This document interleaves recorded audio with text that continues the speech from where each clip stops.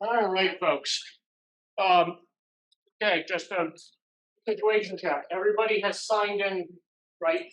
Your name is logged, so you get credit for actually being here. Awesome. Good evening, great to all sure everyone's here. Don't worry about the cameras. That's because if people did miss it, I'm going to force them to now have to watch the video along with doing a lot of homework to make that up. So that's what the camera's going to get. It's going to get a nice angle of us, of just the speakers, so that we can have that for use. All right, I'm going to ask this again. Has everybody registered? Anybody that hasn't registered for classes? Gretchen is in the corner over here at the table without the tablecloth. Make sure that at some point she'll stay there. So as we're speaking, if just sneak around the corner and when that table's empty, make sure you meet with Gretchen if you're not in classes, or if you have questions about your classes, you got into classes, but you think they need to be rearranged or fixed, she's going to be able to help you with that.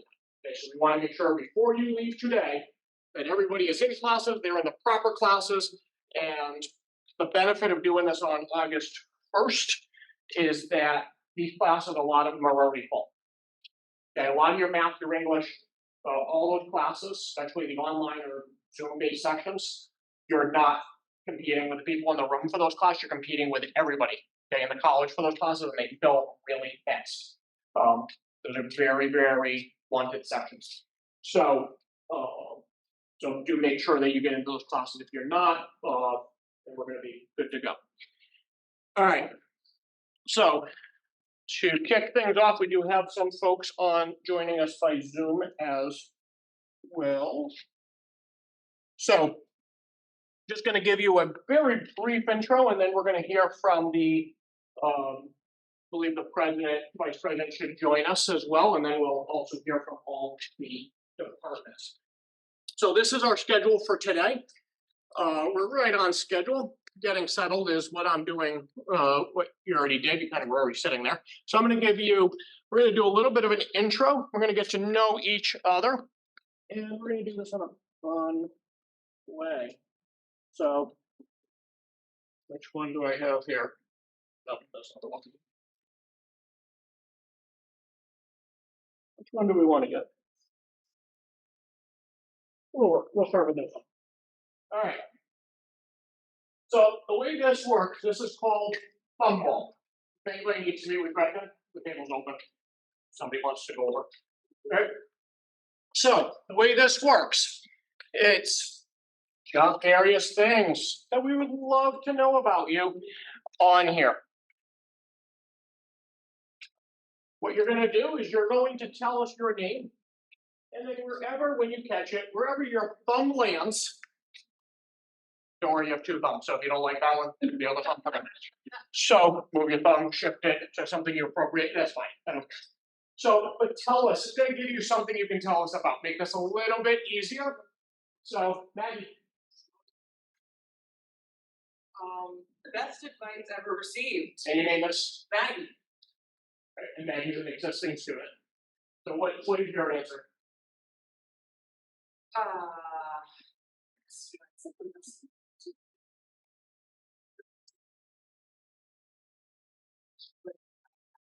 Single issue advice. I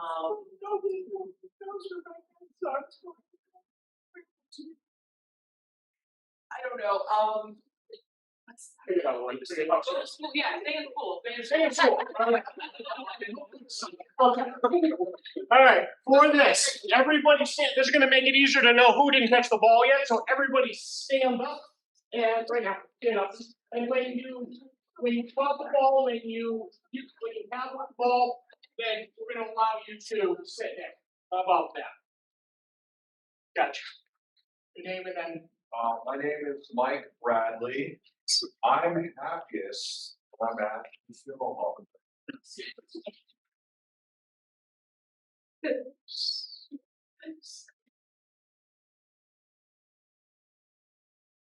My name is Orlando Broderick. I like the internet.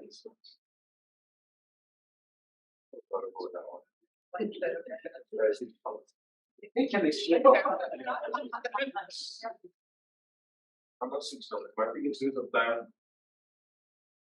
Nothing but like, what can you?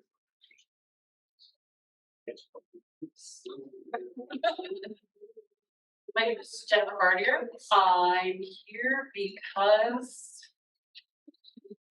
it's always been on the back burner for me, and now it's time to shut the front burner off and move forward, I guess. Let's say. We got more.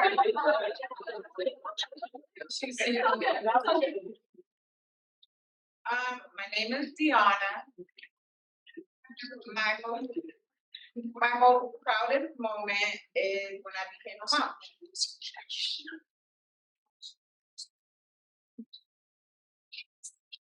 Oh, I'm sorry. Oh, well, I got no work for you. I might get work for you. I wish, okay, my name is Simone Moyer. I wish I were better at, regular questions. For a while, this sounded, Oh, it's such a learning curve.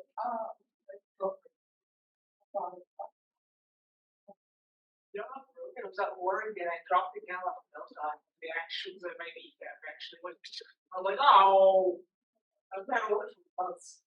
Yeah, I'm sorry. I teach you to drink ball. I'm sorry. I rode mine on the beach. I walked.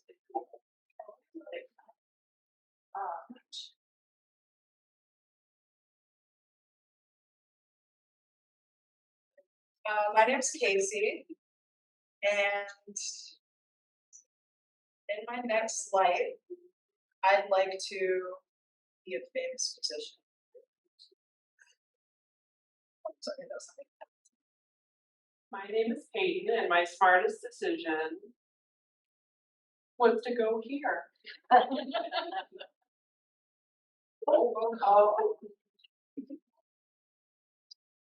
name is Kristen and in my next life, I'd like to be one of the royal corgis.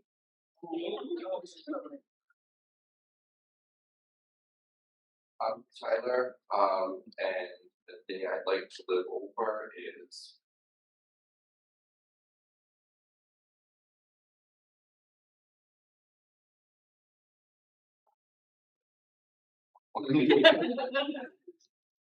I would probably say the day that my niece was born.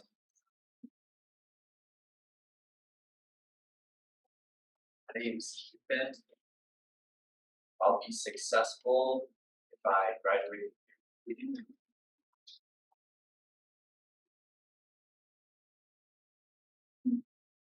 My name is Kelly, and I hope to learn skills.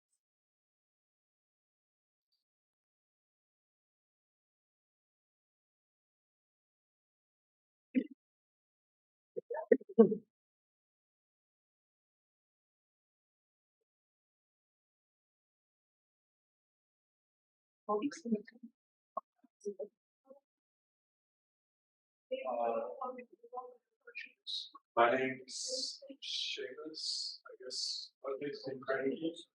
Dan, why don't we be in this circle? that's fun. My name is Sharon, and something I like to invent.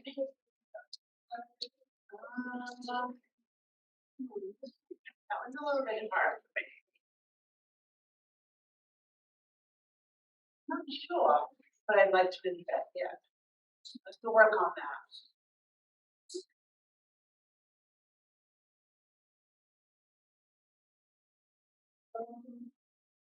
I just learned it. And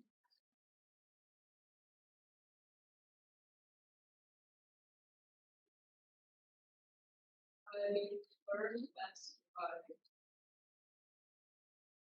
being other.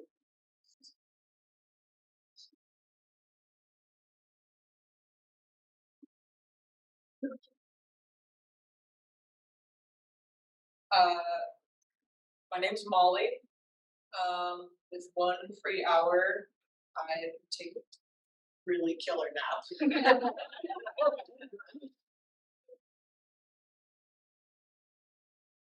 My name's Kira. Thanks for your road.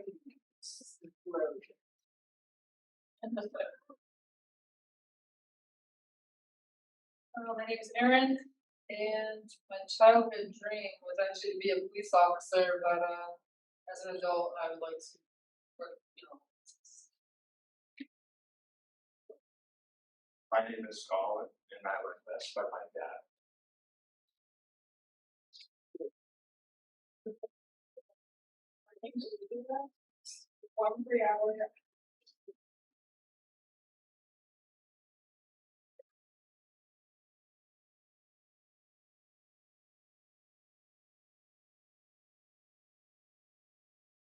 If I had $1 million, well,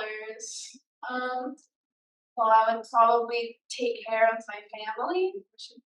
Oh, my name's Melody. And then I would take care of my family and then maybe donate some to charities.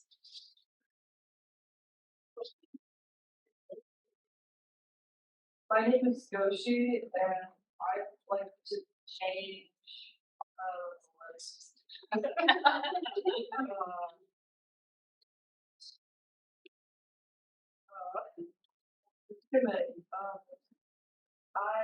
like to change everything.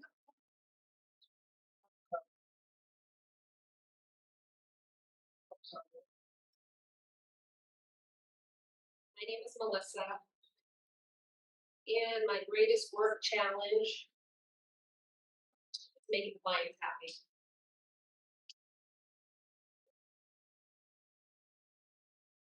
Hi, I'm Patty. I'm happiest when I'm singing, so maybe yeah. This is gonna be a full sentence here.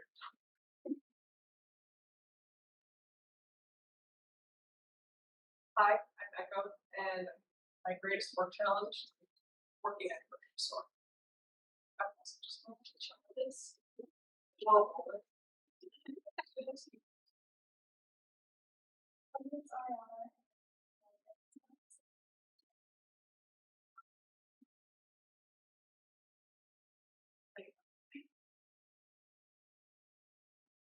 Emma, and my smartest decision was finally figuring out what to be a mortician.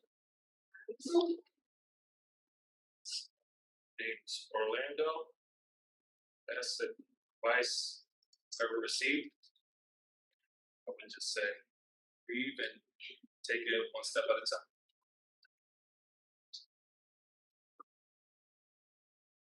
Name is Molly. Have people at work. People not working.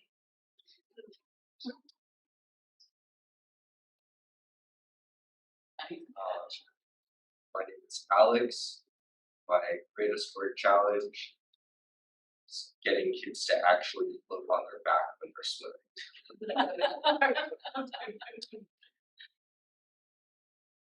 My name's AJ. My goal for the day is to get through this. One more. I'll go last. You go first.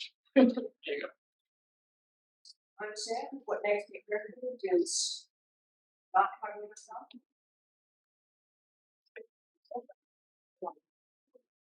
All right.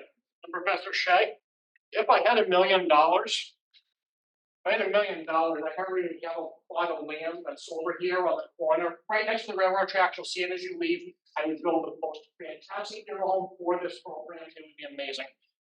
Trust me, I have dreams. I played the lottery just for this college. All right, there we go. There's a fun way to get to know each other.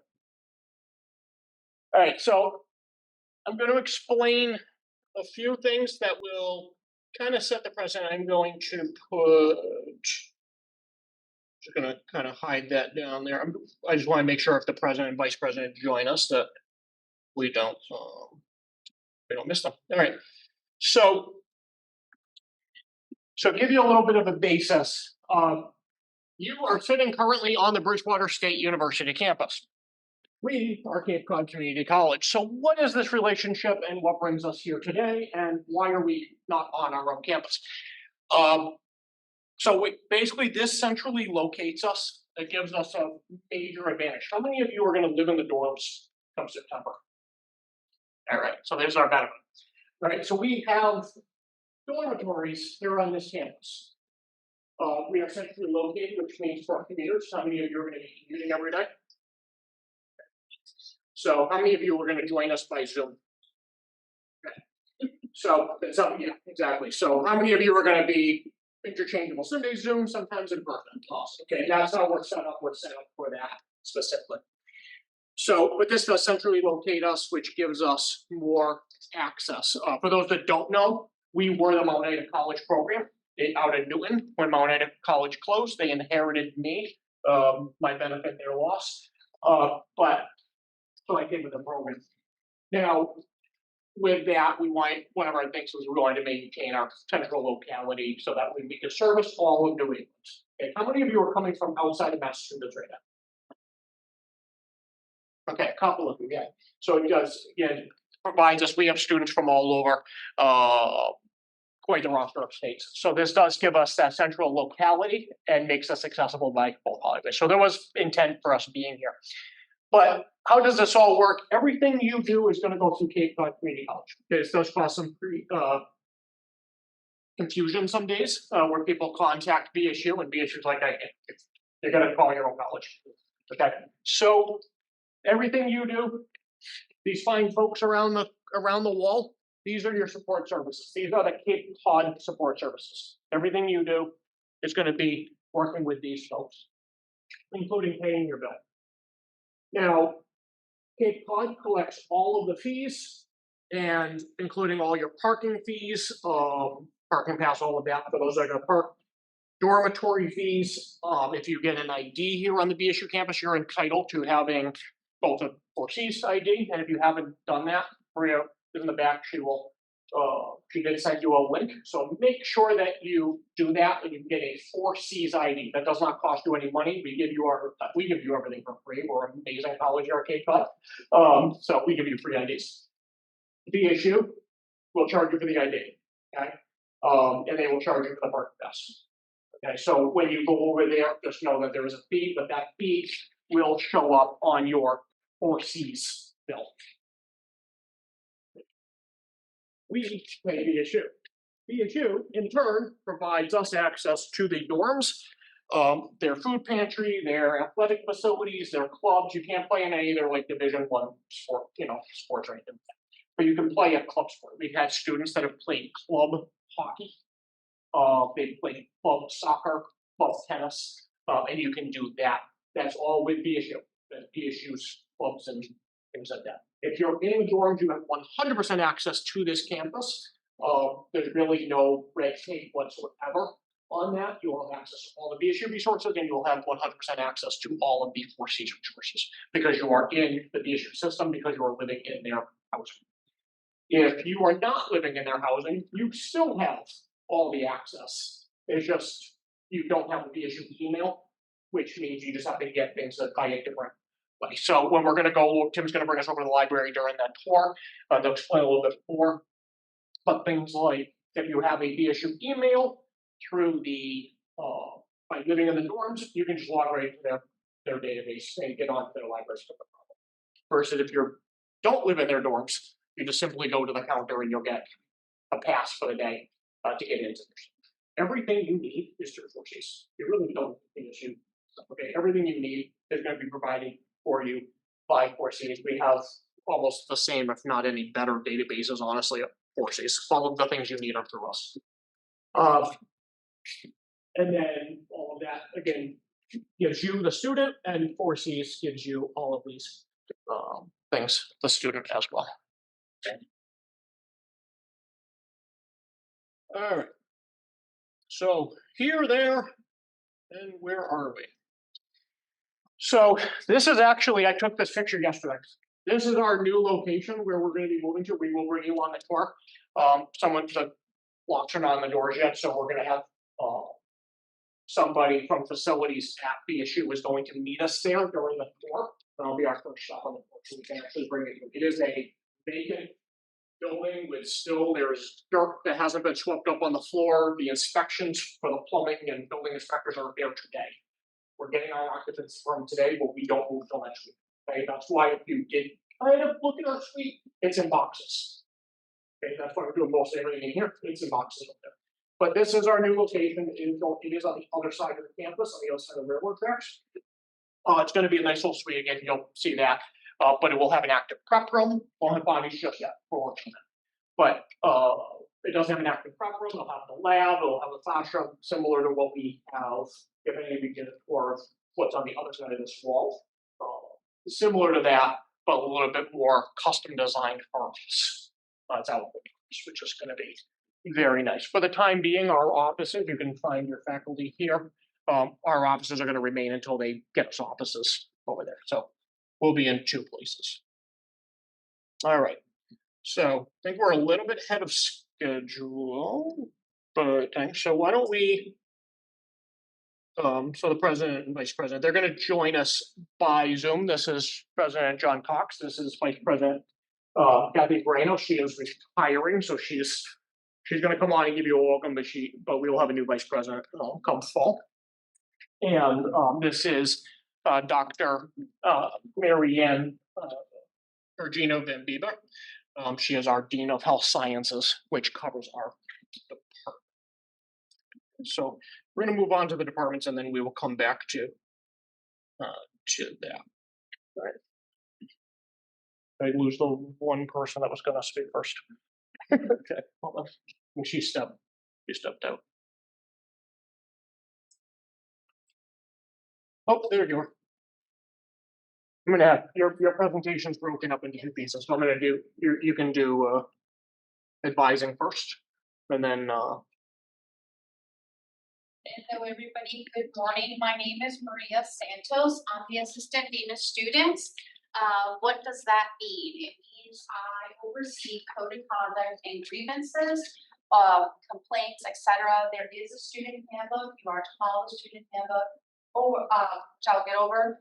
I'll get into a little bit later, but for now, let me put my temporary hat is advising. Has every single student here registered for classes? Yes? If anyone hasn't, we do have direction available here, and if not, there is also an advising Zoom available. Does anyone need this flyer? Nope. Okay, having said that, those of you, there were a couple of you that already had registered for classes, received a link to complete your student ID. If you didn't receive it yet, check your Cape Cod email, and there'll be a link there. Again, it should be founded by me. We get it every week, and then we'll email you. If not, what you can do, if you want to take your cell phone or give you the instructions, what you need to do, and it speak to a lot of you, is send an email to studentengagement@capecod.edu. You need to send your name, first name, your last name, and your student ID number, and let us know you're from the Funeral Services Program. So again, any student that already registered was sent a link. If you didn't receive it, double check your Cape Cod email. It should be up there under, again, those of you that are writing it down, student engagement at capecod.edu. First name, last name, student ID number, and let us know funeral services, because we do have some locations. All right, and I will leave these for you in case you need it with correction, the link for the advising.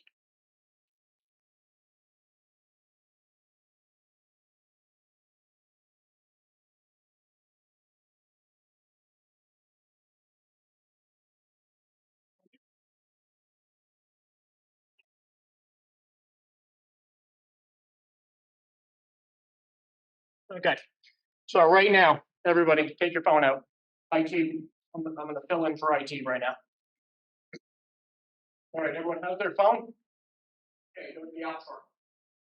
Download Office 365. If you don't know it already. Okay, so the key thing is, while you guys are doing that, download Office 365. Well, change to your college email. Your college email is your first name, your last name, at capecod.edu, unless you have a very common name that you might have one or zero. So whatever your college email is, then you're going to log into that. Key things. set alerts. I want your phones to be noisy. I want your phones to let you know when you get an email. Okay, I realize that you're gonna get a lot of emails from a lot of departments that you may or may not care what's going on. I understand. If you wanna go in there and set custom alerts so that you get certain things like, all right, a department that's constantly sending you something and you're like, hey, that doesn't apply to me, that's fine. Okay, leave us normal email, so check your email. What does the app look like? Is it Microsoft 365? Yeah. So this. Yes, should be, yeah. Should be your email. Should be.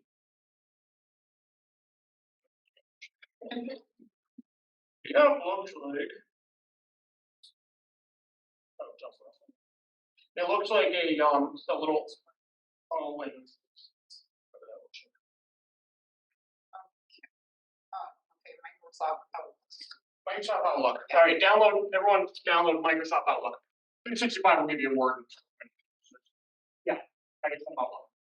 All right, to download Microsoft Outlook, put your email in, your password, if you haven't changed it yet, is Cape Cod, I believe is a capital C, Cape Cod, and your student ID number. If you don't know your student ID number, we'll get help with it. Now, if you changed it, then use the new one. All right, but set alerts. If it's a department that's, there's departments that are constantly sending you emails, they're like, that's cool. Yes, don't check your email 3 times a day. You check in your email because you do want to know what's going on. But if you don't want alerts for everybody, I understand. I get it. Set alerts for very specific people. I would be one of them. Okay, because I'm going to send if it's a very important email that I cover that comes out. Okay, so I'm going to be the one you're going to want to make sure that I have the loudest data on there, and then you're going to find out when something you're going to take place. Do the same thing for all your professors. You can change that each semester. But if your professor sends something and says, hey, here's something for class today, you're going to probably want to know.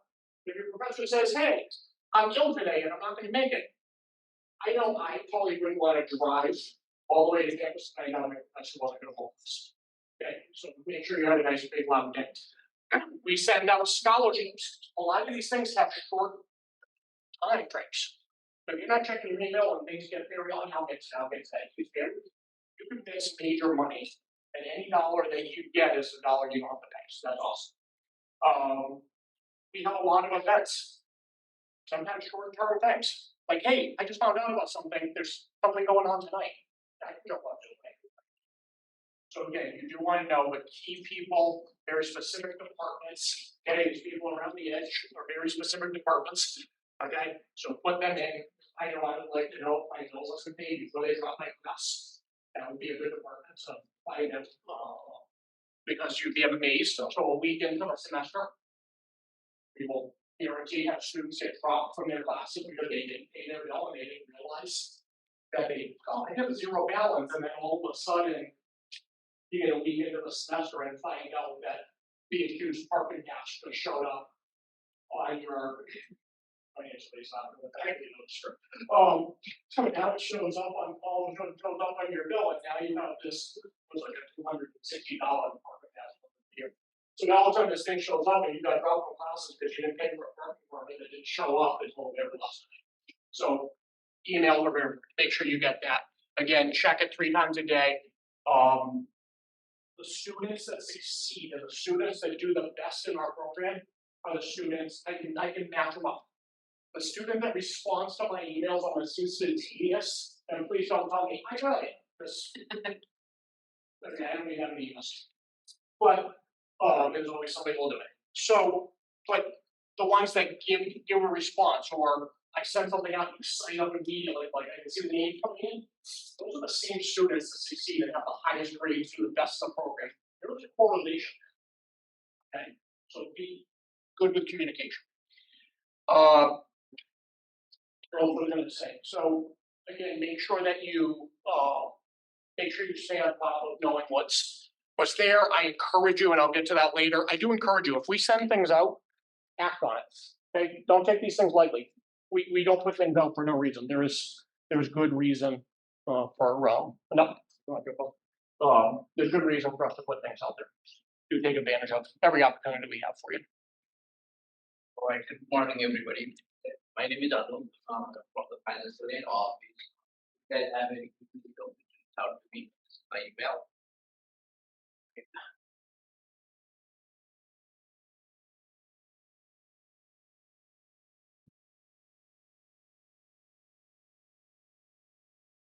Hope all of you apply for the financial aid application submitted the FAFSA. If you have not, please do so because free college is coming. All right, so I will talk about it a little bit more.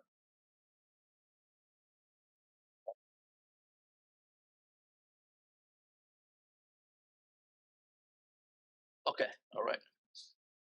So the importance of applying for FAFSA, basically, when you apply for FAFSA, you're gonna submit your application to federal, right? Then it comes to the state and the college. So you're gonna get if you are qualified, you're gonna get approved.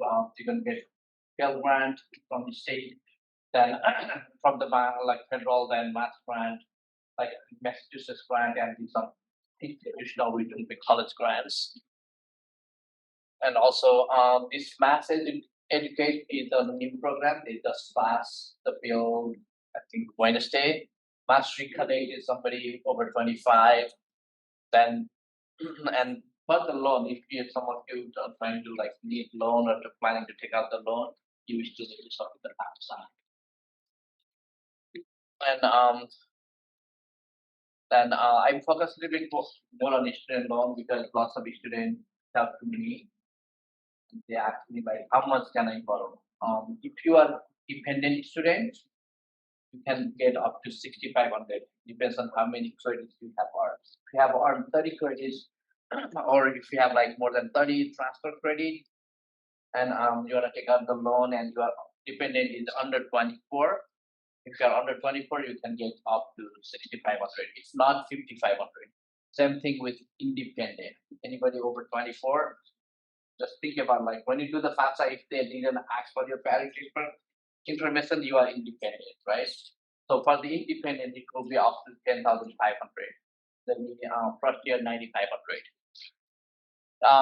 To apply for the loan, we have a form, student loan request form online at the college website.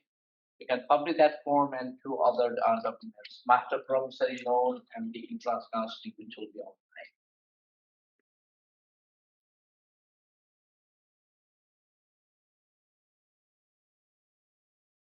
This is sometime, like they say, you are dependent, but you have no contact with your parent, or if you have a special circumstance, please feel free to reach out to us at the financial aid office. Also, let's say right now we are basing on 2022 tax returns. Between 2022 and now, if your income significantly changed, we do have a process called like income appeal. You can always complete the form and we review your application once again. All right. So again, let's reach out to us with that. And FAFSA, this is 2 years program. So you apply FAFSA for 24-25 academic year. You need to renew FAFSA again like next year. And obviously you're gonna receive emails from us as a reminder.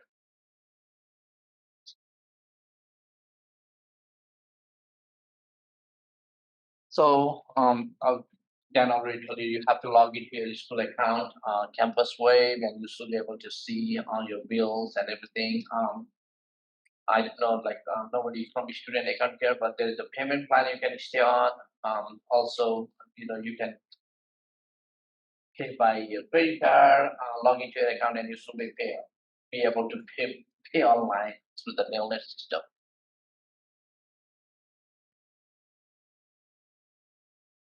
So before I come in here today, like until yesterday, most of you I packaged most of you, maybe 1 or 2 left.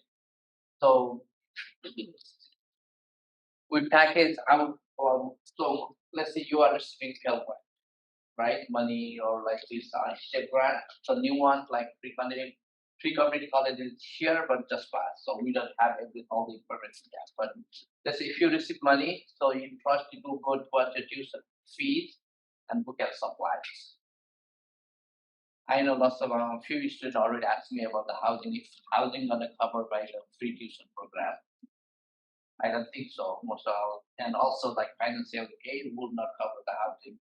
If you have like any remaining balance or exceed balance, then you can go to a housing, but most likely you have to contact a business office to pay for that bill, or if you have any scholarship that will cover too. Or if needed, you can always take out the loan on top of all the financial aid, all the aid you are receiving.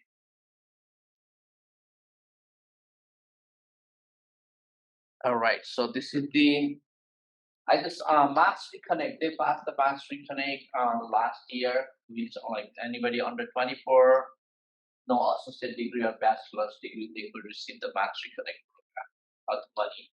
Now the Wednesday they passed the Math Educate. This program is everybody else beside doesn't. If somebody has a bachelor's degree, then they're not gonna get that. Is still fun. Otherwise, everybody over 24 or like whoever has a high school degree and they want to come to community college, they will receive it. Any questions so far?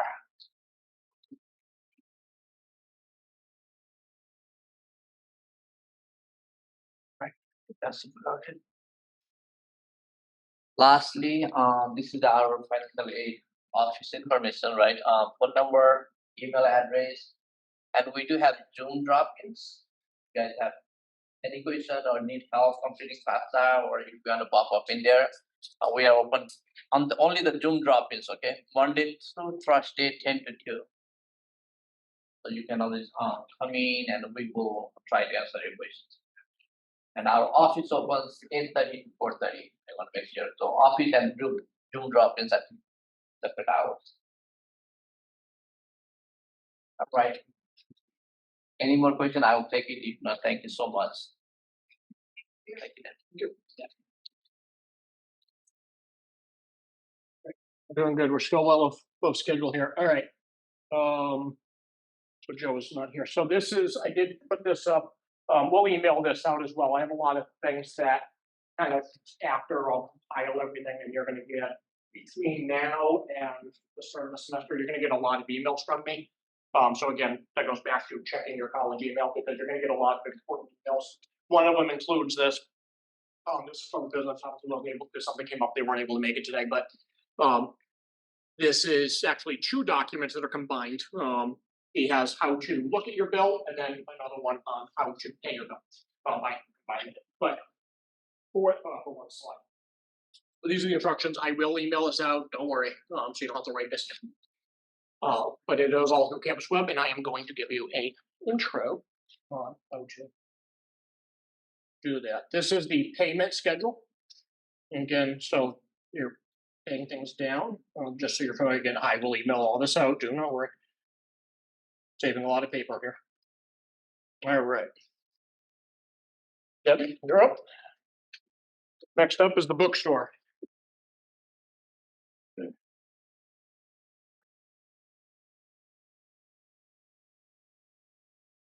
Hello, welcome. Congratulations. I am Debbie. I'm the manager at the bookstore on the Cape Cod campus. You can't get your books on the Bridgewater campus, and few people have asked me that. To find out what books you need, it's all based on what you're registered for.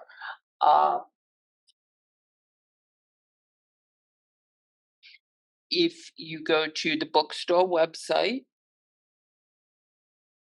it's kind of cut off on here, but there's a textbook link at the very top of the page. Then you will see this little box, your student ID number, very important for all manner of things.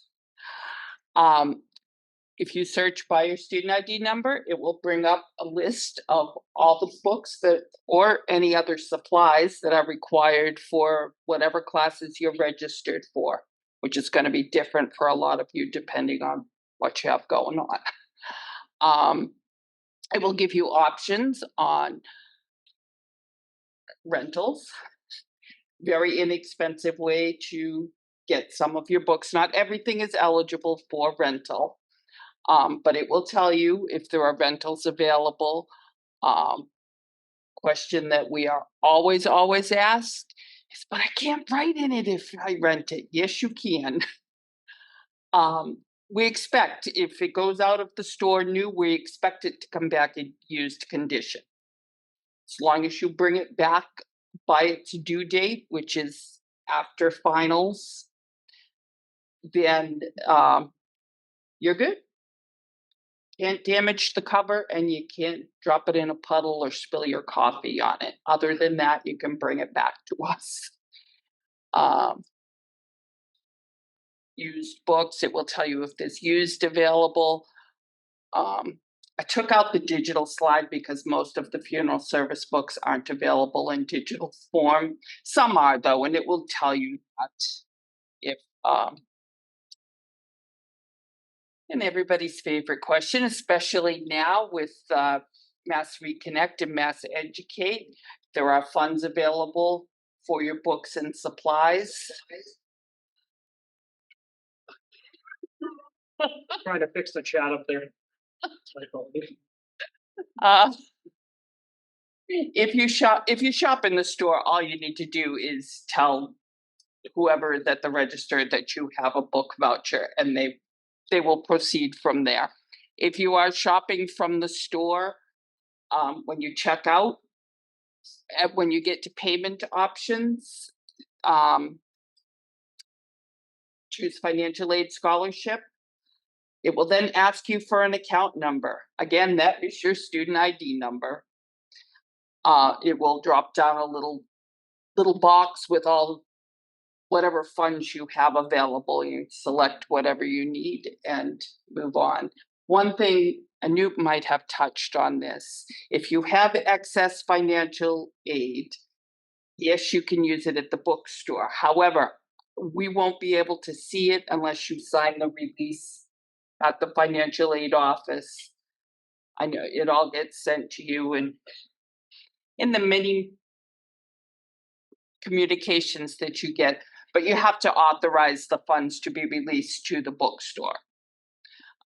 Once that's done, we get a file and you can spend it. That financial aid or the book voucher is, you can use it for anything in the bookstore except gift cards. So you can buy supplies, you can buy your books, you can get a sweatshirt because you need to walk around the Bridgewater campus wearing your 4 C's gear.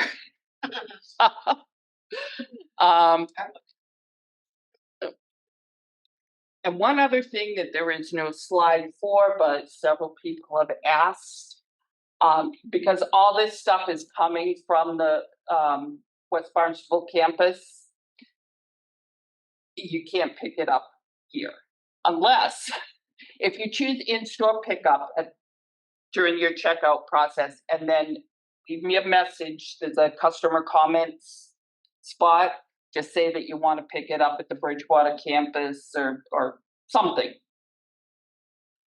Then I will, once I get all the orders in, I will send them all up here and Professor Shea can distribute them. We go down, Not that you don't have enough to do, but yeah. but the very last week of August, I drive down to the Cape for opening day of the college down there.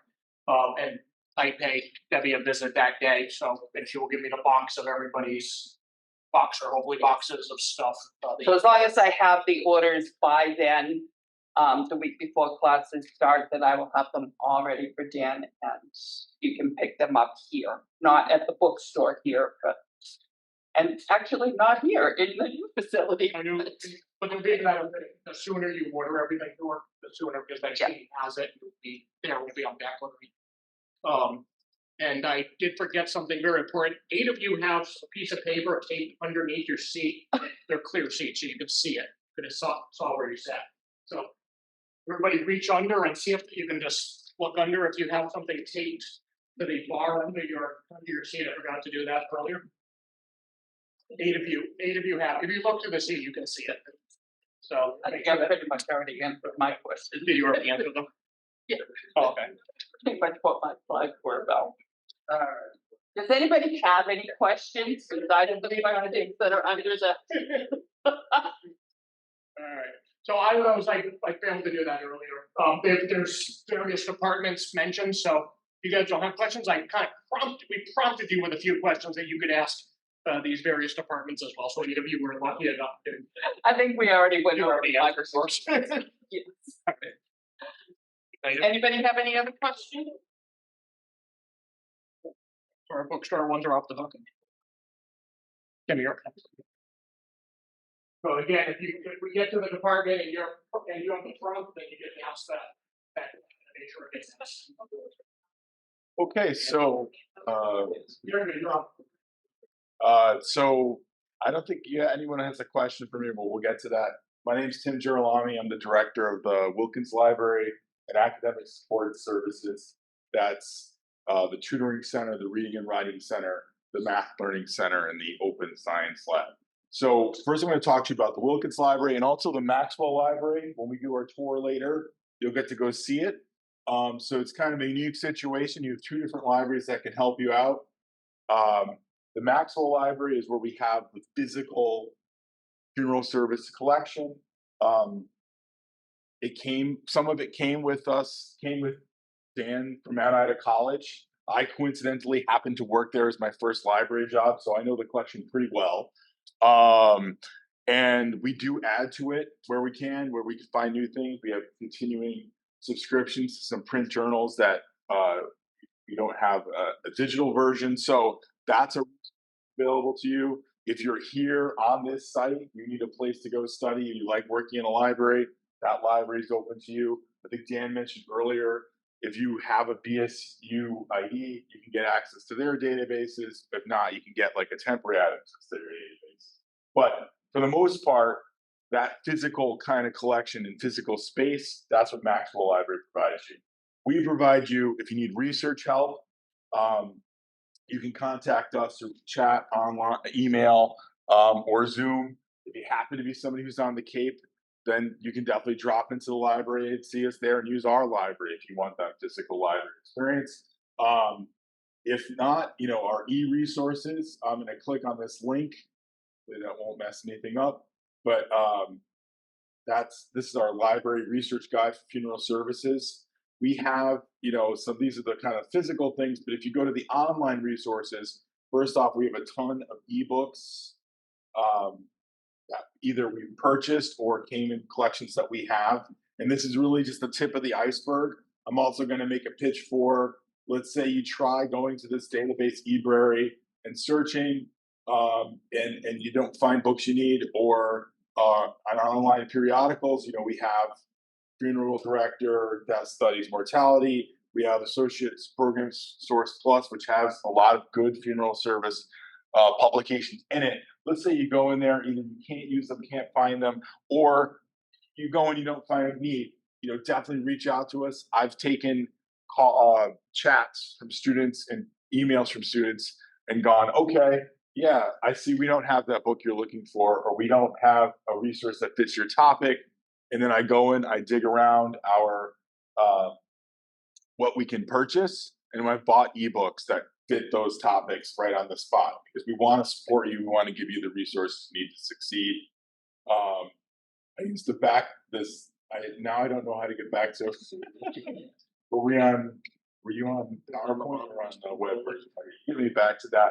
But that's just like I said, we have pretty much any resource you can think of. We've got some version of it online. So I know a lot of you, everybody can get to those resources.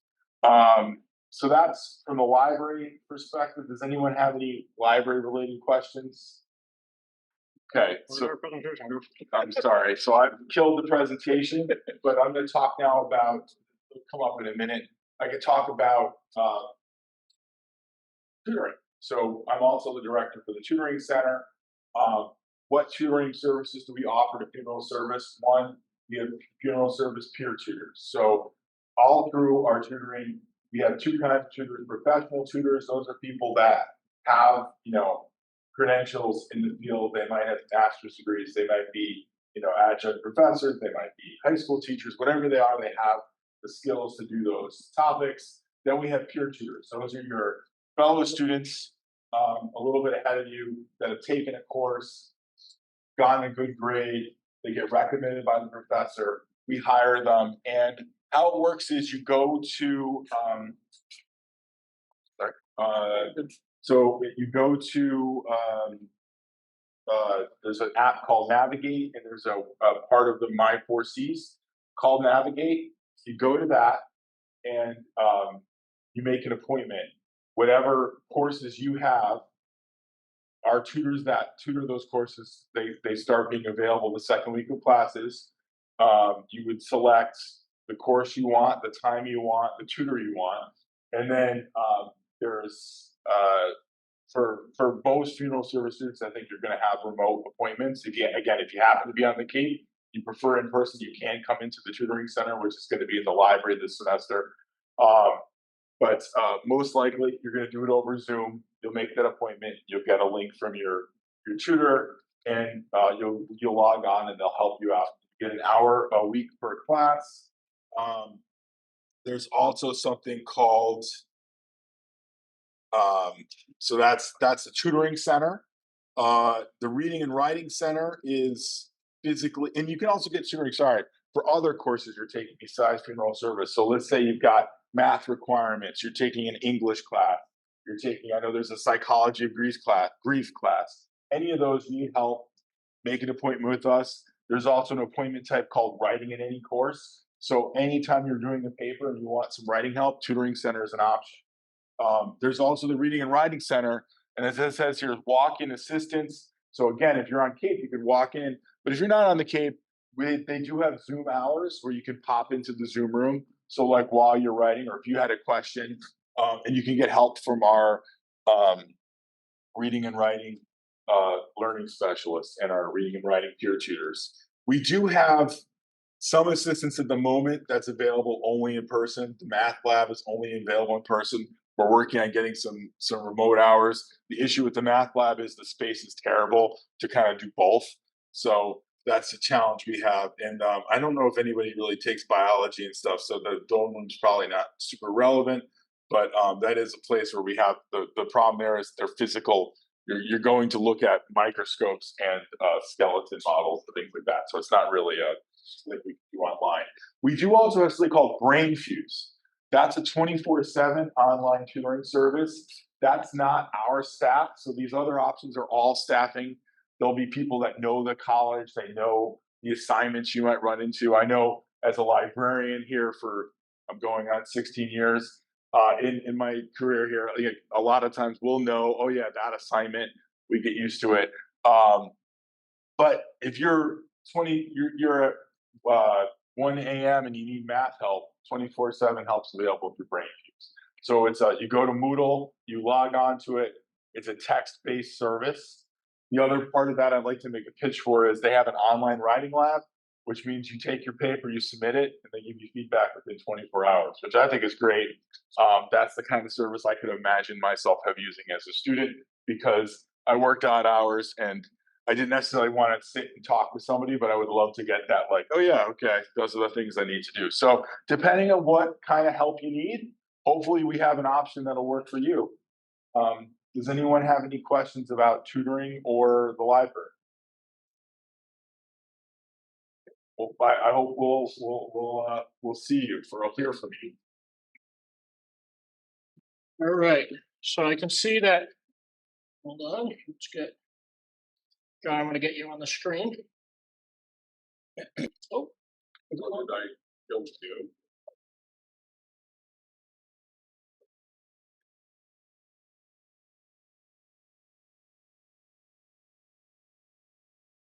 Maybe not.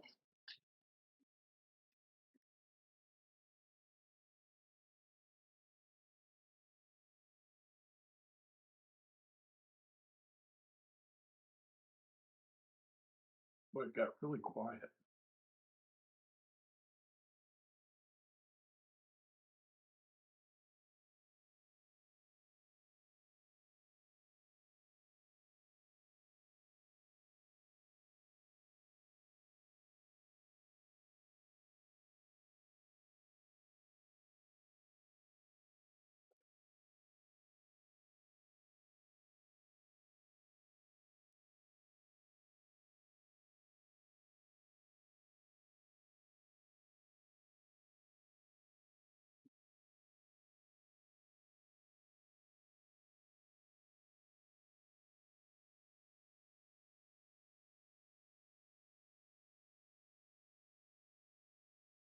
John, I'm trying to just get you up onto the screening somehow, because I'm on the BSU computer here. Oh, gosh, you gotta watch that BSU stuff. you Figure know?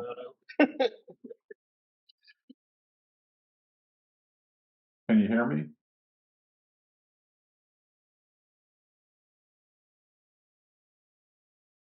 Defaulting to the.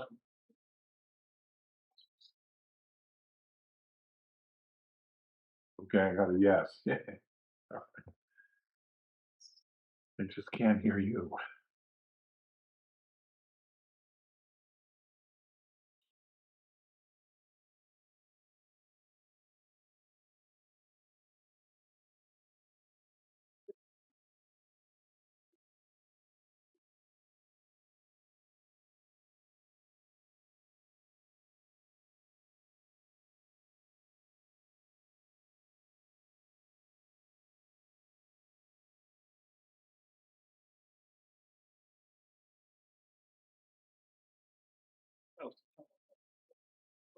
All right, we gotta do this. On the bottom of the screen. Okay, jump.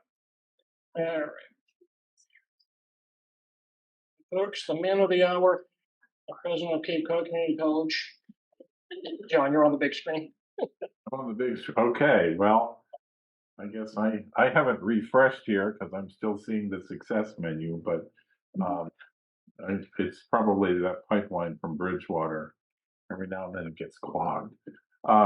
First off, I wanted to welcome each and every one of you to Cape Cod Community College. We're delighted that you have chosen to continue your education at Cape Cod Community College, and you have the ability to participate in the funeral service program. As you no doubt heard through the discussion and the high level of energy from the folks that have been talking with you earlier today, there are a lot of people at the college that are committed to your success, and we want to emphasize that point, make it a takeaway today that you know that you are fully supported in your educational endeavors at Cape Cod Community College. We want to see you be successful. We want to see you continue on your professional growth and really carving out a prominent spot in the industry as we move forward and particularly in this service that's so necessary to the community. As you get to know Dan and company, the folks at the college, feel free to reach out. You have questions along the way, we're here to help. This is also a very exciting time because of the recent legislative action where we have moved to universal free community college. And if you're a returning student, we will be following up with you on the billing to work that through, so it's all in alignment with the new initiative by the state. And for folks that are coming here for the first time, it might be a little rough here at the beginning because we're into day 3 of this transition, but bear with us, we'll work through it, and we'll have a very successful semester, and ultimately you'll have a very successful academic career at Cape Cod Community College. So again, on behalf of our college, our faculty and our staff and our trustees, welcome. Welcome to the funeral service program, and we are delighted that you're here. Any questions? Does have any questions for the president? Can you repeat that, please?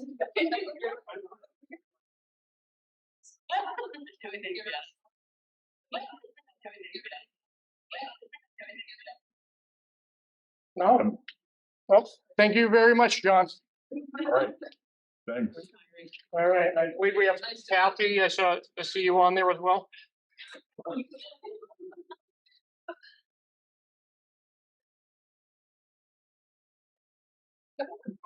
Kathy, you're up.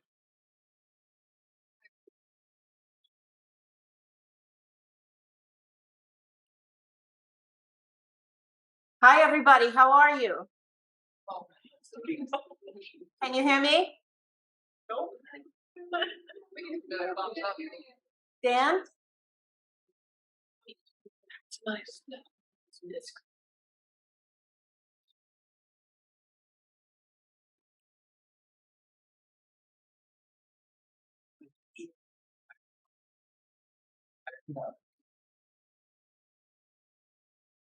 Just everybody. I've lost the. What's happening on that end, team? Hi.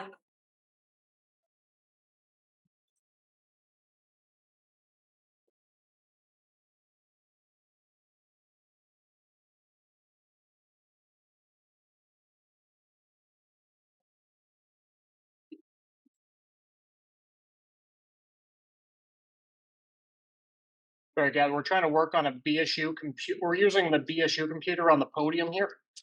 And it wants to, we're having issues between 4Cs and BSU. That's what it's. Oh, let me change BSU.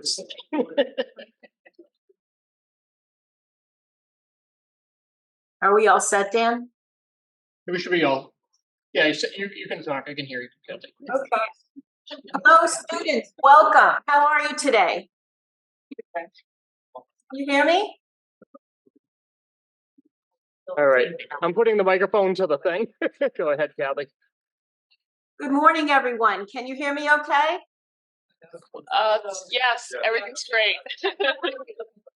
On behalf of the college, I also want to welcome you to 4Cs. My name is Dr. Kathy Vranos, and I am the Vice President for Academic and Student Affairs.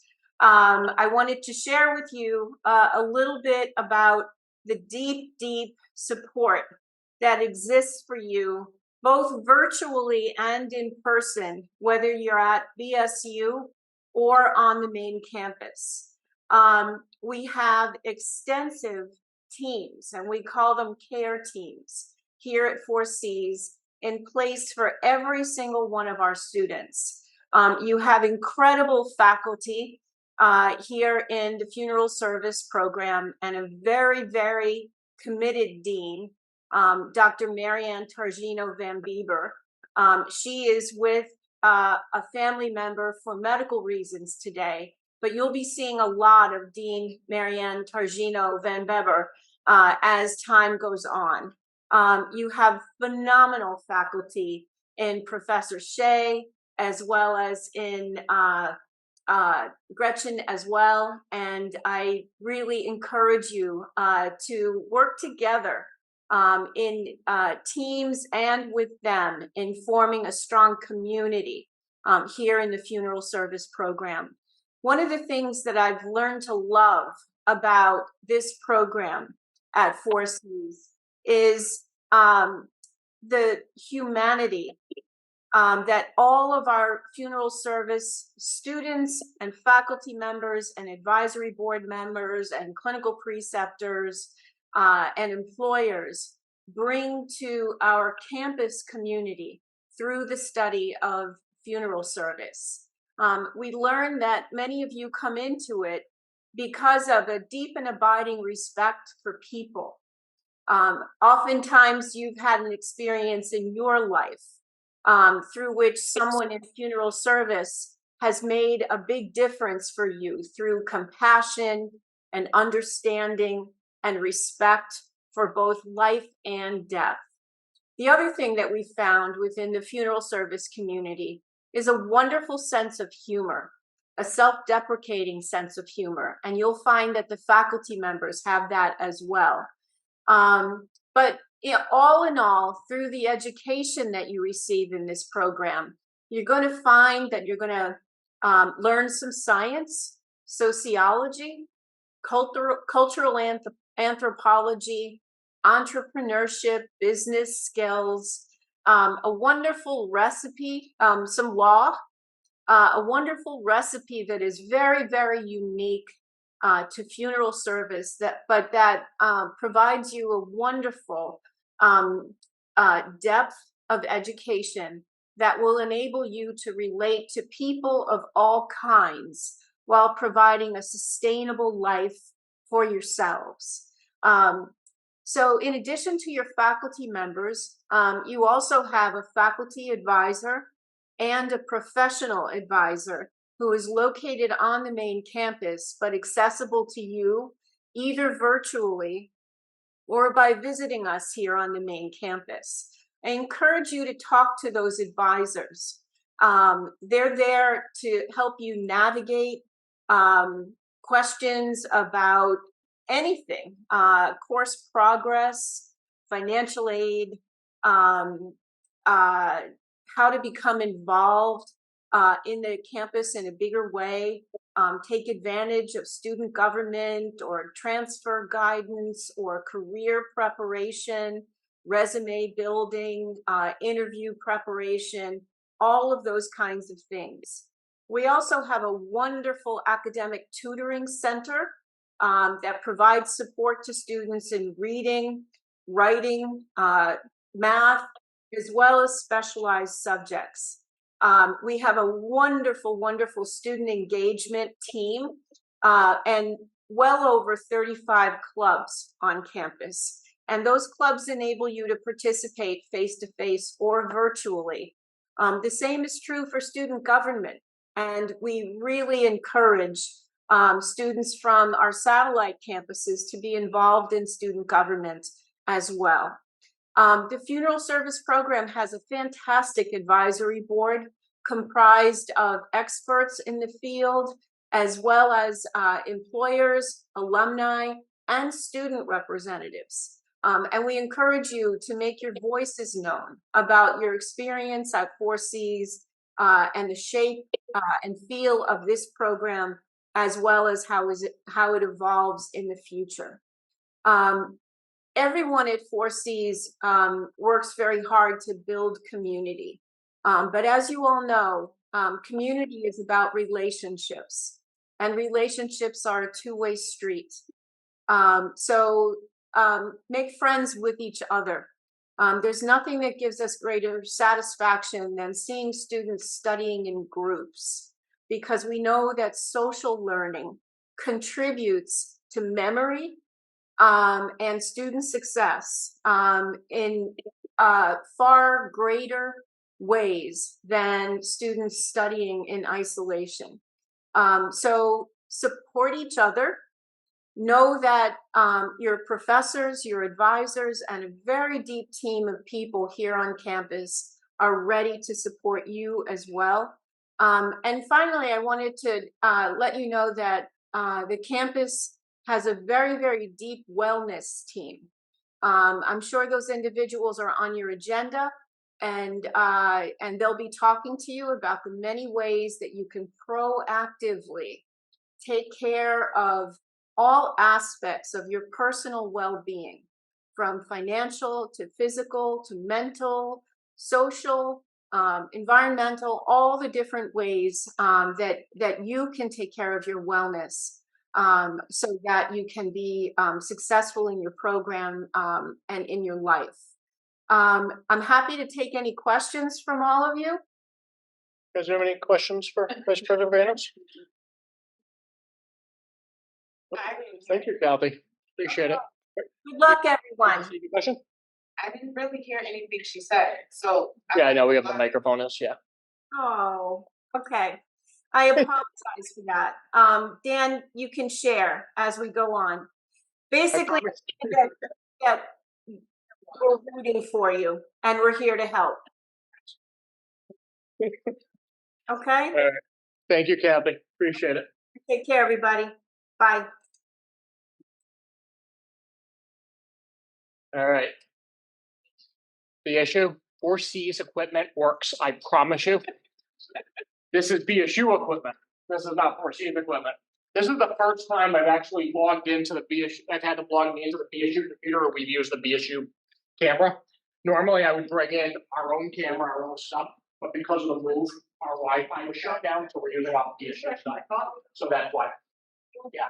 So so I figured it was safer to use equipment that was built into the room for the first time. If you ever see me when we do our award ceremonies are amazing, our everything here, and we usually do them in this room. I don't know where we'll do them moving forward. It will be back.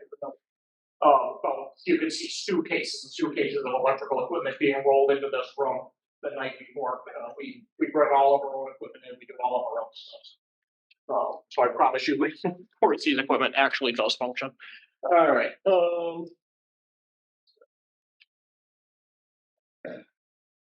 I trained, before I was a, side note here, before I was a college professor, I was on the continuing education circuit. I used to travel around the state, the country, whatever, going into offices and buildings, and people would hire me to go in and provide trainings from anywhere from 3 people to thousands of people. And I learned very quick, this is a lesson for your life, and using this as a teaching moment, lesson for your life, always come prepared and always come with your own stuff. So when I traveled, my vehicle used to have DVD players, VHSs, I had TVs, I had projectors, I had 4 cables, I had the whole thing out there for what I needed.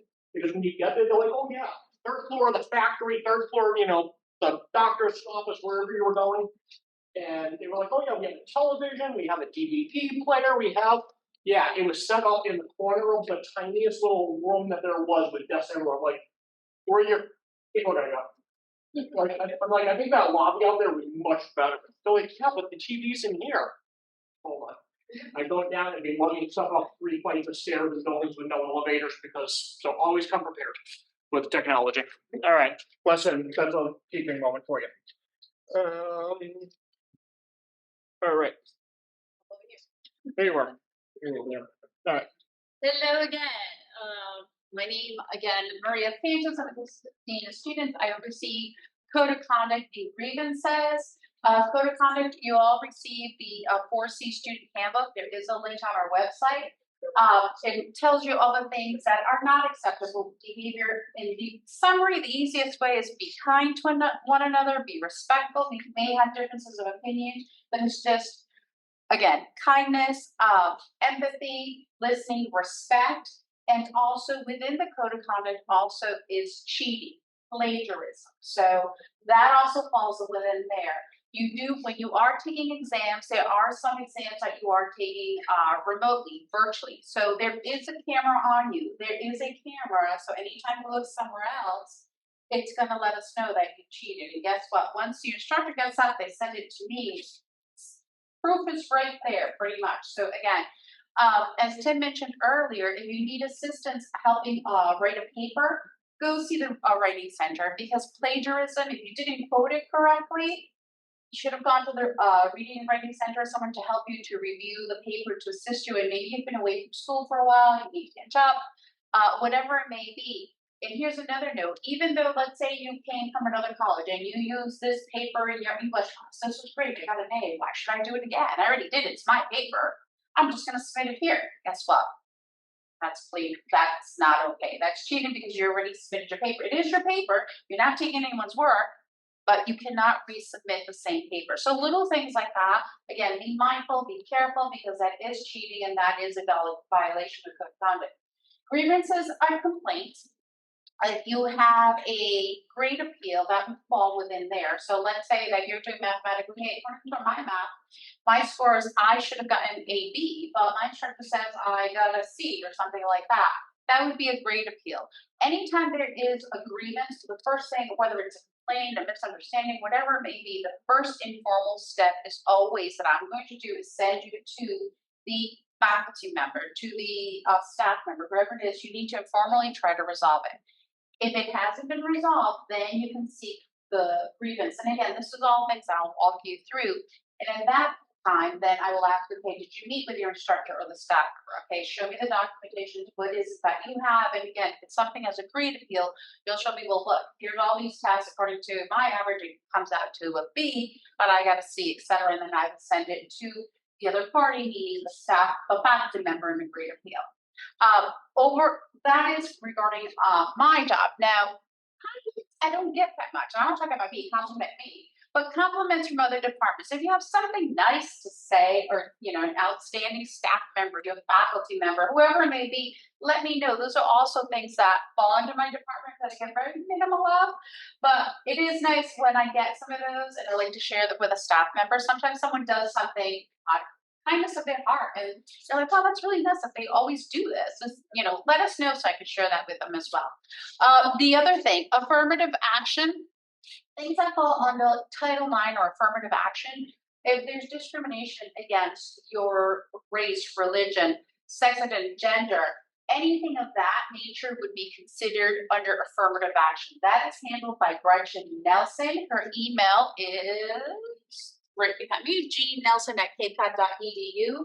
Sometimes there may be a mix of that I have to be involved because it might be a violation of code of conduct, or it might be Gretchen. I will direct you in the right area. But again, Title IX, anything regarding sexual harassment, anything in that nature, again, that would be Gretchen Nelson or affirmative action. Does anyone have any questions for me?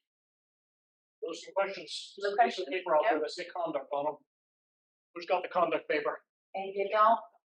Yes. What is? Okay. Says, what do I do if I have a complaint/grievance? Contact me. You email me. See, I kind of already covered it. And you're gonna go if you go to our website, and anytime I email you, right up underneath my signature says if you have it's an incident report, you may want to report something on a fellow student. I mean, it happens. You know, hey, I just saw so and so take the equipment, the computer equipment. That's stealing. You can also, report things in there as well. And underneath my signature, there's also the grievance. And again, it's on our website is how to go about that and doing that. Like I said, it's the informal process. And after that, we begin the formal process, which is I need an email from you saying I've exhausted the informal process. I'd like to now do the formal process, do the documentation that I've met with my instructor on to date. We discussed this, the result of this, and that is not to my satisfaction. I would like the follow. And then I will email them. I wait for them to respond. They have 10 days. Then they send it to me. I send it to you. Okay, this is the response. Does that satisfy you? You say yay, we're good. If no, then from there it would be taken to the next step. And a faculty member, it would go to their dean to review the information. Any other questions? That's the only question we have out there. But does anyone else have any other questions? No. And again, to remind your student IDs, don't forget, email student engagement at capecod.edu, first name, last name, your student ID number, let them know your funeral services, upload your photo, no hats, no sunglasses, it's like a passport photo. Do not take a picture of your driver's license, that doesn't work, because otherwise your ID is going to be big, your picture on there. So we do a selfie, or have someone take the photo for you and submit them to student engagement. Thank you very much. And by the way, congratulations. You're talking to guys saying congratulations. Now you're not excited. There's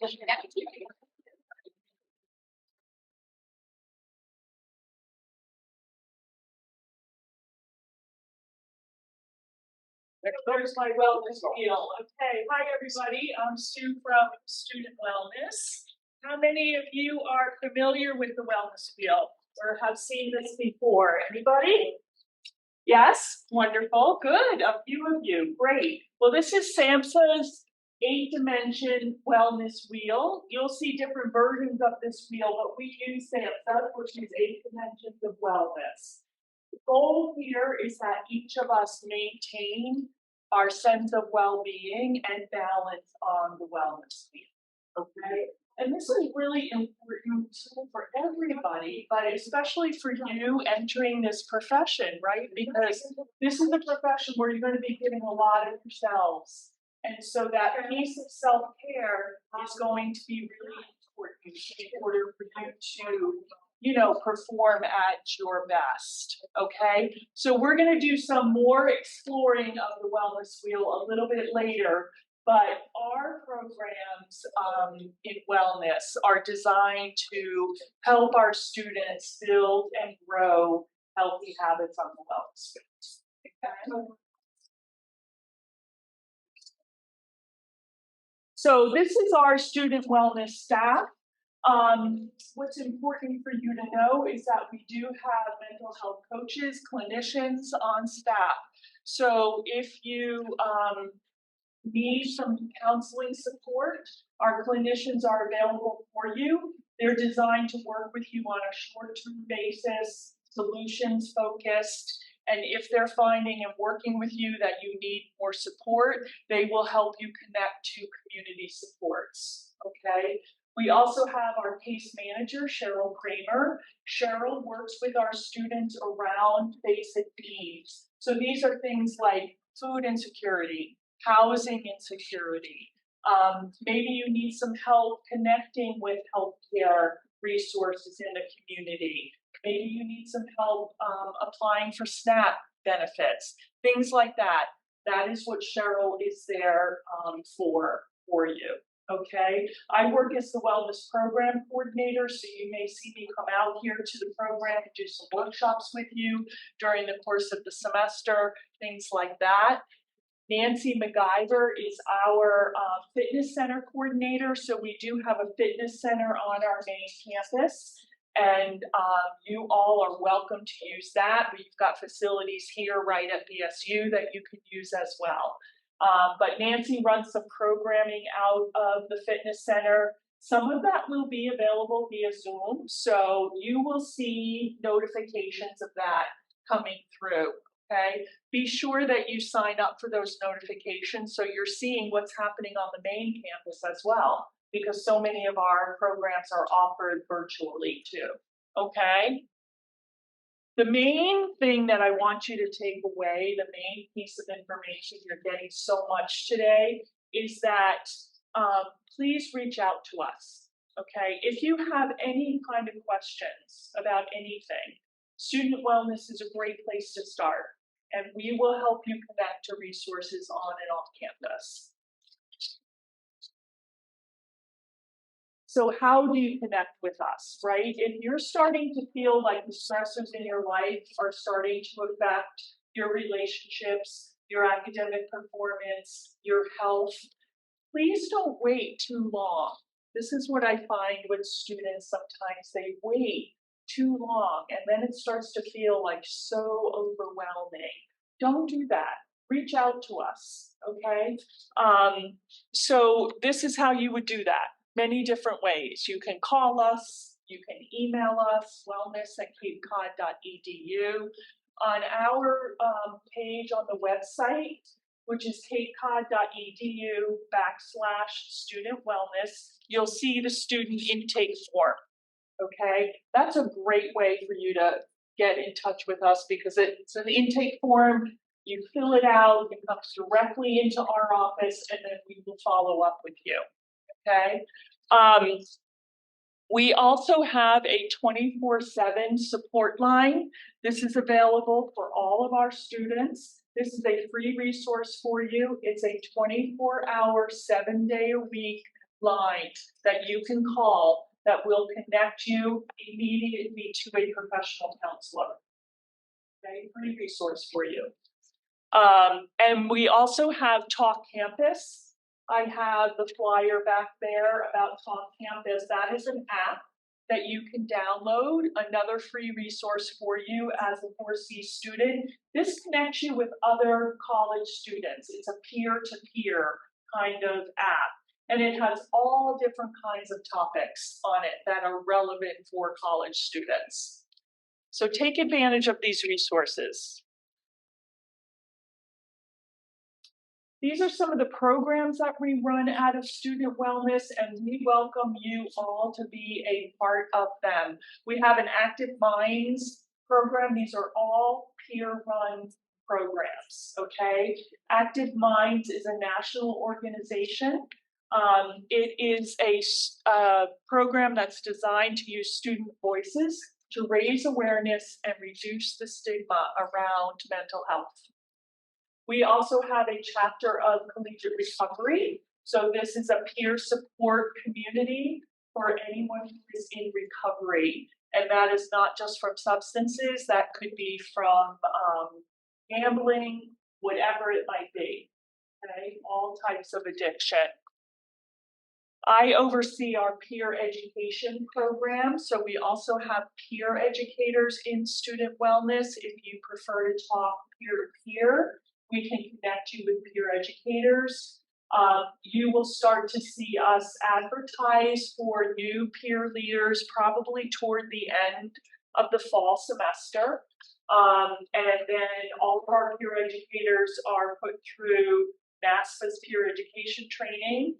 and they work as peer support through student wellness and other areas of our college too. So if you're interested in that, keep an eye out for that or contact me directly.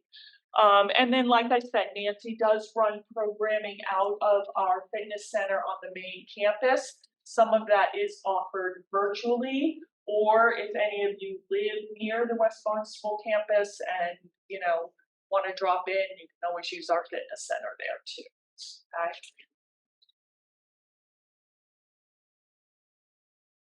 We do have a food pantry on our main campus.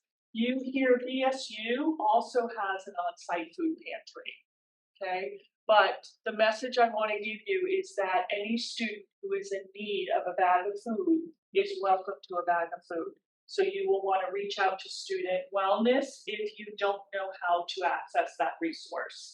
And like I said too, Cheryl Kramer, our case manager, can help you navigate the SNAP application if that's also something that you might need.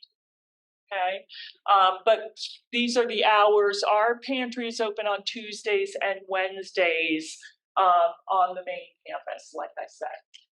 Okay.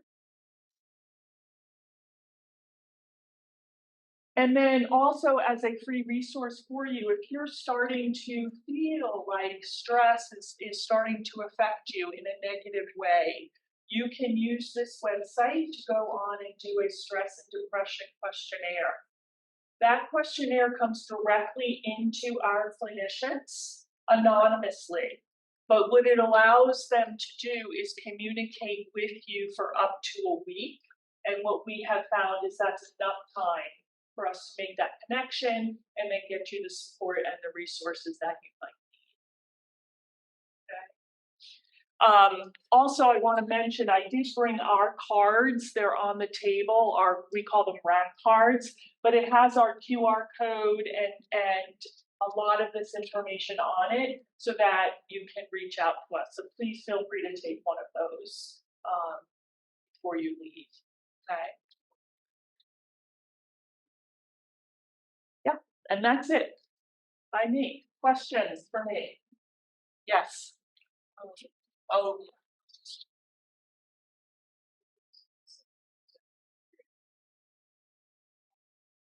Okay, so what are some symptoms that you might be experiencing when you're feeling stressed or overwhelmed, right? What might that look like? Any thoughts? Trouble sleeping, that's a big one. What else? Sleeping too much. Sleeping too much. Sleeping too much, or not being able to sleep at all. Absolutely. What else? Anger. Anger. Yes, yes. Easily angry. Thank you. That's such a great one. What else might you be experiencing? Tell me. Trouble focusing. Trouble focusing.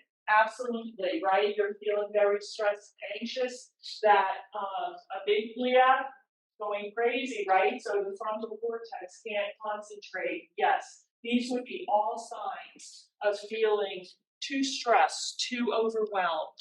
What do we want you to do? Call student wellness. Yes, exactly. Great. Thank you. Other questions for student wellness? What if I need help with wellness office? Okay. What if you need help when the wellness office is closed? You can use that 24/7. That is the best way. That's a free resource for you. It will connect you right away. There's also the Mass Behavioral Health line. There's also 211, which is a great resource to call. They will provide you with connection to other resources in the state. But our 24/7 line is a great way to connect immediately. Other questions? If I need support, how do I connect with the mental health coach? Okay, so if you need support, how do you connect with a mental health coach? Student wellness, right? Yeah, so you're going to either call us or email us or do the student intake on our website. Great. Yes. Any other questions for me? All right. Well, thank you all, congratulations, and I'll be seeing you again a little bit later. We're gonna do an exercise that's gonna help you explore your own wellness wheel a little bit more.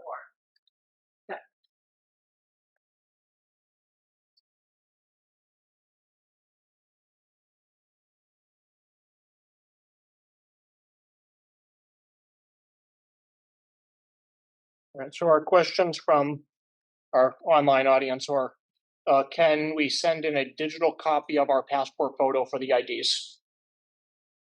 The digital, no. Yeah. It has to be an actual. Has to be a, Your photo. has to be, okay, so it has to be a photo from your phone, It won't come out, yeah. okay. And.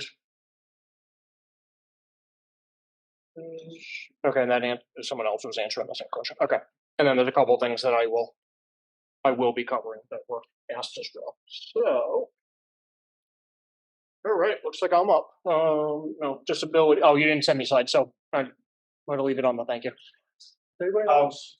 Good morning, everybody. My name is Doug Terry. I'm the coordinator for the disability services. We call ourselves the O'Neill Center. We're located on the main campus, but we serve all students on all campuses. So if you are a student who has a documented disability and you think you might need accommodations for your classes to be successful and be able to access your learning here at the college, then you're going to want to connect with us. If you get a temporary injury that may impact your ability to access your learning in the college, you can also contact us and we can talk to you about what we might be able to serve, how we might be able to help you or serve you temporarily till you recover. So either way, it's a documented disability where you are needing some accommodations to be able to do your work. Up on the table over there is our flyer or card stack, whatever they call these things. There's a QR code on here. All you need to do is click on that, go to that QR code. It's an online request accommodations form, and you just fill it out. And then either myself or my colleague Jack Kutowski will be in contact with you on what kind of documentation we need to verify that you have that disability in order for us to provide those accommodations. And it is very specific forms or documentation that we need. This takes time. It can't happen overnight. So if you are needing something, don't wait until the semester starts to reach out to us, because then you're not going to have in place the accommodations you need for your classes. It could take, some cases it will take up to a couple of months to get the documentation you need before we can provide any of those accommodations. So if you wait, before you know it, the semester's over, you need to get what you need. Okay? Any questions? I'll be here for a little while. I'm not sure how long I'll be staying. So if you do want to meet with me privately and ask me some questions, I'm happy to do that as well. If not, you can also email me, tterry@capecod.edu, or it's there's a number on the back of this as well. Thank you, and have a great semester, and have a great time in your student services program, and enjoy yourself.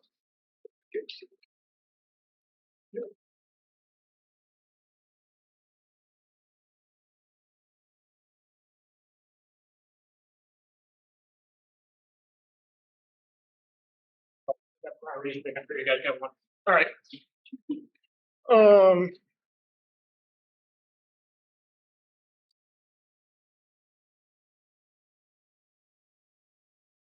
Okay, so I'm reading the commentary.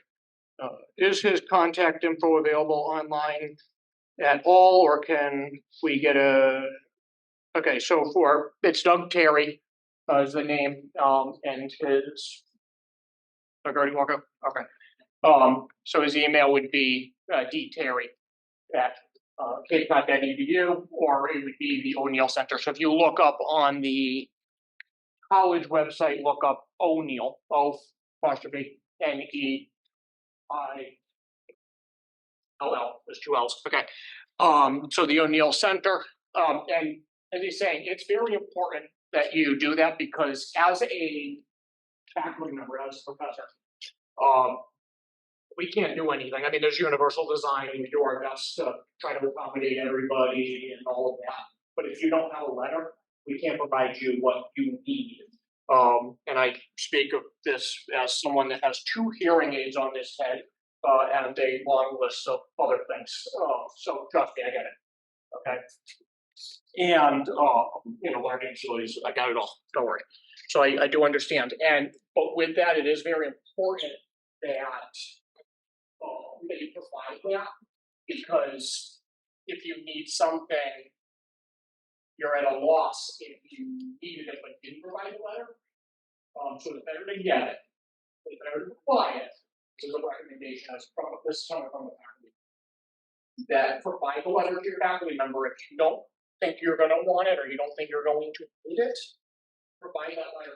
Get the letter from the office, provide it, and then just say, Professor, I want to see if I can do this without the accommodation. I want to see what I can do. I want to see what I'm capable of. But I want you to have this in case I need it. Because all of a sudden you get a couple weeks into the semester and you're not doing all your quizzes. You realize you needed that extended time that you qualified, or you, whatever the case may be. And all of a sudden we can take that and say, here you go, here's your, extended, time, here's what you needed, what you qualified for. But if now, all of a sudden, now you need to reach out to the office, and now you need to get that letter, how many more quizzes have you gone through before you got that? How many things have you missed out on? And then you get it, and now all of a sudden, halfway through the semester, and you're now at a stage. Okay, if you get some of that. So again, if you don't even think you need it, that's fine. Just get it. Okay, if you qualify for it, get it, give it, and say, I just want this thing back. Because again, we don't have that. There are some things that we'll give, try to give the whole class and things like that. And speak up. All right. Even if you don't qualify for something, speak up. If you're saying they're going, hey, professor, I can't see your slides. I mean, my eyes are just not focusing because the colors on those slides are just distracting, and I can't. You have everything highlighted and synced out with green and orange and everything, and you thought I can see that. I can't speak up. It's okay. Tell your faculty that we may not know that. We thought we were like drawing your attention to something and blinding you, getting ripped to the words. So again, let people know that's not accommodation. That's just being observant that I can't see the slide, or you can't hear. Trust me, if you figure it out that I speak at a very loud volume, I can't hear myself. Okay. When I say I can't hear, I mean I'm hearing it for a reason. So I do speak at a very loud volume naturally. I do obviously project my voice because I speak professionally. So but if you can't hear somebody, it's okay. You can, let somebody know and say, hey, come back in the room and I can't hear you. Can you speak a little louder or, move to the front of the class?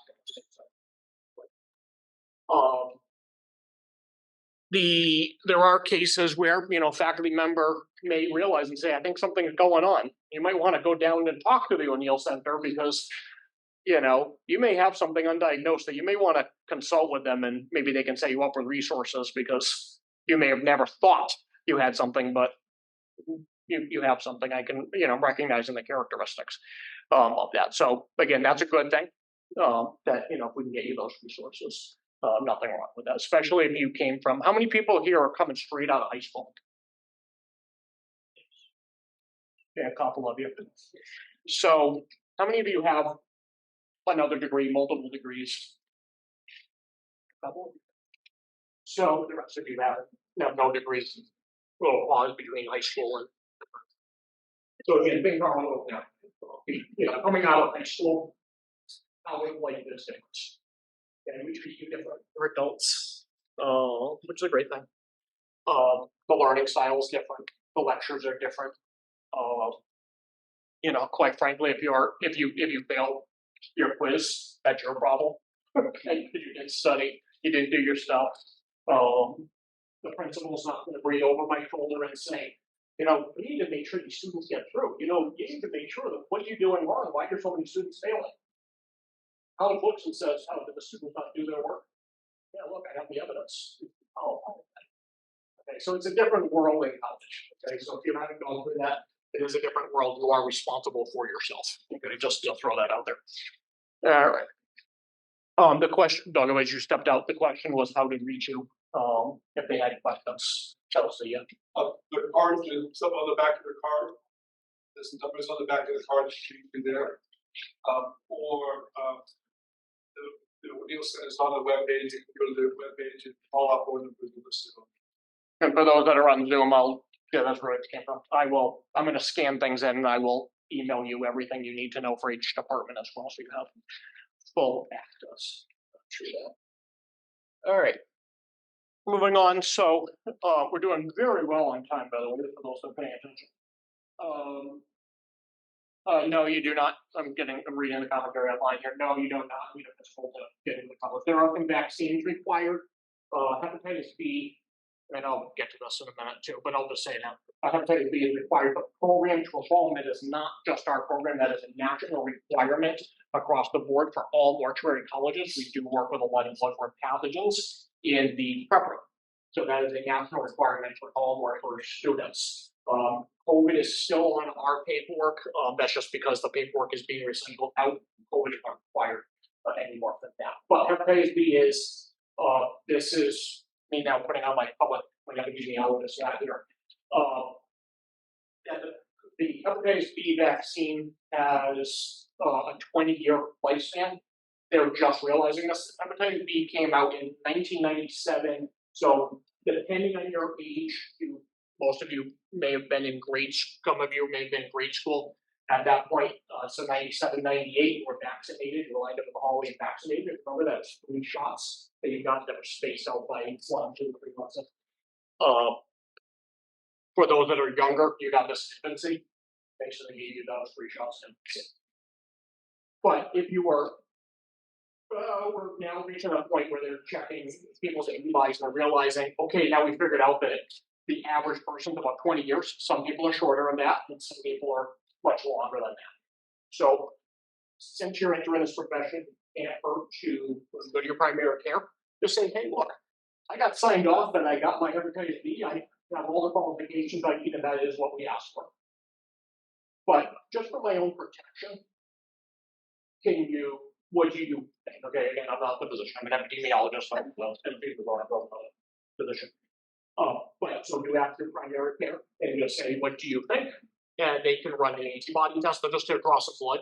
They'll see if the antibodies for hepatitis B are still in your blood. If they're not, then they can consult with you or revaccination would be appropriate based off of the fact that you're entering a profession that has high bloodborne exposure. So I'm going to be enrolling on the Four Seas health insurance, which is how I would get the vaccination or get a primary care. What is the deadline on getting that vaccine? Like, since I'm not going to be technically enrolled in insurance. If you're full time, will be January. Okay, so if I enroll insurance on September 1st and I get my vaccine then, I'll still be okay? You'll be fine. Yeah. So this requirement aligns, and I'm about to get to this. There's a couple slides deep here. I'm kind of in the game here, just the question was asked up here. I'll answer it. But it's we align with it, which would be if you're full time, it would be your second semester. If you're part time, probably still your second semester or something really. All other vaccinations that are asked are kind of under the department that has to do with the college and that go through the immunization office. So they do require other things. So that's a different department. But Hep B is the one thing that is for the program. Okay. So give me 10 seconds to lower my hearing aids. They raised them another crackle. Okay. So all right.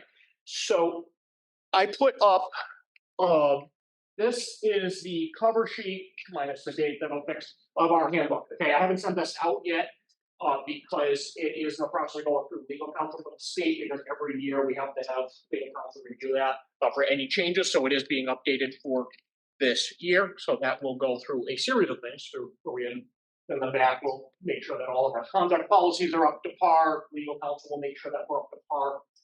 And then sometime between now and September, when I get that back from legal counsel, you will have that emailed out there is this form, don't worry, you don't have to read it up here. But this is listing all the chapters of our handbook. That's basically saying that you've acknowledged that you've read all of these sections, and then you're signing that, and you're giving that in. So that's a requirement. You do have to submit that prior to starting, and we make you do that every year. So every year that you're in the program, you're going to get this at the end of the summer. You're going to get this. You look over for changes, and there's usually minor changes, unless something major comes to our mind that happens. I know we made some major revisions last year. So in that case, if you see, just review, make sure everything's up to par. Minor changes could be just the fact of a change. We are going to cover those FSR 132 is a 1 credit course. It's now a 2 credit course. It's FSR 135. So minor changes and things like that. We may have some conduct policies or something like that we change. So you're acknowledging that, and you're saying, yes, I'm going to be a great student. And yes, I've acknowledged that I have this, because guess what I get to do when you say, I didn't know about that. Exhibit A. Okay, this becomes Exhibit A when you tell me that. Okay. Then on your syllabi, each course will have a syllabi throughout the college. Each department, they have department syllabi that you see a bunch, but then you have the instructor outline is what they'll call it. They'll call it a syllabi. That is going to be different for each faculty member from the college. The few specific courses, anything that starts with the letters MSR, is standardized. Okay, all of our syllabi look the same, and everything's plugged into the same place. It is standardized within our program. So that also means I just took, this is not the most up to date because we do change things. Some courses may add policies or policies depending on the day. Some you're going to look at the syllabi and say, how does this even apply to this course? It's because we standardize those items in. Now, the standard policies that you would need to follow is to be a good student. We should not see you on, yes, I understand we have electronic devices, you're doing things, you're taking notes, you're doing all of that, please take your notes. But pay attention. Don't be out there, if you're texting or you're typing something from there, walk around the room, I can see, social media open on the computer, right? There was one point that I was like the king of memes, where I found myself, I had a student, and yes, I do have people out there. I had a student that was intercepting the memes for me on Instagram that was sending them to me. It was great. I saved some of them. Some of them I actually do put in some of my lectures. I'll throw them up on a slide just because I think they're hilarious. But again, pay attention to class. All right. So again, don't be doing that. Obviously, I know Fran was talking about conduct and things like that. Don't be taking pictures of your class. Don't be taking pictures of your quizzes. Okay, that's intellectual property that does belong to the instructor, not to you. But I can only come up with so many questions, people. Okay, so if you're getting out there, now I have to rewrite the entire quiz. I can't come up with that many questions. Okay, there's only so many things you can ask in so many ways. All right, standardized curriculum. But that is an integrity policy. With your quizzes, depending on the course, depends on the instructor as well. If you come into my classroom and you're physically in person, I will give you your quiz on date. If you are remote, you will be proctored remotely by a software called Proctor Free.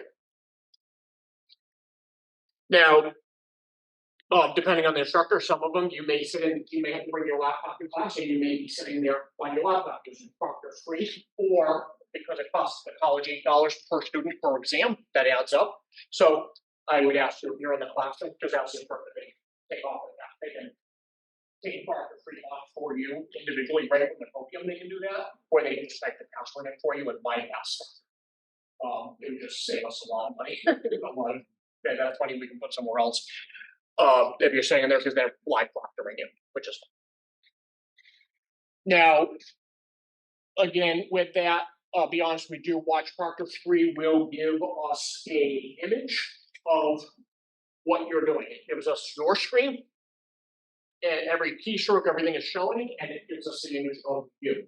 So we can see that you're the one taking the exam. we match them up. It flags things. If your eyes divert, you're looking at the ceiling, you're looking past the computer, you're talking, there's noise going on. Send the instructor an email and just say, hey, look, my sister just walked into the room. She didn't realize I was taking a quiz. I apologize. I'd rather have you send me that email and I'm like, this is awesome. Thanks, because otherwise, look, I know I reached out to a student once, the poor guy. He got up from the desk, he left, he came back and said, you're impaired here, can't hear what the student's whispering. And he basically said, Professor, I'm going to get the charger. My laptop's about to die. I didn't hear that. So I sent him an email and I said, please don't leave your computer during the exam. That's integrity. I think, again, it was just a warning. It wasn't anything. I was just staring the student a little bit to say, like, why did you leave? What did you do? He had something in his hand. I didn't know what it was. Like, did you get your textbook? What did you do? Couldn't hear. And all of a sudden, he was like, I'm so sorry. I didn't do it again. My computer was dying. But I looked back at the video and I had somebody come in the room with me and they said, can you be my ears on this? He said that. And they're like, yeah, I can hear a loud and clear. He just said, I'm going to get my charger for my laptop that I died last night. Okay. So so do tell us. So don't get on the video just say this is what I'm about to do. Hey, look, I drank too much water, I need to go to the bathroom. It's okay, please don't bring the laptop in the bathroom. But things like that. We've had students that was the only place to get peace and quiet. They apologize. They say, hey, we're going to the bathroom, but I'm using the back of the toilet. That's my desk, and I'm just sitting backwards on it. That's whatever. Okay, just something because that was the only place to get peace and quiet. Do what you need to do. But just think things through. If you have questions, just ask. Just send me an email or send your faculty member an email. And but we do review them. Periodically we'll review them. We'll look for flags. We'll flag things. We'll tell us. Most of the time, I can see what's going on? And you're not behaving frustrated. But other times, I can see a person looking straight ahead, or they're looking at something. Please don't have your earbuds in, things like that. Who knows what you're listening to or you're listening to. So all of that. There's some really fancy technology out there that can do things. So again, just keep in mind that we are paying attention. All right. Also, attendance, you do need to be in class. I know that sounds weird to tell you that, but yes, you do need to be in class. You do need to be attentive, and attentive means participation. Doesn't mean you need to be that overactive, like me, kind of person in class that you're disrupting my classroom. It's not going to get you brownie points or extra points at any. But actively participate. Okay, answer questions. Be engaged. Be a part of the class. Okay, and be part of that. That's fine. And computers, tablets, again. I'm going to go over note taking. That's a bit. As we go through the day, I'm going to get more into getting program structure stuff, and we're going to get into how to be a good student. We're kind of working in that direction for the rest of this day. So yes, if you need computers, tablets, again, just pay attention. There's only so many plugs. I know there's a new location. One thing that I insist on with the architects was that we get plugs from along the wall, because we're in a technological era where everyone's chasing for plugs. Where in the classroom, there should be plugs along the wall so you can run cords. I've had students bring their own little extension cords so that they can reach further on the table. That's a great idea. But if you're in my lab, I do have things that hold 4 plugs, because when we're plugging in things to do lab things, I run extension cords to stations. So I do have that. So if you need it, just let me know. I'll only. But that's a little trick that I do like, that students are bringing their own little switch, little power strips, things like that, and plugging in. Can't hurt. Late work is not accepted. Again, really depends on the faculty member, but in general, within our general faculty, we're not going to be accepting late assignments, late work, all of that. And academic honesty, as I said, please don't cheat. Use your own materials. Don't be, taking things and sharing materials. So you go. It's what I really love, and this is how we catch up. Giving you the hint of how not to get caught. okay? I'm sure there's one of classes, because it's great when things are passed in. And I look and say, well, that's weird, I changed that assignment over this year. That's great that someone passed in something from an old assignment, and they weren't in the class then. So now I'm wondering, how did you get it? Okay, so we catch these things very easily, it's kind of funny. But again, be honest with your work, do your own things. I know with AI and all of these things are out there, we do have detectors when you submit papers, they're detected for plagiarism, they're detected for AI, they're detected for all of that. So we can see what you're doing. It tells us what your plagiarism score is, it tells us how much, it highlights things, it tells us where you got it from. But a recommendation is if you've ever written something before, I know we're very passionate about things. If you've written something before, put yourself in the works cited. People don't think about that. Cite yourself in the works cited. Because when we see that, we can look and say, oh, you wrote a paper in your English. I had this happen many times. That's how I got my master's, by the way. I'm citing myself for most of it. So but when you get the research, then you get the system. Okay, don't say yourself or something like, oh, I know this is say yourself. I'm not saying you did the research, okay? Please. But if you wrote a great English paper on green burials, because they said write something creative, you wrote that, and now you're in one of our classes and you're writing something, you can only say things, you're gonna say things the way that you're used to saying them, by nature.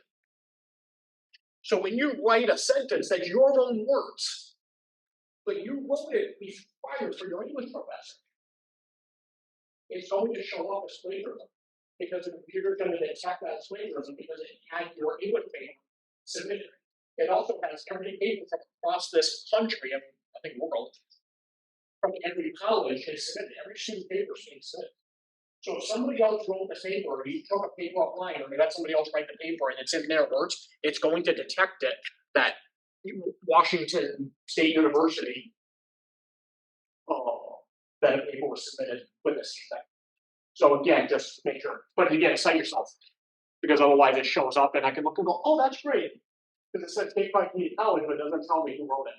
When you cite yourself, I'm like, oh wow. You wrote a paper in Professor Schaefer's class about that. So again, little recommendation. All right. And then reasonable accommodations, that's on the bottom of everything. So that does give you the O'Neill Center's information on the bottom of every one of our syllabi. Again, that is actually built into our policies as to what you need to do to contact them as well. All right. So quick overview over the program. I did summarize all of this into just a few things here. So this is all of the classes that you would take in our program. There's just a few corrections because I am in the process of updating the handbook, as I said, and that will be emailed out to you. So there's just a few classes, like we changed the number for Bowman Clinical. That didn't change, so just the number changed. So if you're trying to find it, it's now 135. And then embalming chemistry didn't go away, but it's now called Fundamentals of Embalming, and it has a different number. It's 130 instead of 134. And we moved accounting down. We did it. Okay, so if you're looking at trying to read that slide, there's just a few minor changes, but they will be reflected in the handbook. And anything that we have online, you look, everything's already been updated. All right, so what this is telling you is what transfers, what you take here, all of that. So these courses, for the most part, things change semester to semester, but for the most part, it hasn't changed all that much. These are the courses with the check marks, the first column in darker blue is telling you which courses are offered online. Online is the terminology for an asynchronous course. Asynchronous means that you do not have a meeting time. I like working at 2 o'clock in the morning in the dark of my bedroom. You get went to sleep. That's when 9 o'clock at night, you went to sleep at 8. You're now working in the middle of the night.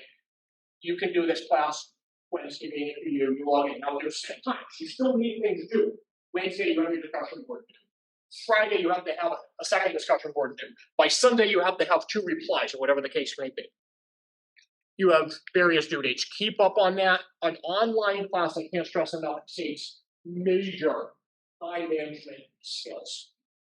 Major, okay? If I see a student fail, it's because they didn't schedule that portion. That's the nice thing about a scheduled course. When you come in person and you sit physically in my classroom, you don't have to listen. Or you tune in by Zoom, 9 o'clock every morning, you tune in. Not every morning, but once a week, you're tuning in. You're now accountable. You say, this is my class, I'm part of this. So now you have that lecture time. And now I say for every every credit, you have X amount of work that you have to do outside classroom, which is, by the way, a lot. That's a lot of work. Okay, it's not like, oh yeah, I did my class, and like, oh, I have a little homework. No, like for every credit, you could have like sometimes up to 3 hours outside the classroom that you should be doing. That means a 3 credit class. You really should be putting in, if you want to have A's, those students are putting in 9 or more hours outside the classroom, studying, writing reports for just that class. Now multiply that by all your classes. So if you have, how many credits is a full semester? Anybody know? How many classes is a full student? What's this? What? Oh, that's one. Okay. So but the Zoom's recording anyways. Okay. So how many classes are you taking? For full time? As well? 14. 5, yeah. So 5 or 6 classes. So now 5 or 6 classes on average. If it's 5, it's usually 5 and 3 credit courses. Sometimes you have 1 or 2 credit courses, maybe you have like 6 courses, if you have a couple like 1 or 2 credit courses.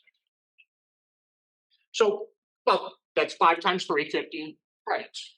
Multiply 15 by roughly 3 hours outside the classroom. I'm telling you what successful students. Do students put in an hour, half an hour per credit? Oh yeah, we see that.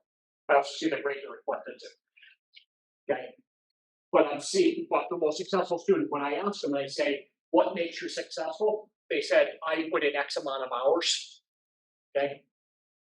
That's a lot of hours. Okay. This is a full-time job. Okay. Going to school is a full-time job. So take it seriously.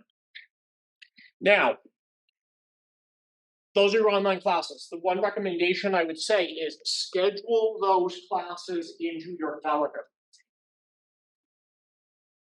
Okay. How many people here go to the gym? A few of you. You're very you never miss a gym? Okay. Pretty good. Okay. How many people here have tried to go to the gym? Wait a past at one point you've got a gym membership?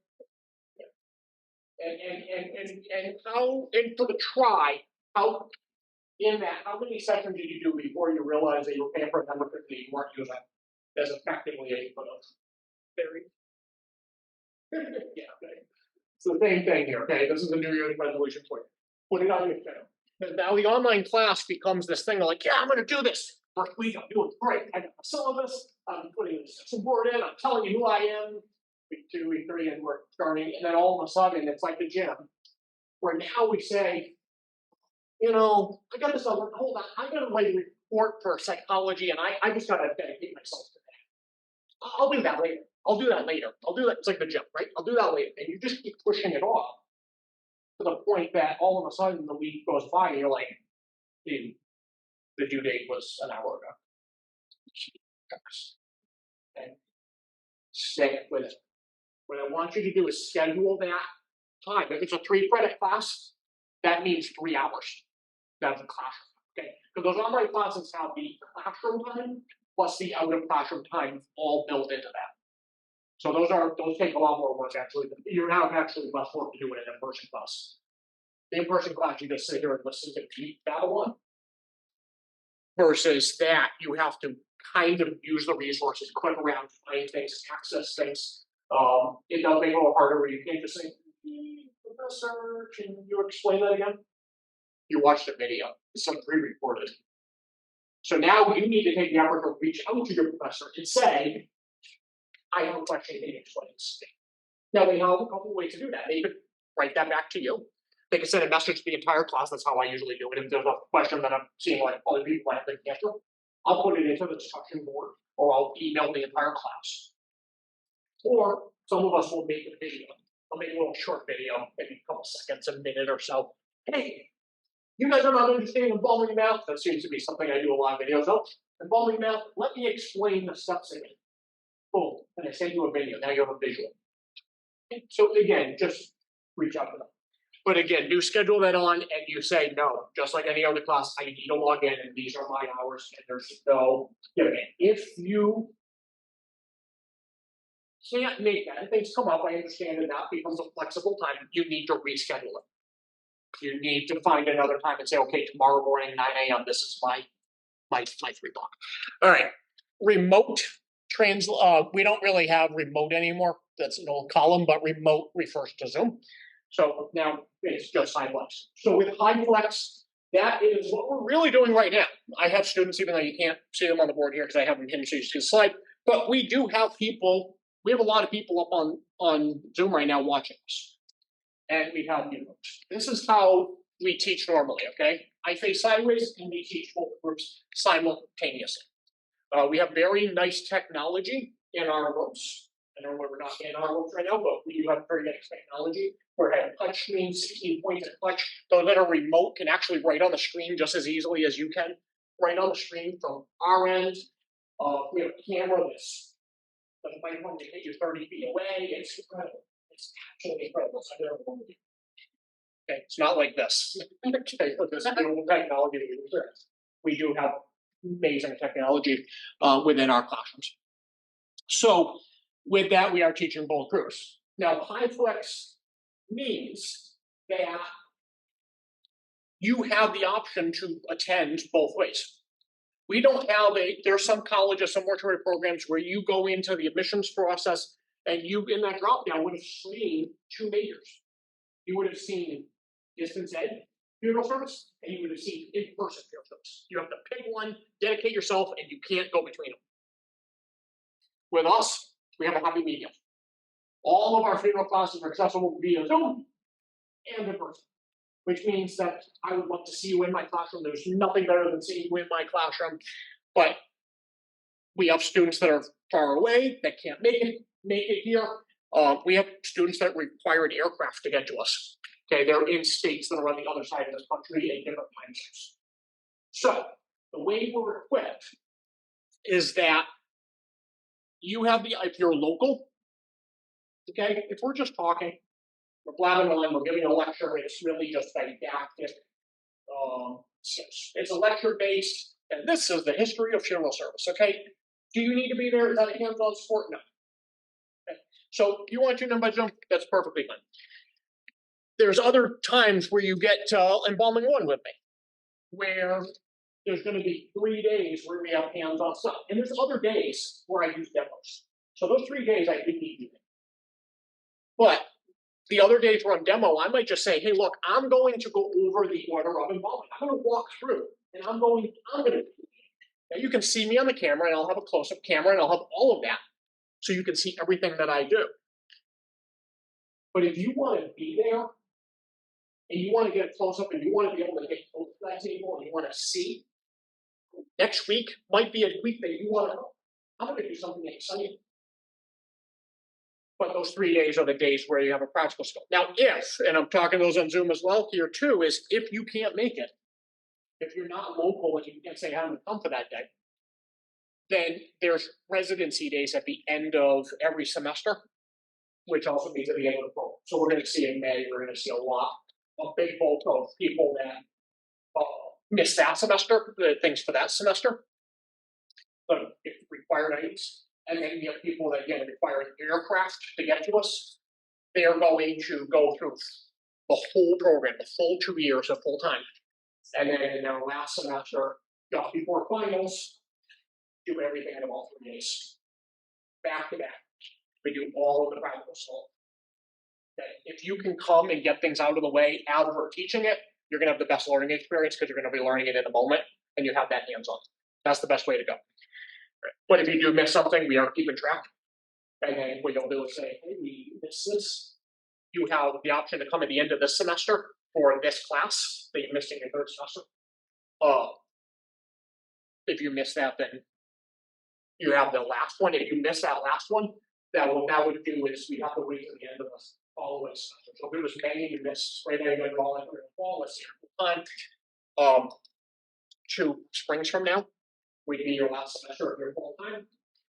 If you missed that summer, doesn't have anything going on, you have to wait till December before you could do your next residency and make up those space. So just keep that in mind when you're choosing. Okay. And it's the finals for the integrity exams. The finals are in person. Your final exams for all of your funeral classes, not your outside, not your non-funeral classes, but your funeral classes are in person in our. And we assemble you through, we break you up between rooms so you're not next to someone taking the same exam, and we just basically take over both of our rooms. We lock up all your phones, we lock up all your backpacks to keep them away from you, and then we, you're doing your exam, your focus, and you're doing it. When your life offered and the exams are all on paper. All your final exams are on paper. Now, if you are much further out and you're not in your last semester, then your final exam can be sent to a specified testing center. Specified testing center would be usually your public library in your area. They have, the librarian will do testing there. If you go to your local college, if you're again not in this area and you go to local college, then they would also be able to handle that as well. So we'll help you set that up. But I send the exam, we send our exams, and I collect all of faculty exams for funeral. And then I send one email with all of our students. So I say, hey, you're going to help Bob. And here's Bob's 5 exams for funeral that he's taking. And they get one email from me as a collective effort rather than 5 different emails. They get that. They get the answer sheet. You take it, they shred the exam at the end, and they send it, and they scan and send me back just the answer sheets. And then I get those answer sheets back. We structure these for you. Again, the best thing, if you come in person and be on talking, this. For those that are going to be remote again, we have those would be mostly those, but then the last semester we did the residency at the same time as finals. So when you come, you do your residence, you do your, depends on when we schedule it, you do your final residency or your residency, your finals. But it depends on how we schedule it for each that semester. But it's all back there. So we spent 4 days with us, 3 days of residency, 1 day of finals. And then hopefully we can do the pinning. I'm going to try to figure out the schedule if we can do the pinning. Start doing that in that same time frame so that you don't have a big lag. Because normally we see our residency students, they do that. They go fly home. We had a student fly home from Puerto Rico, back to Puerto Rico last semester. One go back up to Vermont. They aren't going to sit around for 4 days in the hotel just for the pinning ceremony. So I'd love to see you guys. For those that, again, I'm talking to everyone in those on the recording as well. We might combine those. All right. Then that last dark column here says F2F. That's face-to-face. Those are courses that are offered face-to-face, but it tells you the location. So if it says BSU, that's here. If it says Cape, that's West Barnstable. You do have the ability to go down to West Barnstable. It is an hour itself for those that don't know. So you could go down there. You could take, for those that are living down there, and you want an in-person class, that's a great opportunity. Go down to West Barnstable, take your English, your math, your psychology, all of that in person down there. You can do that. Okay, you don't have to take it by Zoom or online. Majority of you do end up taking those courses that are taught down there via Zoom or online. And every class in our program that is taught down there does have one of those 2 options. All right, so these lighter blue columns, again, you don't have to read these, I'm reading these for you, but this first column is the minimum grade requirement if you took it with us. Now, anybody here was a former Mount Ida student? No? Okay, I know we have a couple during the semester. Believe it or not, even after 6 or 7 years, we still have students from Mount Ida that haven't finished out joining us. So I know we have a couple coming, but Mount Ida is the only college where we accept all credits no matter what year you took it, as if you took it here, just because it's our constituent of our work. So, but if you took it anywhere else, then there's a transfer, there's a transfer requirement and a time and a grade. So we have a higher grade because they have a minimum of or maximum of 3 years for both of the processes. There's only 4 courses that don't apply to that, where you just have to. So if you were taking the course here, your English, human communications, math, and general psychology, you have to pass with a D minus. If you took it with us. If you took it somewhere else and you transferred that course in, then you would have had to have a C minus or higher to get it in. And there's no time requirement on those 4 courses for training. Well, it's been 30 or years. Every other course in the program, you have to have a C if you took it here, or a C to transfer it in. And you would have to, which actually, no, if you have to, it's a C, you have to have a C minus, I don't know what it says, but you C minus if you took it here, C to transfer it in. And there's a 3-year limit on that. Now, I mean, we are treating secrets here, but if you went with a 3-year limit, and there's a, I'm going to pick on accounting. And you say, look, I've been doing the bookkeeping for a business. That's what I've been doing for the last 30 years. I went to school for this. I have an accounting degree, CPA. I went to accounting. I was 30 years ago. And I'm an accountant. I've been working as an accountant. Why do I need to take accounting 101? Seriously? You probably get a question. But you took it over 3 years ago. So now we look at that, and do we just give you that and say, yes, congratulations, you're done? No, we do not. Okay, we do not. But we do have a challenge option. And what you can do is you can now take a challenge exam. There's a small fee, it's $40 per credit, and then $40 fee, administrative fee for the department. That's what they did. I remember that has to administer it. And it's a lot less than taking a course. You can do that, and for that fee, you then take the exam. It's usually the final exam for that course with that professor, and they will, if you pass that with whatever the score that they designate is, then we give you 2 as a bonus. We give you that course.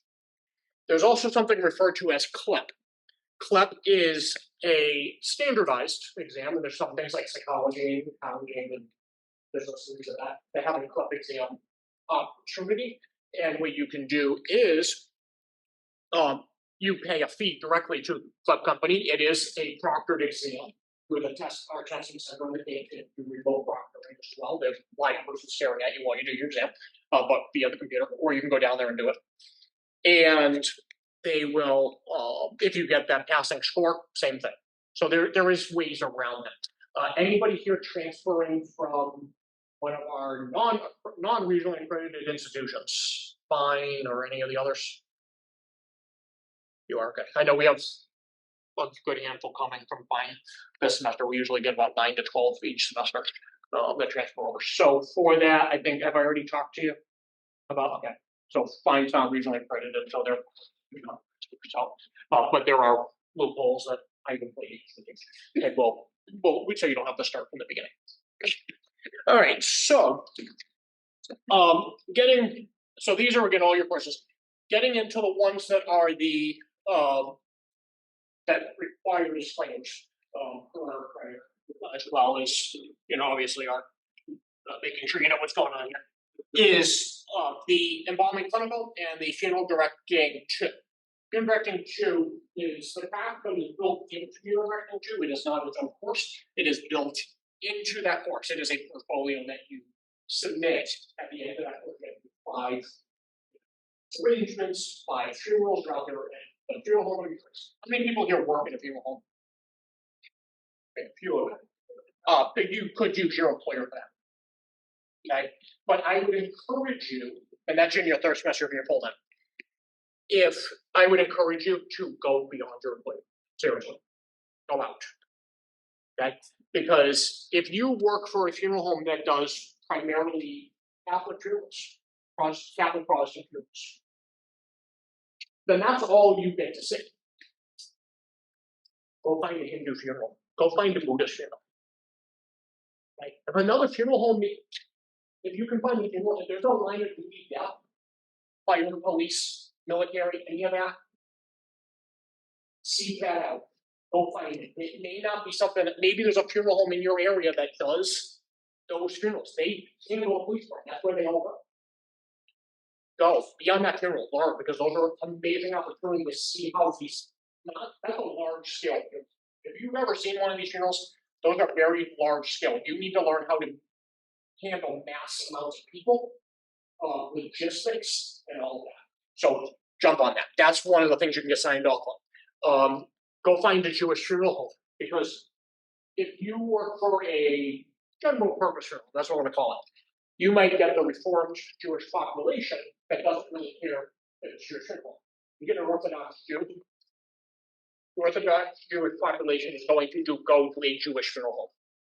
So if you don't work for that, go get some experience that one, because now all of a sudden someone comes in, and I work for, I'm going to get a pick up the Catholic Protestant funeral home, and all of a sudden someone from a from a Jewish individual comes in, or a Buddhist comes in, a Hindu comes in. What kind of funeral? This is my question. Answer me. What kind of funeral do you think that person's about to get?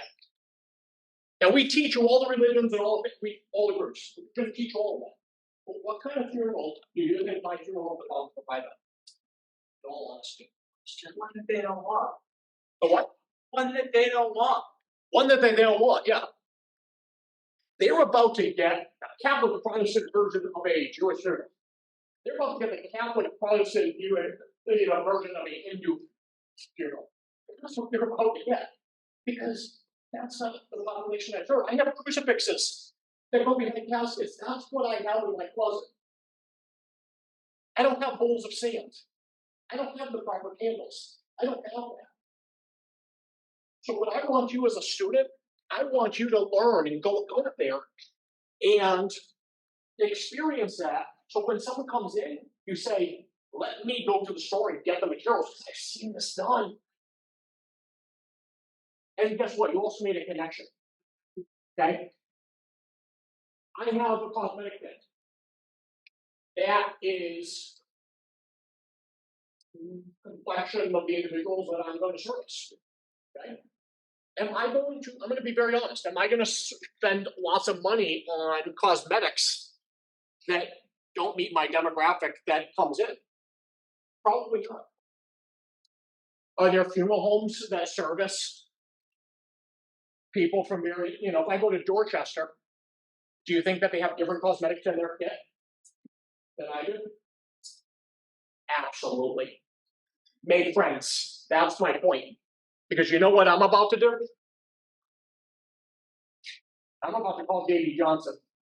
I'm about to call Daria Williams up there. And I'm going to call one of those funeral homes and I'm going to say, I need help. I'm going to give you money and you can come in and do the cosmetics for me because I don't stock these.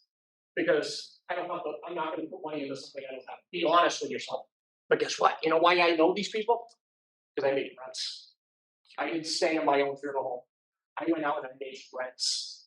Okay? I've been at the open houses, the reopen houses for these funeral homes. Okay. They have something, they give you a phone call. I have a terrible, terrible doubt, and I don't know what to do. Okay? I'm great, I'm not throwing in Balmer, but I have a legit train wreck. Like, that's literal work, like a personal train wreck. Literal train wreck. And my skill set's not there. Guess what? You now know who to call. But you know who can do it. Okay, that's where I'm going with that. All right. Embalming clinical. So this is more structured. This is its own course. And it's very restrictive. You do 10 embalmings. For our current folks, how easy is it to get those 10 embalmings? Oh yeah, just great. Yeah, okay. Okay, they're being honest. Okay. 10 does not sound like a bad number. I'll tell you right now, it is very good. The cremation rate is going up. That is not making it very easy. These cases are coming in at funeral homes out there. You need to get to them.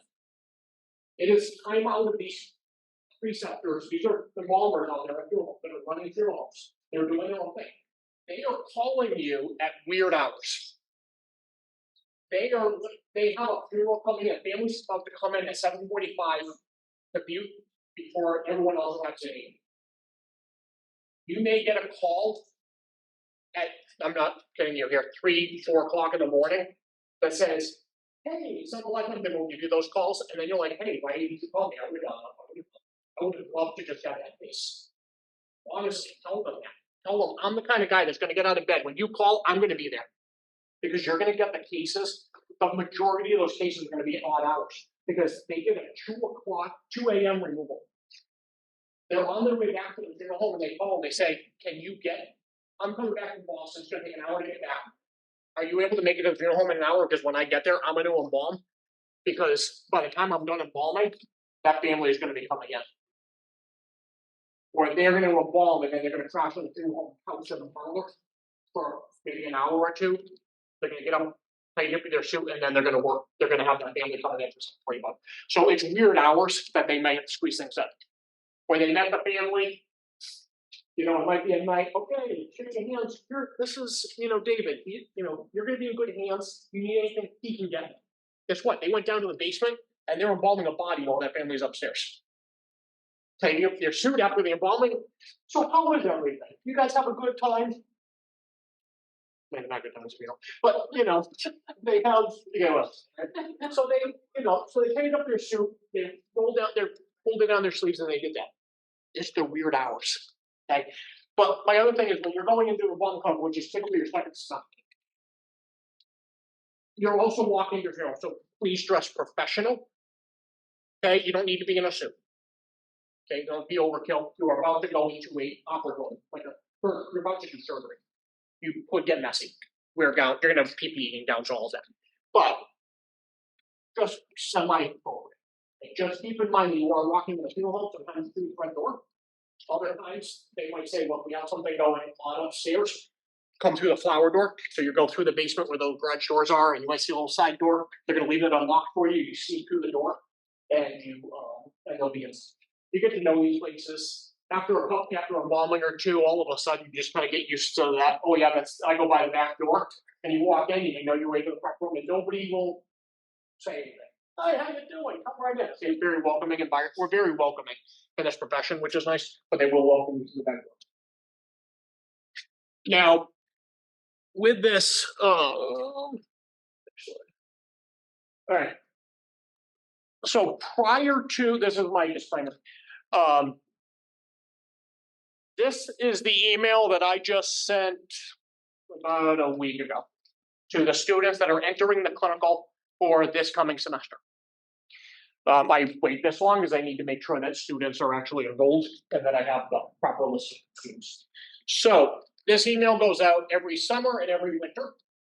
And this is giving you everything that you need. There's paperwork, there was attachments to this. It was one major attachment that's a multi-page. The first thing on that is a check sheet. That checklist is saying all of the items you needed. Yes, I have my hepatitis B. Here's the vaccination record from my primary care. So you can start if you don't have that, get a vaccine now too, but get that paperwork and hold on to it so you can submit that. If you want to get it out of your hands and submit things early, that's okay. We'll put a folder in the file cabinet for you. We'll start your file day one. We have no problem with that. There's other paperwork that you fill out your application. You're basically signing and saying, yes, I will adhere to the policies that you set for. And there's 2 or 3 page policy things. There's big things, confidentiality. Confidentiality is in our student handbook. So is all of our policies. Everything kind of applies everything. Confidentiality is big in this program. Good way to get fired on the spot in people. Okay? We are in a profession where you get how many of you guys are really excited to be here right now? We're just sitting here, we're going to hear a professor saying, how many of you are excited to start working with dead people? Okay. Right? How excited are you going to see that first case and you're going to be like, whoa, that was the coolest thing I've ever seen? You don't want to tell everybody about it, aren't you? But you can. Okay. So. Where are we in our circle? In the classroom, I invite you to talk, okay? Well, I teach mostly the science side, Gretchen will teach most of the art side, we have a couple other faculty adjuncts in the program as well. But if you're in the classroom, and I'm talking about a demo, you can say, hey, a couple weeks ago with your book, I had the absolute worst edema, and this is the case. We did this, we did that, and this is the results. What could I have done better? That's awesome. Okay, you don't need to give me names, you don't need to give me everything. If you want a photo, please don't tell anybody you have it. But there are cases where someone has sent me their phone and I can look at the photo and whether they acknowledge that it's there. But don't go to the dinner table and tell everybody. Don't tell your friends. Don't tell them because you never know. So what's going through someone's head when all of a sudden you're like, what's that? And now everyone's like, well, if they're talking about that person, what would they say about my friend? But it's also the same thing as you never know. You're sitting out at a local restaurant. You're just talking in a soft voice to your family. You're not giving any details. You're not giving anything. And the people in the back booth don't know who you never know. They could be who it is. When I was in for radiology, then there was I was doing my rotations in Yale New Haven Medical Center, and at the same time there was a group for nursing students from the college that were sitting in the booth. They didn't give any details, and what they said was after they ended their lunch, they basically just said, okay, if you handle a woman with a heart issue, I'll handle the kidneys, you get the liver, and you get a spine. It was like something like random things. Okay. I just told you what medical center, that is one of my major medical centers. That is a couple blocks of resources in New Haven, Connecticut. How many people do you think have a spine problem, a heart issue? So person to both behind them. My mother's having issues. They're talking about my mother. They called the college. All 4 students were immediately dismissed as students. They didn't even give details.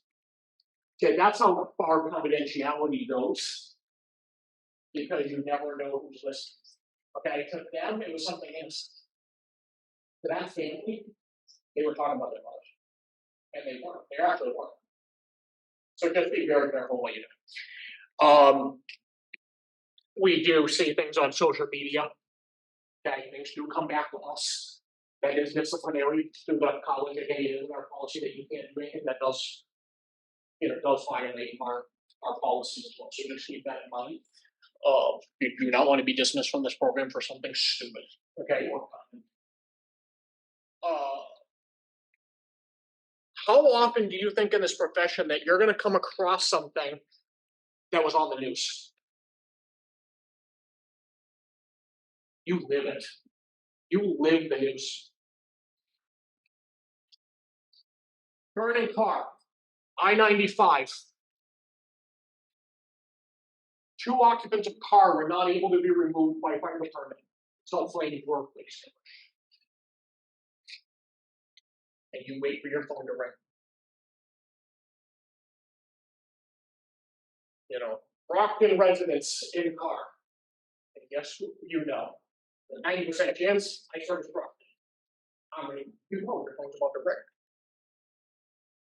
So be very careful because when you say something, I had a horrible case, I had something, and someone doesn't know, they don't know, or I'll tell you right now, I had a neighbor watching the news, and I'd be sitting there on the couch with my family, and all of a sudden it comes up and it says, woman stabbed 8 times, covering the neck, the head, and the torso. And I'm sitting there going, my facial expression say it all of a sudden I'm looking at the TV going, what? And I didn't say a word, I didn't keep this, and you can see the entire family looking at me. And they're like, you know something.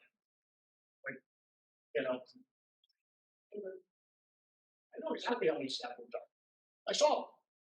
I said exactly what the person looked like. I know exactly where it was. I knew every bullet wound was. I know where every stab wound was. Why? Because I put them together. I'm the one that involved them. You can also. You never know what gets out. And if you say something by accident, guess what? You're held under confidentiality. Your friends are not. So all of a sudden, you think you're telling your best friend, "Oh yeah, that was like 9 stab wounds," and you should. It was like, "Oh, that wasn't the torso. That was the head and the neck and the stuff like that." All of a sudden, they don't realize it and they see it, and then they're like, "Yeah, you heard that accident last week? I heard." They don't say where it came from. I heard. There's only one person that would have ever known where those stab wounds were. Right? The person nobody would have known. You're the only one. So then things get out, and guess what? All of a sudden, the media finds out something they shouldn't have. Families call funeral homes all the time. People play off, "Oh yes, I'm his aunt. You know, I was wondering when the services were," and find out they were private services that nobody should have known about. Find out. So it's not even just things like this. Okay, people will pound you for information. "Oh, I was trying to figure out the cause of death. I'm his mother." Well, you're going to need to call the medical examiner for that. My hands are white mine. Okay, so just keep things in mind. All right. So back to these. These are all the papers you're going to fill out. I just wanted to cover confidentiality and policies because that is very important. No food, drink, anything like that. You can read all of that in the paper. Go to the lab. Same thing when you work in our lab. There'll be area for food and drink so you can eat while I'm teaching and drink while I'm teaching. Okay, I don't want to get dehydrated. But there'll be an area where there'll be signs up off to the side, no food or drink off to the side, just because I'm designating an area where we will be doing lab area, and we'll have your computers will no longer, despite what our lab looks like right now, no longer be where we did something, you know, on the nothing like that. I'll be able to dissect and graph and like put your work on the table or something. So we have a designated area for that. We have a proper, so things will stay in there. But just keep in mind that signage will be recorded. All right.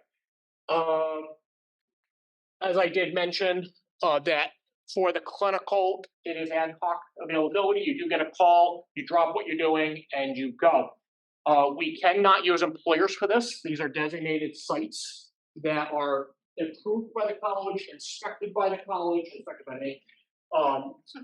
They have lots of paperwork. I keep in touch with them. I monitor them. I have to train them. I have to have annual training with these individuals. It's a process. They're an extension of the college, and they are field educators for us. So you do go to sites. We do add sites if you're out in an area where we don't have one, but do expect that you may have to travel a distance, and you're all assigned to every site.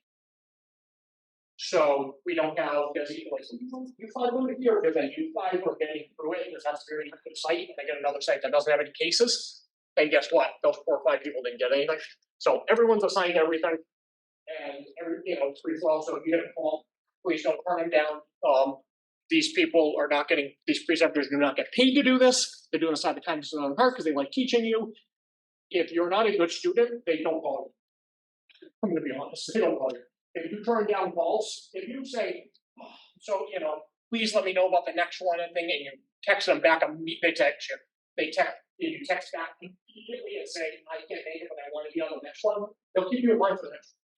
If you do that repetitively, they will not call you. If you don't respond immediately when they text you, they will never text or call you again. Because they need people that will respond immediately and get back to them, because if you don't respond, you are holding them up from calling the next. They can't, now all of a sudden they get to a point where like, I can't call anymore if they won't get your phone. So if they know that you'll drop with everything, it's okay to let them know like, hey, I'm gonna be 3 minutes late. That's okay, we have to drive. You are responsible for your own transportation. We do our best on the forms. I do ask a question as to, do you drive? Do you have a driver's license? Do you have a car available? All of that. So that way, if you don't, and I know some of you won't, that we can kind of do our best to say, hey, you guys are kind of, let's make friends. You guys are in the same area. If you're on the same, maybe we can coordinate. I can tell the preceptors, hey, if you call this person, please get this person, because this person could be the ride for this person. We can try our best to coordinate things. The person that drives will always be the one that will definitely move a lot faster, and there will be a point where the person that doesn't drive is at the end, unfortunately. Uber, Lyft, great resources. Okay. So do use them. I know it costs money, but do use those. Alright, any questions about clinical or practical before I move on? No? Cool. Alright. So I'm just keeping an eye on the time here. Okay, so we're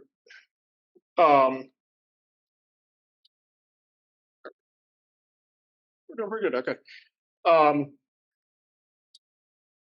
Moving on, we're still ahead by a few minutes, so. Do you think we need a break? Maybe You guys want a break? We're ahead by schedule by a whole 7 minutes. Did I talk so long? That's as good that we were doing really early on, because then it allowed for me to feed me. maybe 5 minutes? You don't want me to rush me. I speak even faster than I already do. So, you guys want to take a break or you good? Bathroom break? Bathrooms are, we'll come back in about 7 minutes, or 6 minutes now. Bathrooms are right around the corner. If those are single occupancy, there's another single occupancy going around the corner. Corner, right? Yeah, so there's 2 bathrooms there, go around that corner over more, there's 2 more bathrooms. And then, if you wander down the hallway, there's multiple occupancy bathrooms. If anyone wants to ask, I can show you where they are.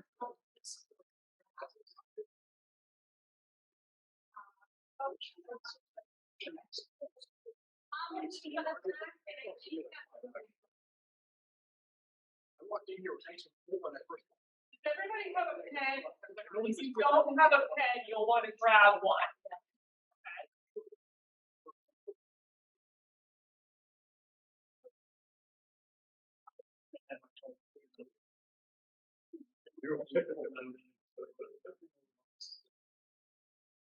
I'll do my.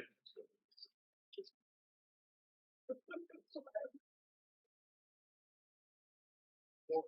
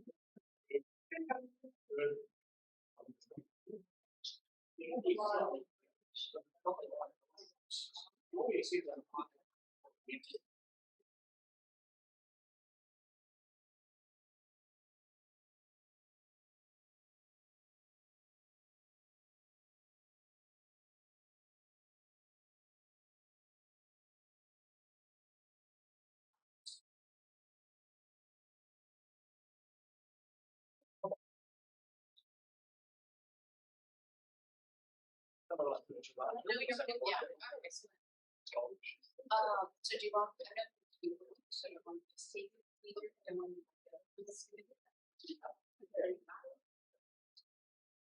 Do you want the other ones?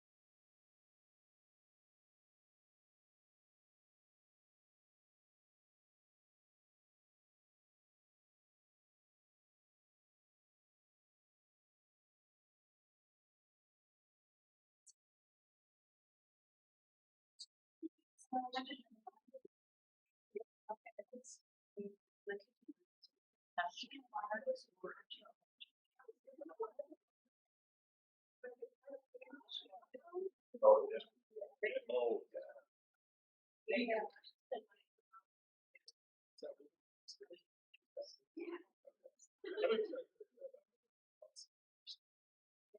Yeah, very much, at least you stand up. Is that good?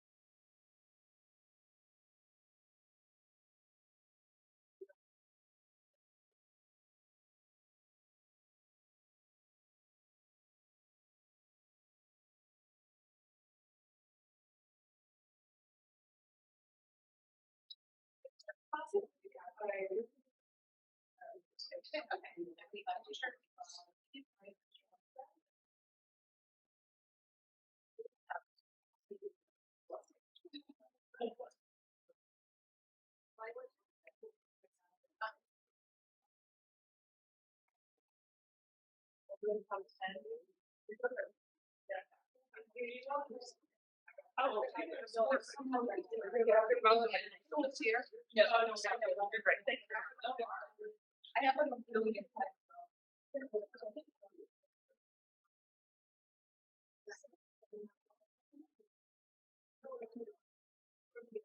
I just don't know that's right.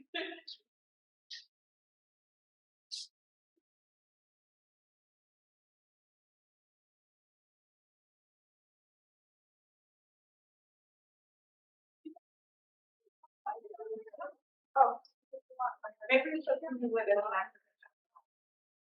Oh, Lori. Bring it up to your back. What do you think? Take whatever you think. Sure. Okay.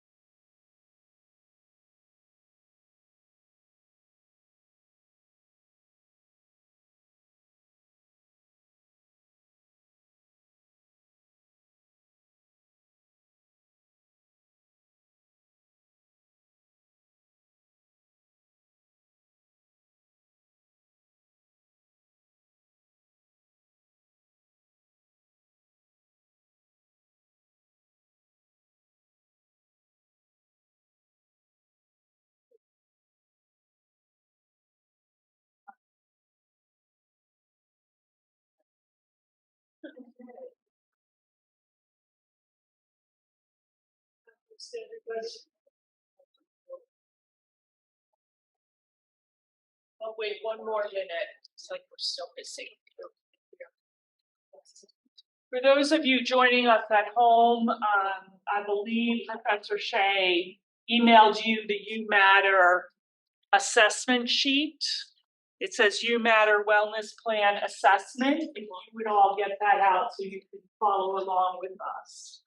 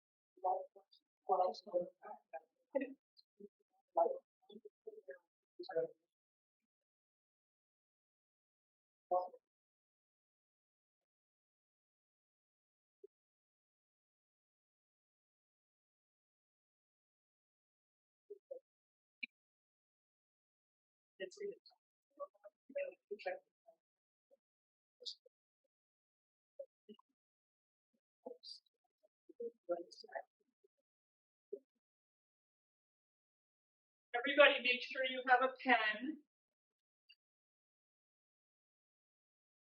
And as a reminder, as I was in the hallway, I just saw, forms of financial aid. One form of financial aid I don't know that everyone is aware of is work study. So sometimes it's part of your package to get work study money, and that means that you can work on campus and get paid for it. So it's a really nice opportunity. I think it pays $70 an hour. So that would be something to talk to Professor Shea about, but it's something that students aren't always aware of, and some of the funds go unused, and they really should. And sometimes it just makes it more convenient if you're already here, All right, great. Well, we're going to get started. Again, I am Sue from Student Wellness. Professor Shea asked us to do a little wellness activity with you, so one that we usually start off with is our You Matter Wellness Wheel Assessment. So this is a personal assessment. We're going to run through each of the dimensions of the wellness wheel to kind of see how you are feeling on your wellness wheel today, right? One thing to keep in mind, so these 8 dimensions of wellness, each of them are really interconnected, right? So wellness incorporates all of these 8 dimensions, and it's kind of fluid. Our sense of well-being can be fairly fluid, depending on those stressors, right, that are coming in, and how we're able to manage and handle the stressors that we're experiencing in our life. So, for example, you could have been driving here today and maybe got the flat tire. And then you're like, yikes, right? Your whole sense of well-being, you were feeling good, I'm all set to start at 4 C's, and all of a sudden, flat tire, right? So that can affect which other dimension, right? Affect your emotional dimension, your financial dimension, absolutely, your academic, occupational dimension, and so they can all be kind of intertwined and affected. And what's important, and what we're going to talk about later as well, is how are you dealing with those stressors so that you can try to bring yourself back into balance. Right? What are your coping strategies, things like that? So we are going to take a look first, though, at your wellness wheel. So in front of you, you have a scoring sheet, and we're going to run through this together. So each dimension has 7 questions. So you have a line, right? For each question, you're going to put in 1 for never, 2 for rarely, 3 for sometimes, and 4 for usually. And then you're gonna total each dimension. Make sense? Okay, so let's get started. So emotional dimension is where we're starting first. This is really understanding your own feelings and expressing emotions in a constructive way, right? Having the ability to kind of deal with stress and cope with life's challenges. So question 1, I find it easy to express my emotions in positive, constructive ways. You can enter 1, 2, 3, or 4. And I think across the top is the scoring key, yeah, okay.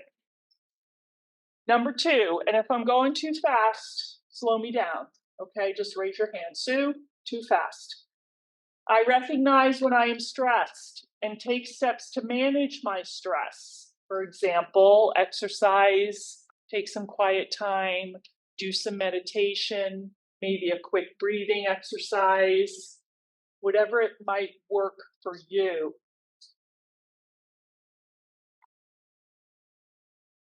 Number 3, I am resilient and can bounce back after a disappointment or problem.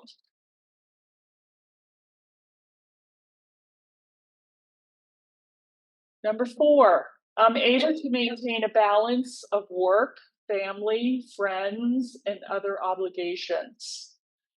And that's when, you know, Professor Shea was talking about time management, so important, especially starting, you know, a program like this and the time commitment that it will take. Remembering to take a course load that's going to work with your life, right? And your personal life as well. Please keep in mind your work commitments, your family commitments, etc. when you're thinking about your academic courses and what kind of load you're going to take. I'm flexible and adapt or adjust to change in a positive way.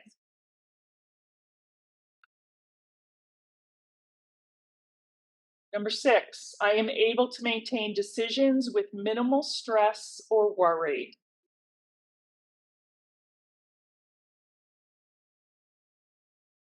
And number 7, when I am angry, I try to let others know in non-confrontational or non-hurtful ways. And then I want you to total your emotional dimension.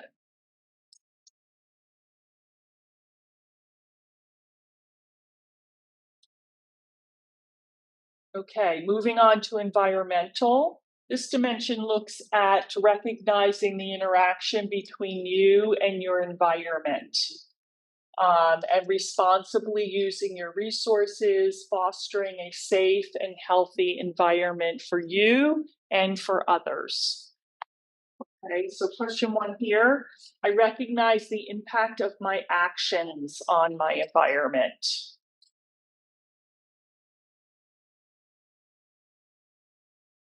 Also, please let me know if you have any questions as we go along. I recognize the impact of my environment on my health.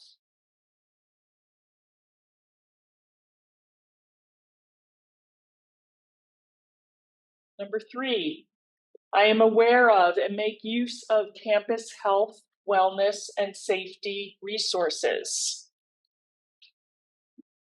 Remember that seeking out resources is a sign of strength.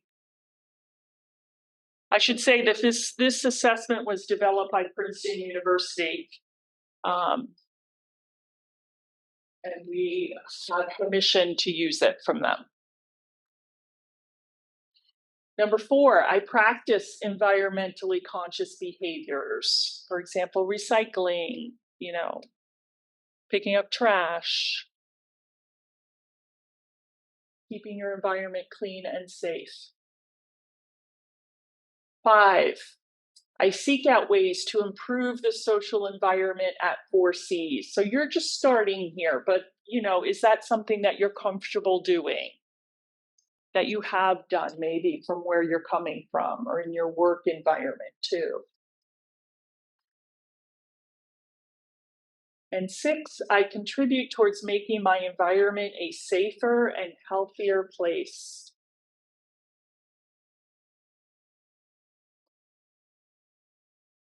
Finally, I surround myself with people who support me in my journey of being healthy and well.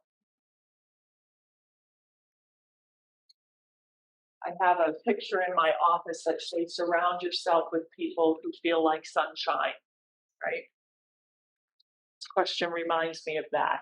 So now total up your environmental wellness.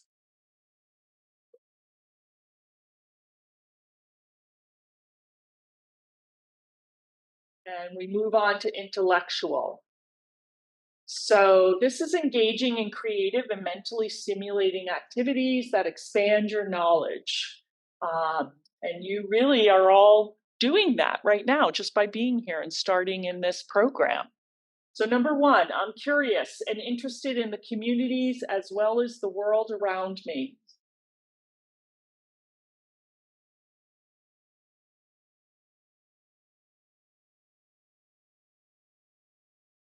Number two, I search for learning opportunities and stimulating mental activities.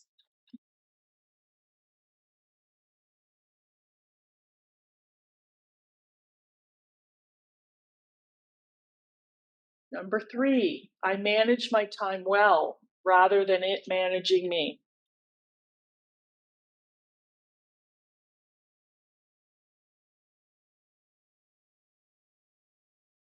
Four, I enjoy brainstorming and sharing knowledge with others in group projects or tasks.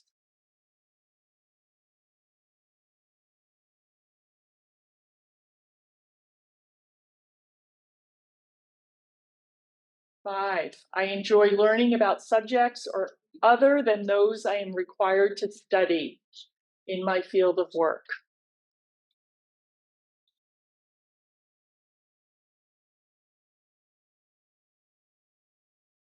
Six, I seek opportunities to learn practical skills to help others. And finally, I can critically consider the opinions and information presented by others and provide constructive feedback. And go ahead and total up your intellectual wellness dimension.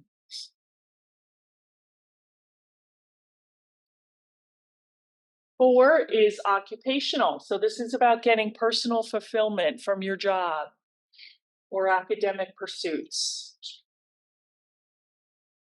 So number one, I get personal satisfaction and enrichment from my work.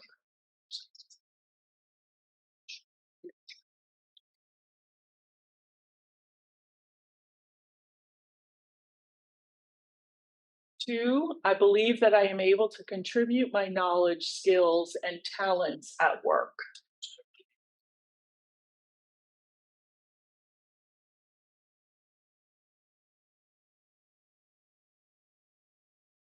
Three, I seek out opportunities to improve my knowledge or skills.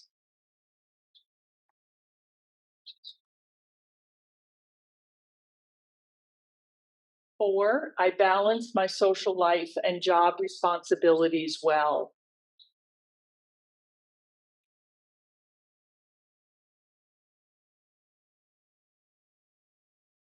Five, I effectively handle my level of stress related to work responsibilities.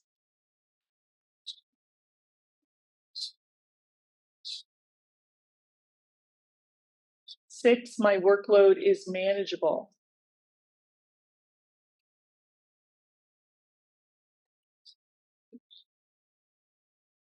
And seven, I explore paid and or volunteer opportunities that interest me.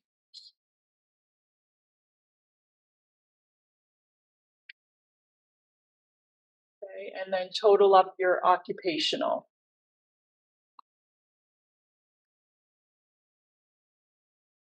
Physical. These are making choices to avoid harmful habits and practice behaviors that support your physical body, health, and safety. So number one, I engage in physical exercise regularly.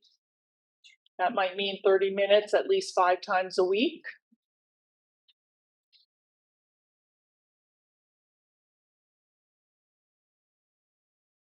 Two, I get 6 to 8 hours of sleep each night. Sleep is so important for your sense of well-being, and so many students in college do not get 6 to 8 hours of sleep per night. 3, I protect myself and others from getting ill, washing your hands, covering your mouth when you cough, eating healthy. 4, I abstain from drinking alcohol, or if I do drink, I aim to keep my blood alcohol content below 0.06 or drink in moderation.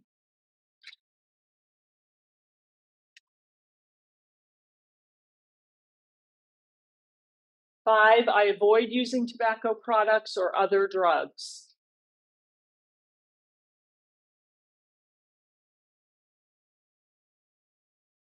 6, I eat a balanced diet consisting of fruits, vegetables, low moderate fat, whole grains.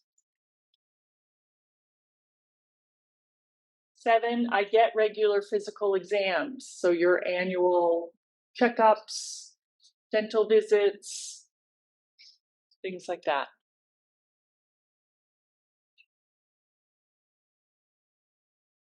Okay, so total up your physical.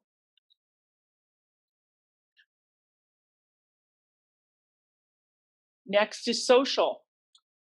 This is about building and maintaining supportive relationships and being able to deal effectively with interpersonal conflicts.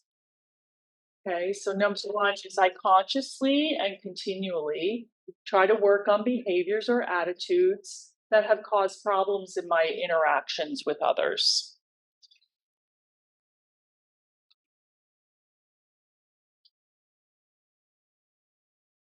2, in my romantic or sexual relationships, I choose partners who respect my wants, needs, and choices.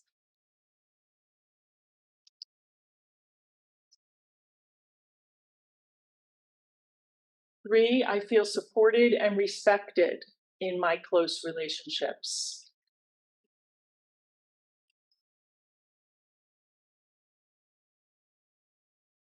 4, I communicate effectively with others, share my views, and listen to those of others.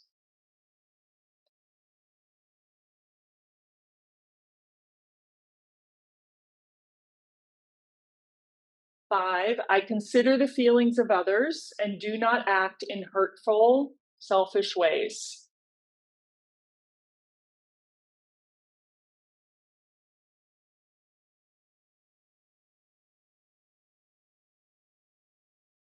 6, I try to see good in my friends and do whatever I can to support them.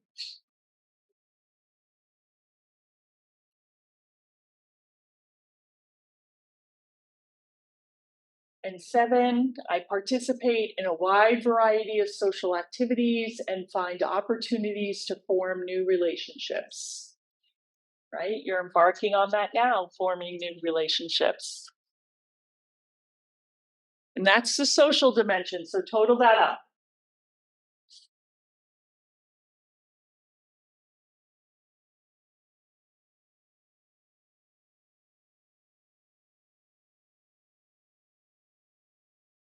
Seven is spiritual wellness. So as part of this assessment, they do not assess the financial dimension. Like I said, there's different versions of the wellness wheel. We use Sampson's 8 dimension. Princeton's using the 7 dimension wheel.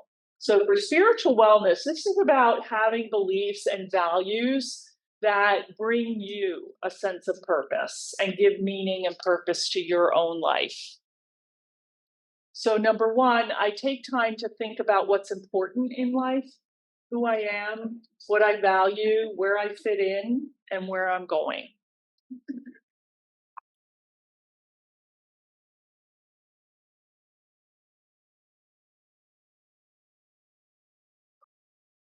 Number 2, I found a balance between meeting my needs and those of others.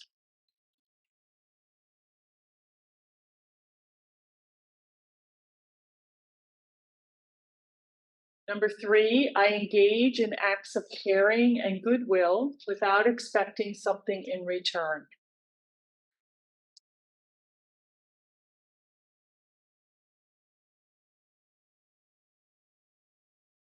Four, I empathize with those who are suffering and try to help them through difficult times.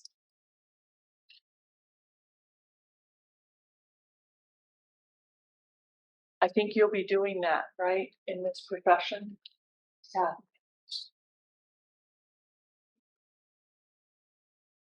So again, that self-care piece is so important for you. 5, my values are true priorities in my life and are reflected in my actions.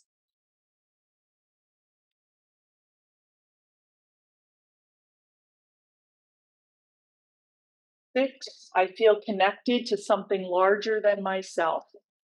That might be a supreme being, it might be nature, it might be connectedness of all living things, a community you're a part of.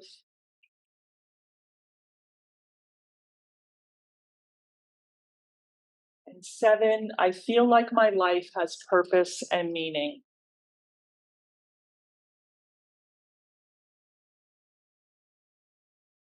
So total up your spiritual dimension.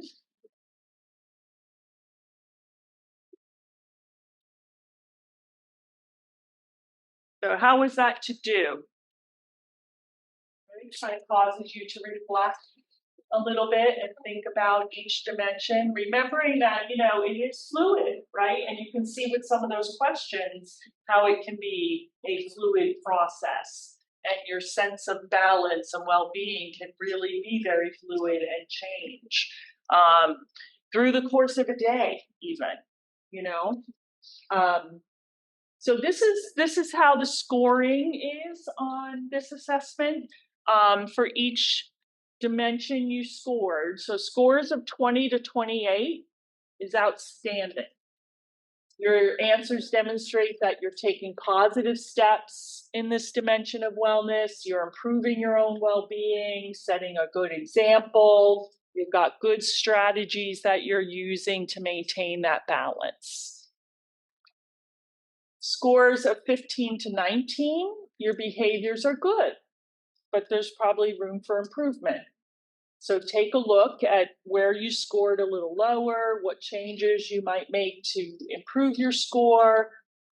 Even small changes can help with your sense of well-being. And scores of 14 and below, this may indicate some potential health and well-being risks. So these are areas where you're going to definitely want to think about and seek out resources that might help you to support yourself and build up that connection a little bit better, right? Develop better focus strategies and stress management skills. So anybody surprised by your answers at all? Anything surprise you? Yes. Yeah, I often see someone saying, yes, it kind of did. Do you want to share? Or I did a lot better than I thought. Okay, good. Better than you thought. Nice. Very nice. Anyone else? Better than you thought? Yeah, good. It's boring. The highest is usually, it's not one of those always, sometimes, never. Yeah. Because that really, like, oh, okay, I do these things. Yeah. Yes. Yeah. Exactly. Yeah. So, what did you think of this activity? Did you like it? I mean, I don't think a lot of times we take the time to kind of think and reflect on these areas. So that's kind of where we're trying to get you to think about that, because especially for you in this field, you're giving so much of yourself. You don't want to deplete yourself so much that you're feeling so stressed and so overwhelmed. So that's why it's always important to be reflective of how you're feeling. And then we're going to talk again and we're going to think about ways that help you to build those healthy habits. Okay? Well, thank you. I appreciate it.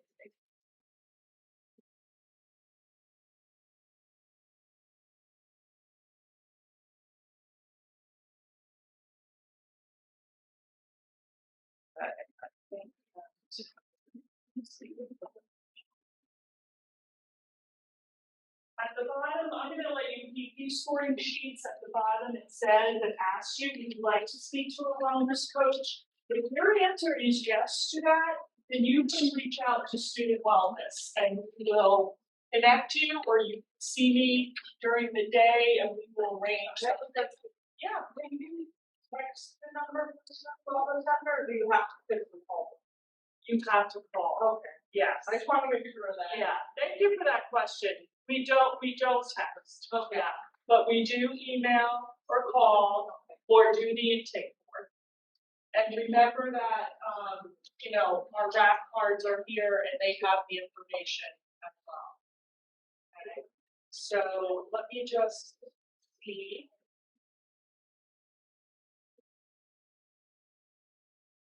I think it's lunch, but let me just check in with Professor Shea and see where I spent time.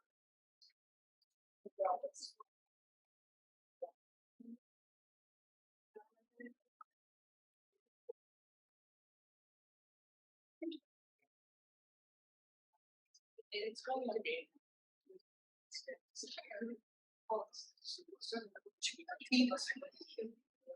She has.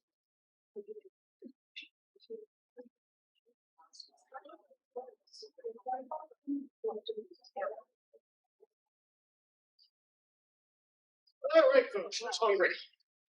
Okay, good. All right, we have pizza in the other room. We had right in the lab, so we have pizza. We got some soda, the water, and things that are still in the hallway. There's a new coffee brewing and everything like that. So, so that should all be good. But we do have additional soda in the lab. Join us. Come eat. I have no idea. I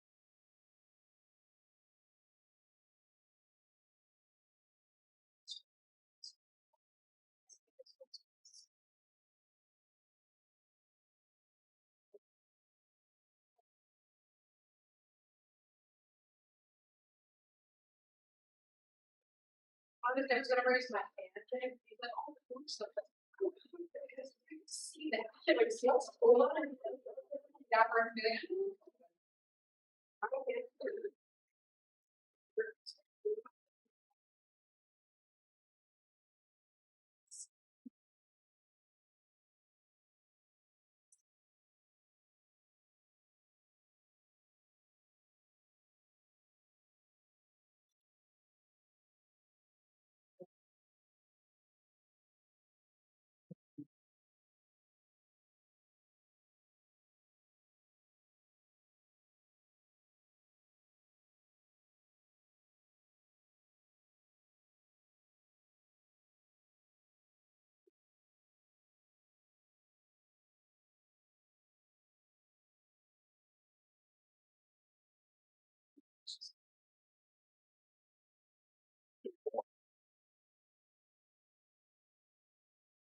You need more of this.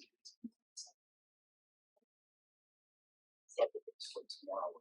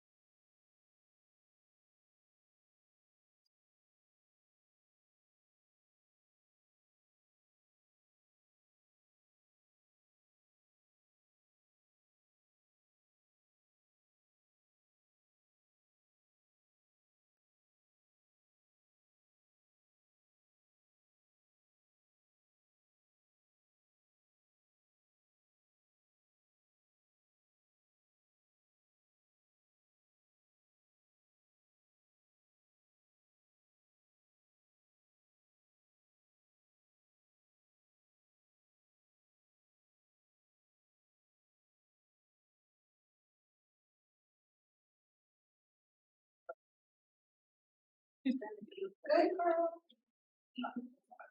Me too, look, I'm gonna be a good girl.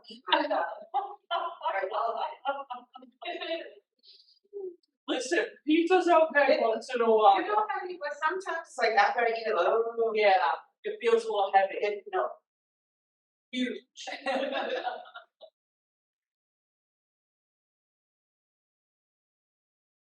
And also I'm working on eating better. Cause I fell off. Yep. You know what I Easy mean? to do. It I- is. I It really is. absolutely It really is. And I was telling them like I work for, so I drive buses. So I've come too far to set myself back. Yes, that's right. That's right. It's hard, you know, especially I find if with my schedule is super busy. Yeah, I work 10-hour days usually. I had to call out today because I am a full-time employee. Yes. So I work 6 to 6 usually. So I can have 3 days off. Yes, yeah. Which is nice, but those days then are packed full. Not really. Yeah. So that's why I wanted to like my own time. Yeah. That's what my time is dedicated Yes. to what I need to do. Yes. My boyfriend, everybody knows, like, and I'm one of those, like, no, I have done. Yeah, good for you. You know what I mean? And I just learned that, but I'm also later. So I learned that. So all of my scores were usually good. I'm like, oh, okay, I think I come to this part already. Yep. Boundaries and limits are very important, and you know, you have to know when to say no.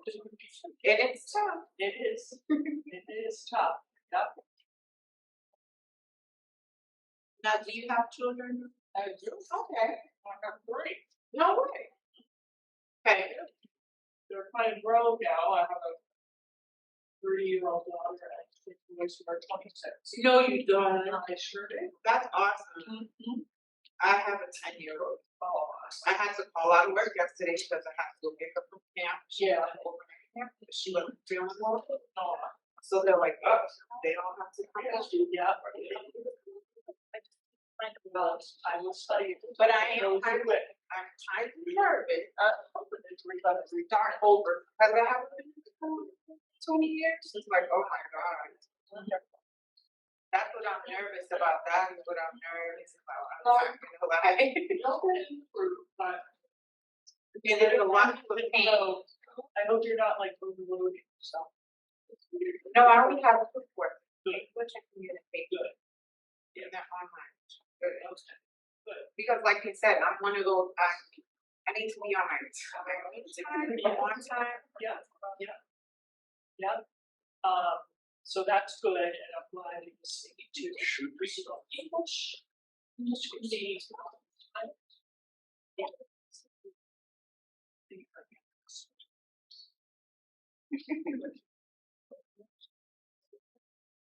But now, where do you live? Where do you?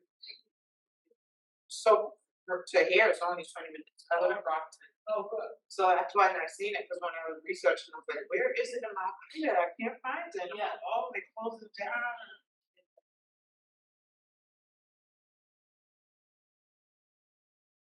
So it's not too bad. Good, but your courses are gonna be online. The ones that I do have now, yes.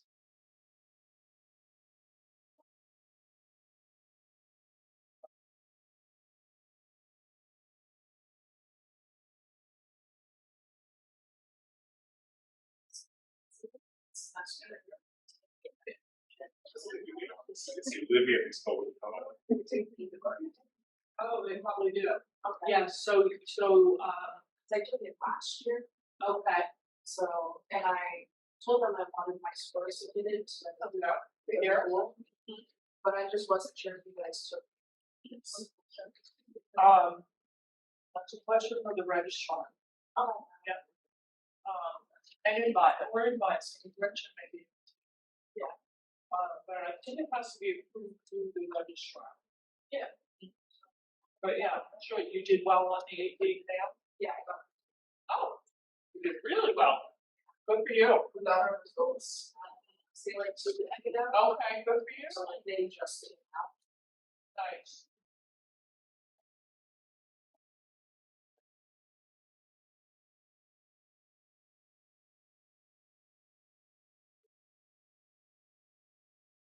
Now, do you work here or in West County? Plains gets most of the time, but You live close to here? I live in Quebec. Okay. So it's not that, it's actually kind of. Like in the Also- middle, kind Yeah. of, where you. Yeah.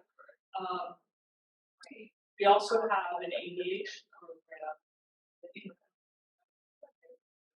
So I usually serve as the liaison to the program, so I'll go there too. Okay. Yeah. And I enjoy that. Being off the main campus. Sometimes it's a treat. And you know, here, you guys have the best of both worlds because of BSU and you got, you need services at both. Right. Yes, the sticker is it like a sticker? For the market. I'm not positive, I want to say it's a sticker. I can't drive it. Oh, okay. So I wasn't sure. Okay. Well, ask them in the parking lots. Yeah. I wasn't just like. School out. But it's like, sure, like. Right, right. Like out. But they're gonna be like. Where do you live? I live in Queens. Oh. Or the town, like, I don't know, so it's just under an hour. Okay. So if they were to drop me off, this drive home, they would have to like turn around. Right? Yeah. So they want to farm, want to cut flower, and then, well. That's. Kind of a unique situation, so see if, see if they have. Well, if they even need to, if they're sitting, are they gonna be sitting in front? Or will they get up far enough to get up? Because if that's the case, why are you paying? I would just sit in the car. Yeah, Sit yeah. back. If they're in the car, they'll be okay, but, or maybe, even there's a. Oh, no, it's a shame. Maybe there's. Someplace they go, because, I was like, I don't care, you get someone to stay. Right. You can sound campus, Kansas, I don't really care, but I just don't want them to get in trouble. Sure. Or get parking tickets. Yeah. Yeah.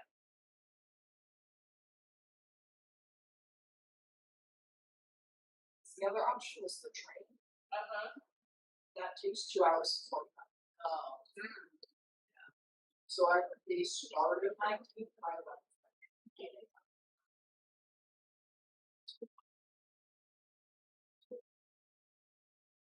Now, did you think about housing here?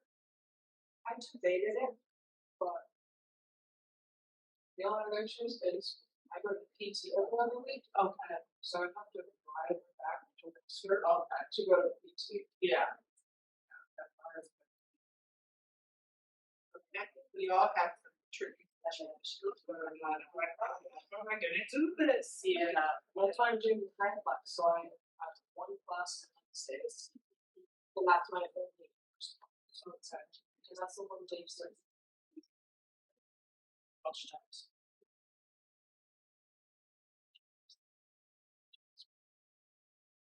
I'll talk to them. Say to me just how they want to handle it.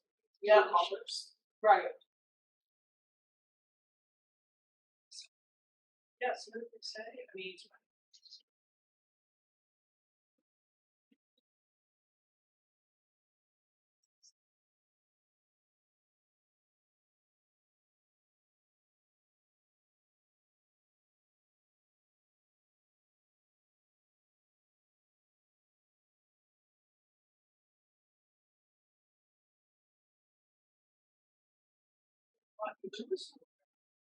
If I'm gonna be honest, as a young child, I've always felt interested. I've always been interested. As soon as I went to like my great grandmother's they were occupied, she was full. Yes, yeah. And then as I got older, I kept telling everybody, I think I want to be in it. do I really know? I wouldn't know until, I actually get to the exciting part, but and then recently though, maybe 2 years ago, I don't know, that's when I felt like we weren't handled with care. So it just pushed me. So important. And then now that, we're able to. I'm like, okay, God, you're unhiding it. No. No, yeah.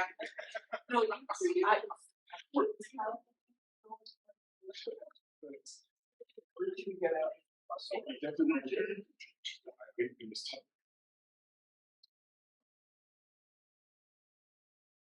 Yeah.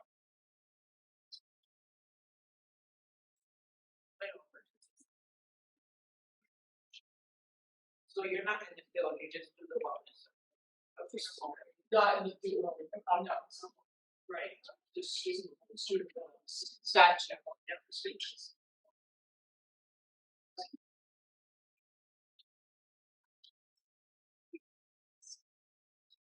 We're not the only one. I know, it's important. I wanted to throw it out the whole way. But everybody wants to smell. All I'm learning is, I don't mind. What do you know? What? Tuna. I feel like I'd rather smell that than like really smell pizza. I get what you mean. That's why I want to do that. Yeah. I mean, eating pizza often involves people, that. Takes a real specific person. I know. No, I worked at. I do funny, because I just think about something. But see, that just goes to how they like, don't get the table. Exactly.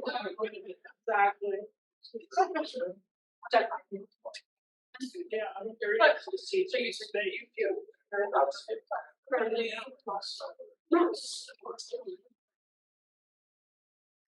Oh, gosh, all right.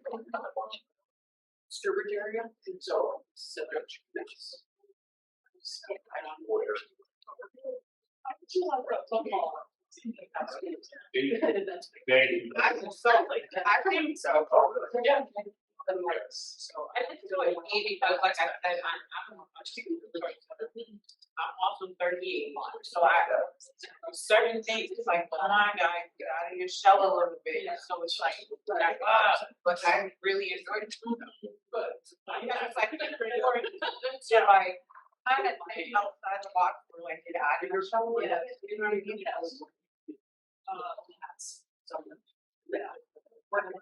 And that just goes to show that you don't really think about spaghetti. Like, I don't know the best advice to experts. You know? Right, exactly, and it's.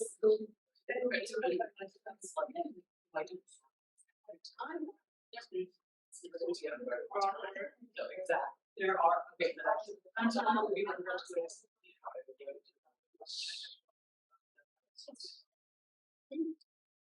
okay, we can move on. Oh, this.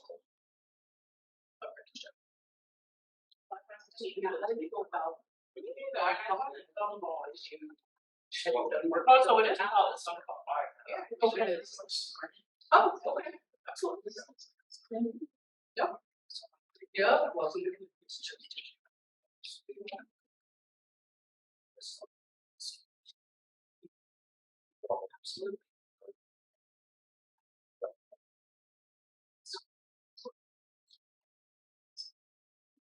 yeah, and even then they were. I was doing in person. Yeah. So that's what I got.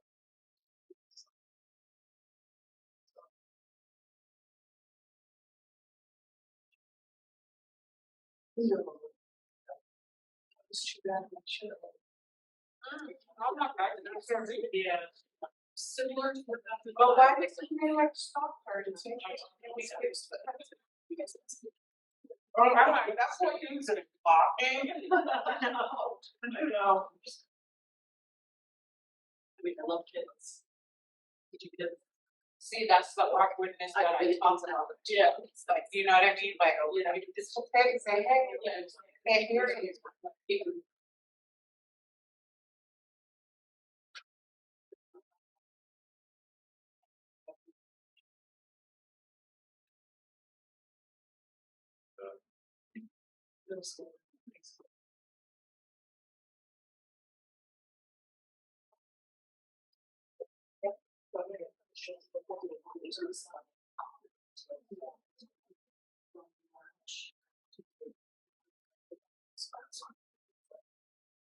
I can do this for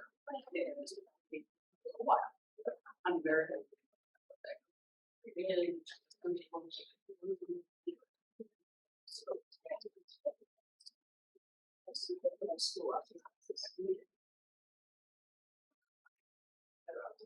Thank you.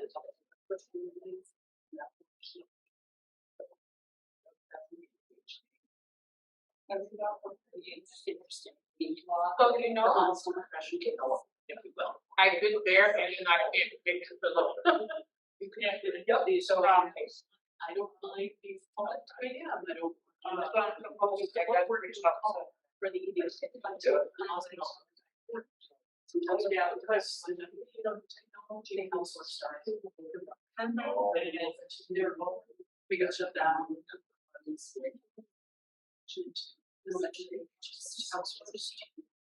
That they go on that. That would be good, because I got a budget, Yeah. you know what I mean, so I might get a refresher. Yeah, oh yeah, and the terror piece with everyone works. Although I actually have been trying to navigate on myself, so if you're navigating better, I figure it out. Yes, yes, yeah. This part is like, Yeah, it's just. I was like, I said, probably. Well, or is. There's not gonna be a red harvest. Now it's here.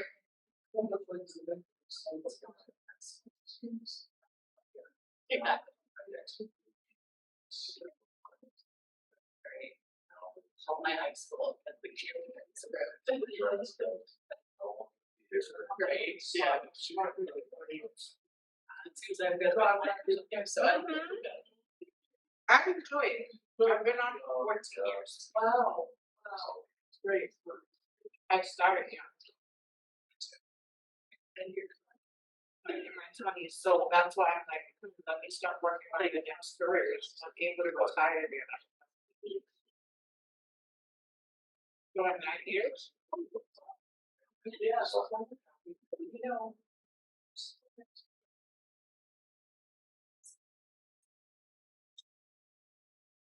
No, I can't, so that's the thing. So I am a question, right? So I got like every season we pick our schedule. So I picked, so right now I chose to afford it, so I can have to do this. But I can do last training where it starts at like for the evening to like day classes, but I have to figure it out before my new schedule at work too. So you know what I mean? I would have to pick classes first and then. And yeah, automatically. So for now, it's like, this is what my schedule is like. Yeah. I'm like, Yeah. Advanced directives and what they can for sports. I can also tell them, okay, where I can look to see if they have this particular day off from work. Because I know I'll just, you know what I mean? That is just how you can have days off for the next, whatever. And I'm the one who does, I think I should do this, can we burger like with this? Where do we make it? Yes. Oh, I should schedule that child. Oh. This is how many of students age. Yeah, because it's like your own size.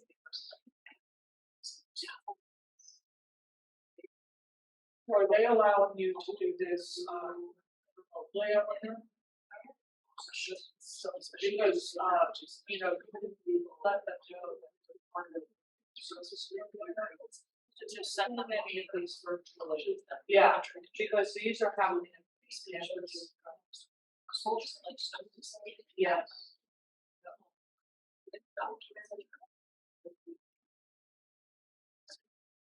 Yes. So you know what? Emails, the student gave, this is what we all here. I like, I'm not also finding the picture best.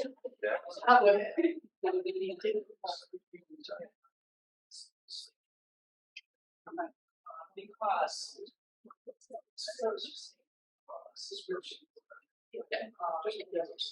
Exactly. I mean, that's what they're. If it's more, it's. If they like the style, it's. Might have to. It is what it is.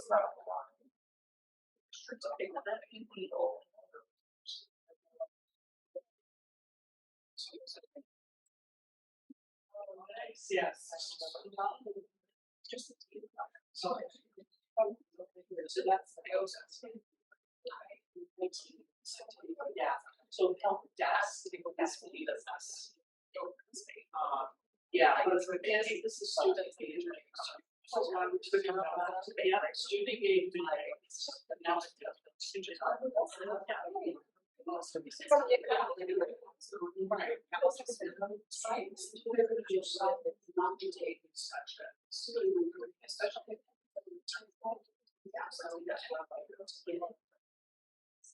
Yes. Right, and how would they really do that? They have the ADHD. Yeah. So, in the same situation. But I think it's a very.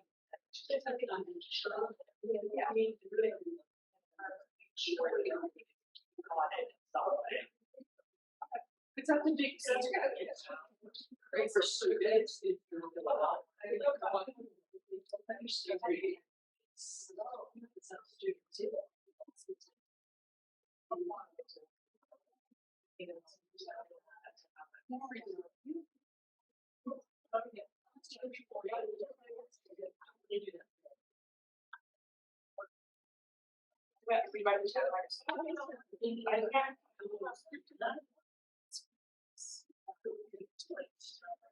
Outside, you breathe. Last year. Maybe that's why we do that. Yeah, I think it's part of it. Yeah. We should bring this off outside. Yeah, but I think it's hard. Yeah, no, but I think the whole speech will wait for that one. That was a good test, I was going back to get it, this one has to be done. Here's our basic things.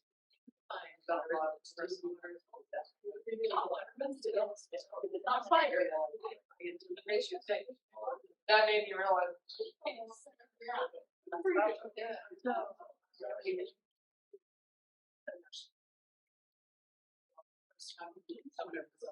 Absolutely, it was like. That's really what.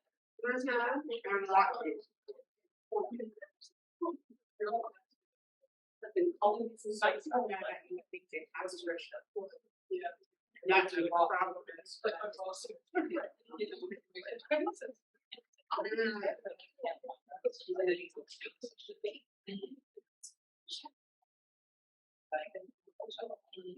I do.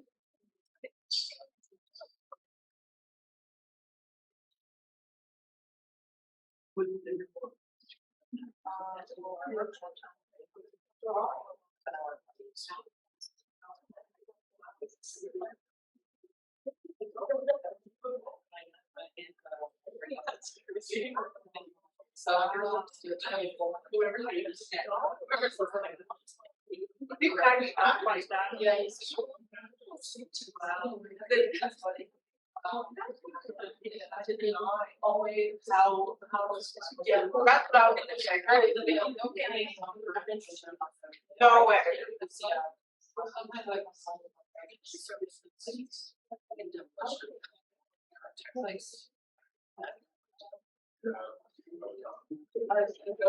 Thank you. That was really bad. Thank you for getting up.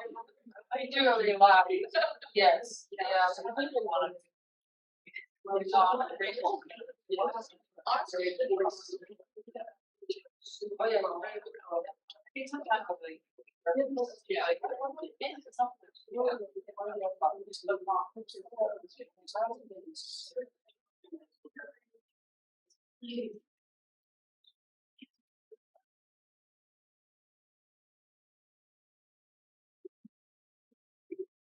It is what it's like.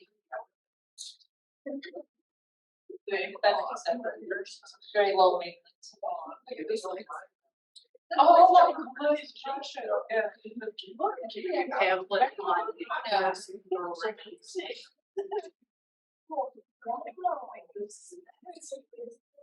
Yes. So, take out Joe Johnson. Really, yeah, he doesn't like to. He doesn't like to get out. Yeah, it's, I get it, I don't like it out. It's difficult, he's great, it's fun, yeah. My mom like was I can get scary, but it's I'll just say, yeah.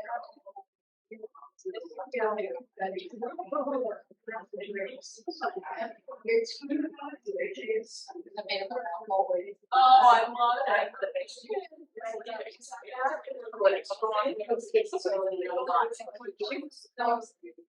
He was good at these Sundays.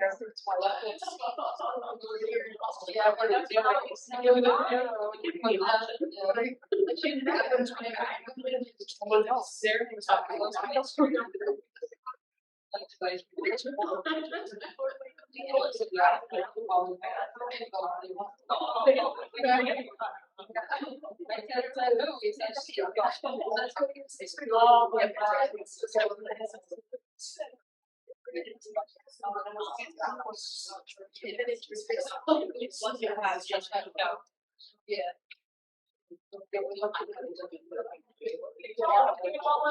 Because you don't.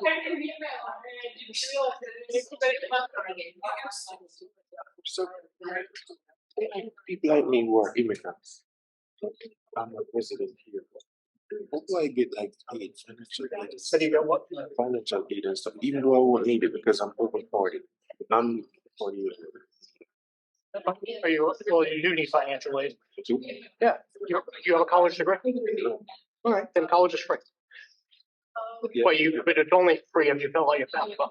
So fill out, if you go to a financial aid page, the thing, but FAFSA .gov or whatever it is. Go there, fill out your FAFSA. It's like trying to do your taxes. It's obnoxious and it's long, and welcome to the government. Where they do things that are mind-boggling. But if you did last year's taxes, it will transfer in automatically, but do check for accuracy. And then that will qualify you for free college. So you'd only be responsible for, sometimes it'll give you a book voucher too, but sometimes they'll determine that you qualify for other things. Like book vouchers, things that will help you with books and all that, but either than that will put you, yeah, you don't want to pay a bill, you don't have to fill your FAFSA. You get it for free, you get it for free. After I get accepted, I go back. You can do your FAFSA now. Yeah, that's separate from, so what you do is, when you do your FAFSA, you choose the data. What happens is once you're accepted, then they're gonna match up. So you'll be in the system, but once you're in the system, then they match you up. And they say, oh, we found Orlando, okay, we got, we have them. So they'll, when they see the acceptance, they'll be looking for your FAFSA. They get sent to the college, so yeah, do that. Yeah, do that now. But when you get home, start doing the FAFSA. Then that's that. Yeah. I don't want to pay for a bill if you don't use it. Yes, 19,000. How much is fee? How much is the fee for this school? 19. For the course? Yeah.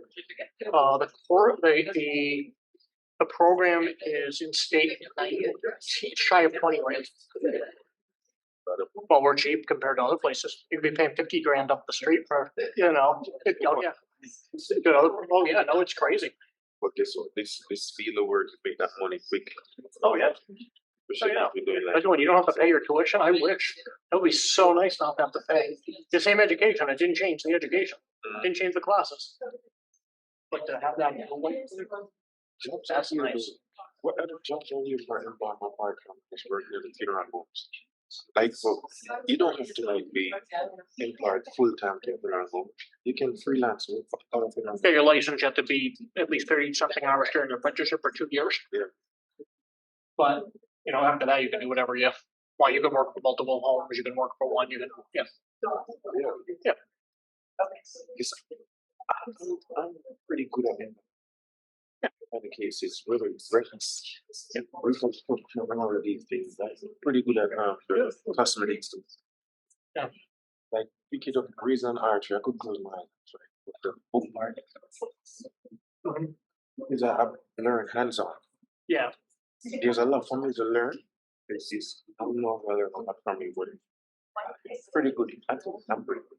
Like doing an environment, I think I maybe score 80s with my high schools. Like for real. I'm not putting my group. I've been doing it a long time. Learn from some Well, the rest of the day is dedicated towards, I mean, I'm gonna give some other things here, but actually our last piece, before we form out the last piece, you know, where we did our study and test taking.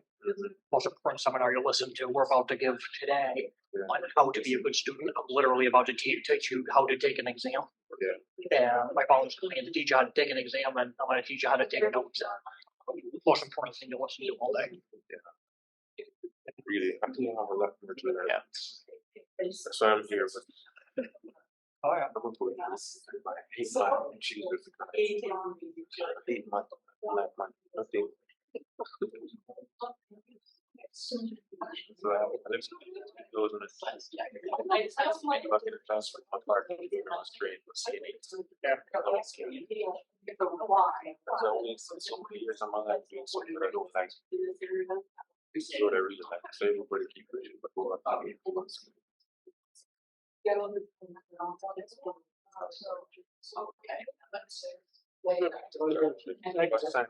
Need to get you, we just need your transcript up here. How long you been up here? Since 2018. Oh, nice, so not that long actually. What brought you all the way up here? You know, I was in Alabama, so my wife is back to yeah. Oh, okay. Okay, yeah. Try to get jobs and I don't even know what to do. So yeah, because there's no schools down in Jamaica. I don't really go down here. I think it's all on the job. Right? But Trinidad and Tobago is the same way, where we get a lot of Trinidad and Tobago students up here in the States. It's a $7. The issue that we're having is that they have Trinidad and Tobago, Bermuda, I don't know what Jamaica is, but their thing is, they go to the school, like, they'll go online, they'll do Zoom, they'll do online. Yeah. Then their sponsor in their country, the sponsor that's paying from the whole next, then paying the next one, they have to come to the residency. It'll end because now they're worried that they'll come up and they won't go back. Because they're like, I've been paying for you, you're not going up there. Because if you go, they'll pay you something, they'll pay you more than I'm paying you. Right. That's like the biggest panic. And I talked for another college completely online, and I had a lot of Trinidad and Tobago, Cuba, and I hadn't had Jamaica, I'm sure. And all of a sudden, yeah, they'd be panicking and they'd be like, Professor, it's my place, my sponsor doesn't want me to travel. And I'm like, I'm sorry, but you need to. Tell your sponsor it's part of the program. You're not going to mess it up. Yeah.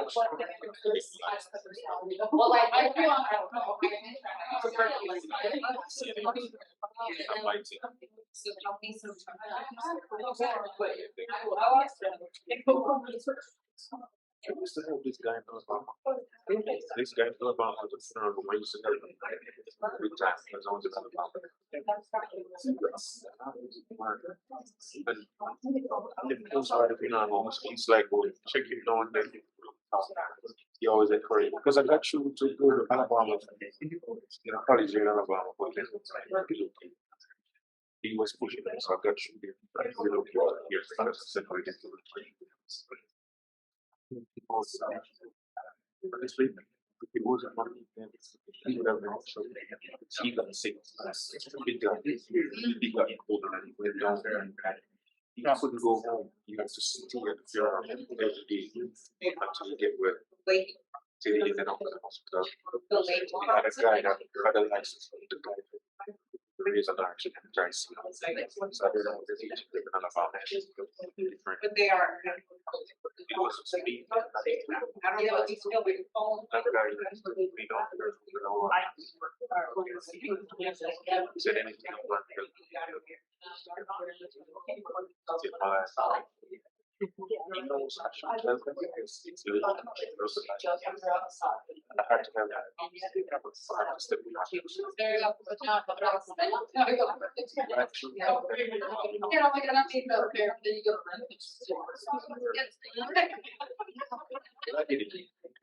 I need. Sort of Robert's Road. Learn really awesome. That's actually teach people. It becomes things like you solve something because everybody has more challenges. You may find a money to raise an archer blocked or they will go going somewhere. You gotta read 6 points somewhere and you gotta do something. It's always especially when you only find and even know that they're not in anybody, you know. Get them to drink, you know, they have fluid to get them.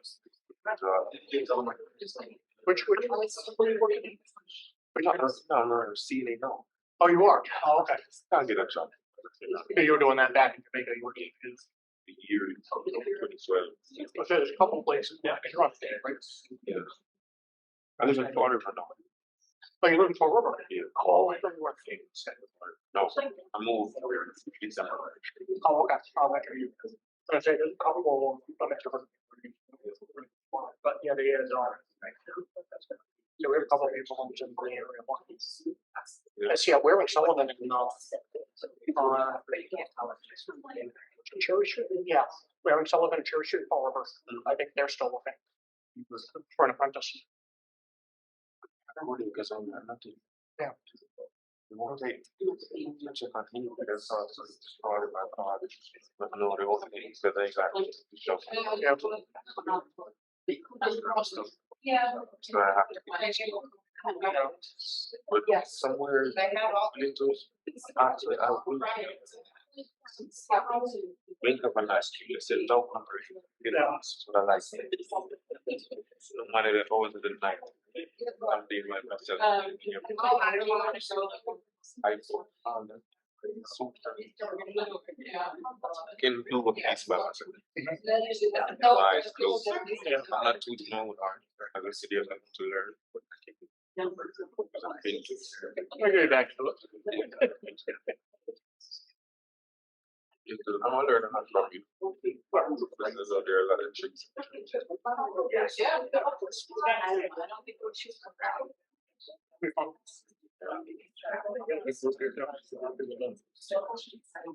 They're willing to learn and reach to that part that it's not a belief. Especially if they have to work on a deep support. Well, this is only a fraction of the group because we have some. We had 90 applicants. 90 applicants for this fall. 70 something. Already? And you're looking at what there is something about. So, yeah. Possibly. They're doing. You said what program did they get me? You said what programs are gonna get me a certification if I don't get accepted for the degree. Anything but the involvement one.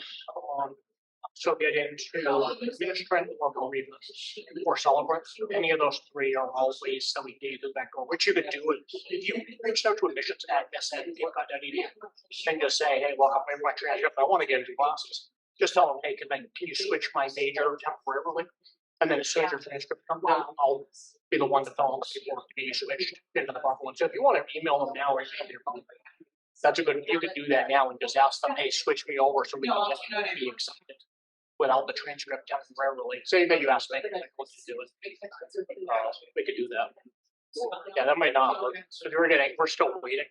We need to get you in classes. I wanna get you scheduled in classes before it gets too long. I really want to. My sister going to school tomorrow. Hopefully by something very next. They should email it. But I won't wait. I'm not going to email them. Because I really want to get out Yeah, it doesn't hurt to email. Thank you. Okay, right.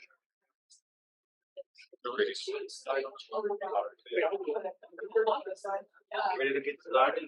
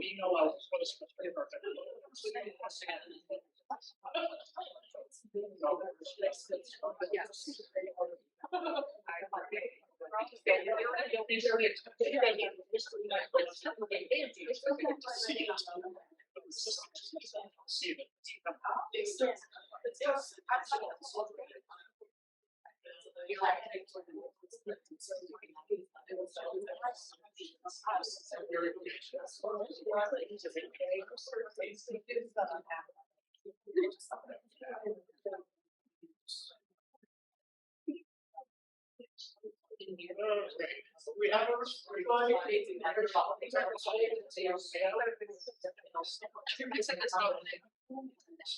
You would never.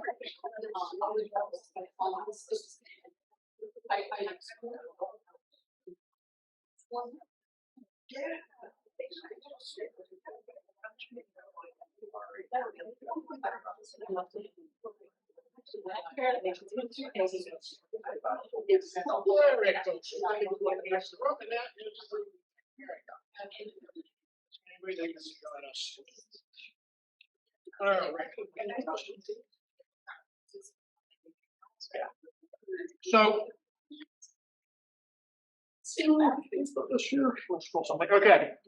So for the rest of our day, I'm going to, for the next, whatever this takes me, I'm gonna talk about what it takes to be a good college student. Basically, I'm just gonna walk, what that means is I'm gonna walk you through the systems, and I'm gonna show you how to get on Moodle, what Moodle means. I'm gonna show you, right now, I know that none of you have access to your classes unless your professor was that good, that they got your course up, but most of us go right to the last day.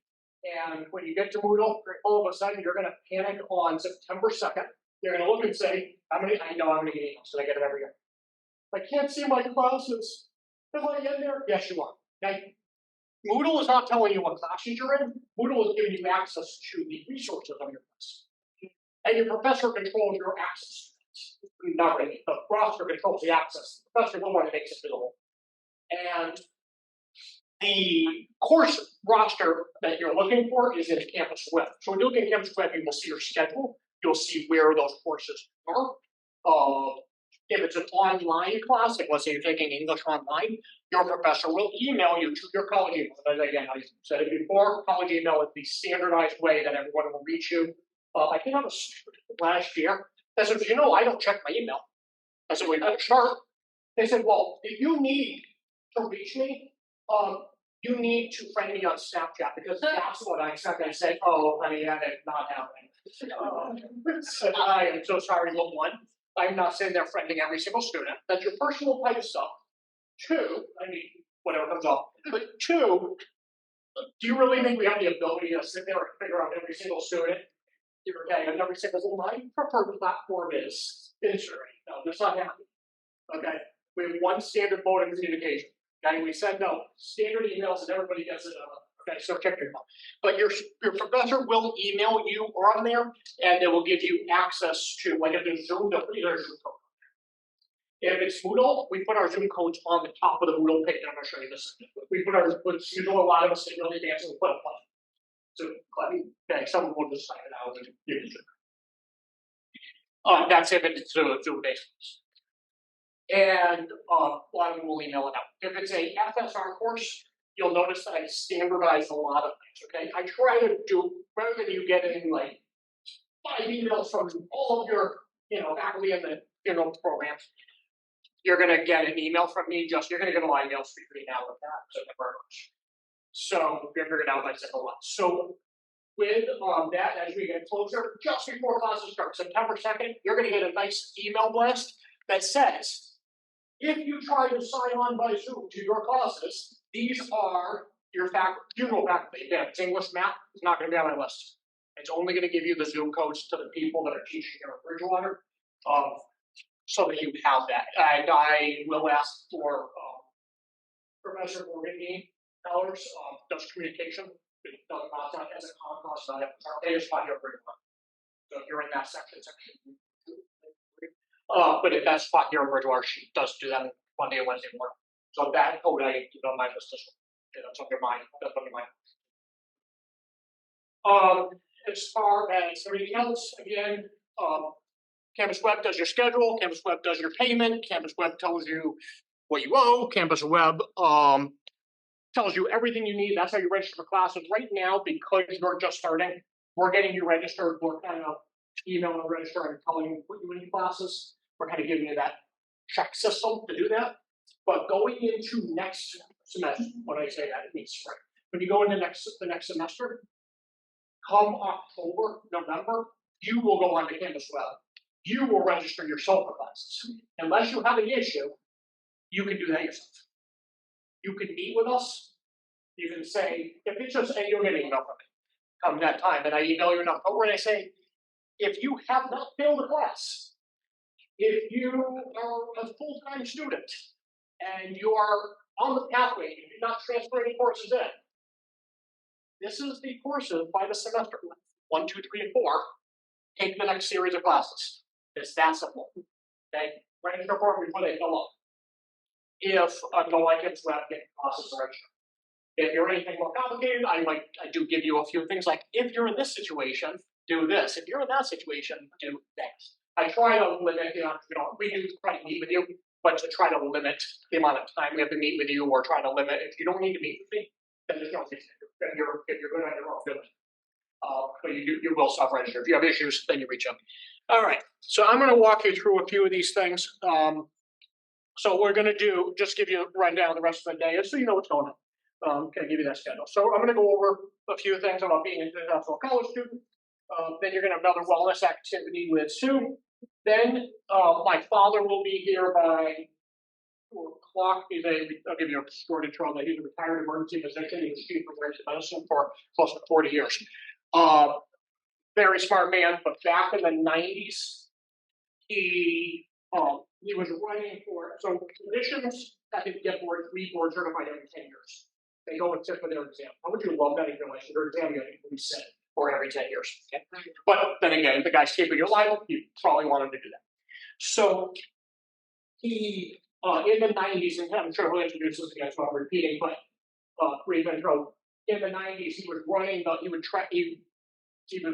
president of this and that and everything, but whatever, so he goes out and he was running a board review bus. He organized all the speakers, he did this, they fly out, stay in a hotel for a couple days, and they have speeches, so they have a emergency pediatrician speaking on emergency pediatrics.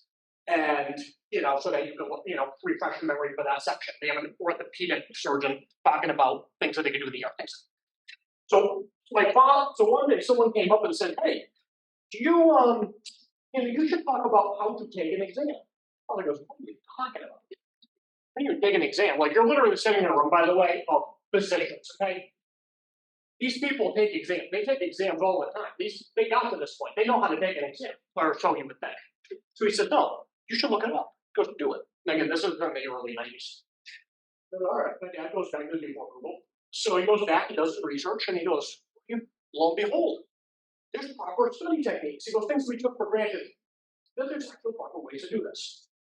So I can do that. So the next, going forward, every other year he did that. He was the center of the book in the manual, and during the lunch hour while everyone ate, my father gave a hour-long thing on how to take an exam. Talking to physicians, people you think would know how to do it. So if they need it, my point is I'm stressing how much you need it. Okay, this is the value that you, believe it or not, there's things about taking an exam that you never knew you didn't know. And then whatever time is left, I'm going to talk about note-taking, study techniques. There's things you're going to learn that you never thought about. You took it for granted that you got to this point, that you thought you knew how to take notes and you knew how to study. I'm going to teach you otherwise, okay? And then after that, you'll break out, so students will break off, parents that come will break off. Gretchen will meet with, parents, tell how they can support you, great. And students, you're going to meet separate from all of everyone else here. You'll meet with our current students that you've met. There's a lot more that have accumulated in the hallway that have arrived. So we do have a lot more current students lingering right now in the lab. So they'll meet with you. And then the last thing, we'll do the campus tour, which we'll get to. All right, so going through, I'm trying to keep myself on schedule here. So when you go to the college website, there's a thing referred to as My 4Cs. It's on the upper right-hand corner of the college website. It says My 4Cs. You click that, and it brings you to a login page. You log in using your college credentials, and it gives you access to everything. Now, before I get off the slide, because I'm going to walk you through this stuff, the help desk, this is their phone number, and then most of the time, just email them, helpdesk@capecod.edu, and they will help you with whatever the problem is. You can't get your password to work, you have a tech issue with something, help desk, okay? And 24 hours a day, they send a ticket. If it's something that can wait, the ticket will be created. You'll get that email back that the ticket's created, and they will handle it when they can get to it. If all of a sudden there's a system outage or something's really not working, they will escalate it to the in-house team, and they will try to handle it quicker. So they'll wake up the head of IT in the middle of the night if the system goes down. So if you get enough people, they'll wake them up. So do that. But if there's another email that's not on this slide, called use your college email. I think it's Student Moodle Help or Moodle Student Help or something like that. Start typing Moodle into your email, and then things will come up. There's a faculty one and there's a student one. If it has to do with Moodle, use that. Don't use the help desk. Help desk isn't going to help you. They're just going to tell you to call the Moodle. Use the Moodle team. Okay. The Moodle team is people in the distance education office, and it's a few faculty members that have, especially they get paid extra in the college to do this, and they're on this. So when that email goes out, it goes to all of them. And then whoever can get to it first, they have backdoor access. They can log in as you. They can find the issue, and they can try to help you fix it. So there's a few select faculty in the college that can access your stuff. They can access every course of every professor, and they can do whatever, and they can try to help you and figure out where your issue is, why you couldn't upload a document, why something was down. Again, besides the part of I don't see my class on September 2nd, just wait until the class is about to start on September 3rd, because your professor may be working to the last minute to make sure their stuff is up to date. Okay, so that does happen. All right, but I'm going to walk into, and then let me failure. So we're gonna go. Oops. Anyway, there we go. Okay.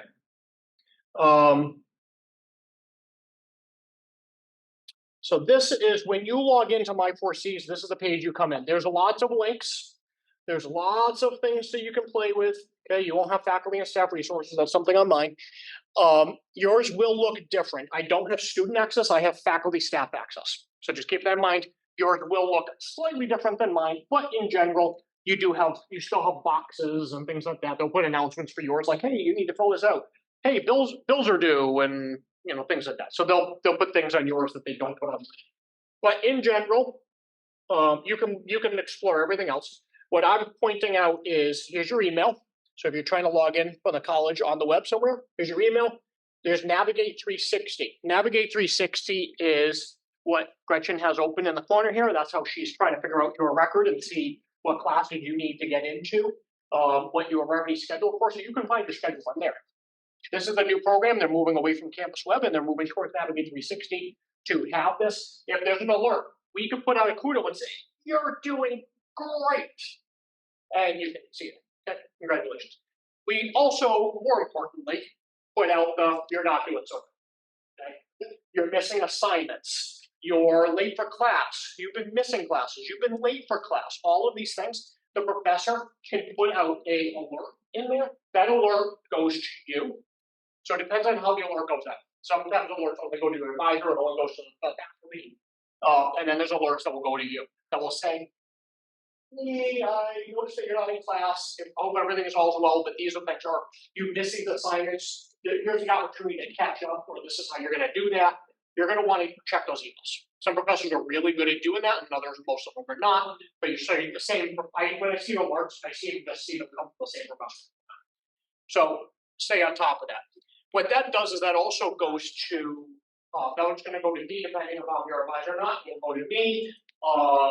And it'll go to your advisor. And what it does is give us the opportunity to say, hey, I've noticed that you're having trouble in Professor Barry's English class. He's really good at sending these. So, okay, Bill Barry will send these things constantly. How you haven't done this work. But that opens the door because now I'm going to look on there and say, so how well was your other? I know that I'm not going to look at another one of you and say, so how was your class today? How was your class today? I don't have time for that. But if I get the alert, I can now check in with you, isolated, check in with you and say, how are things going?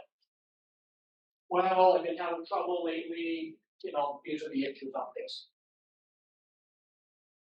I've been sleeping on friends' couches. I haven't had food in a week. Classes are not the least. Hey, Sue. Yeah. We have a student here that needs your help. Okay, so it gives me the opportunity, and there's certain alerts that now I can put an alert in. Then what?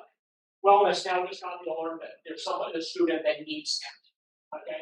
So give us that opportunity to reach out. Be honest. Okay. I'm not going to tell anybody else what's going on in your life. That's not my business. But I'm going to give you the resources that you need. Okay. But I can also find out you're saying, yeah, I'm just not understanding. I didn't pay attention to your notation, the test taking lecture, and I'm not really doing well right now. I need some help. Give me the opportunity. Okay, I'm about to give you a lecture on this stuff. I can do this any day of the week. I can tell you how to do it. Okay, and I'm going to show it to Steve. If I don't have base. But I can find out the other classes you're also not doing.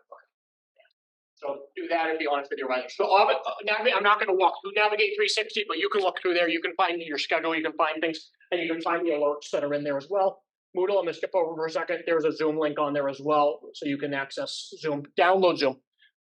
Zoom is much more stable when you download it to your computer than it is trying to go through a web link. If you click links, it sometimes not as stable. Maybe why this isn't working because we're working to the web version. That might be part of this as well. When you download the BSU computer, so it's not. And when you log into mine, because it was overriding. If you saw the thing that said Bridge W, it would override it when the game on it.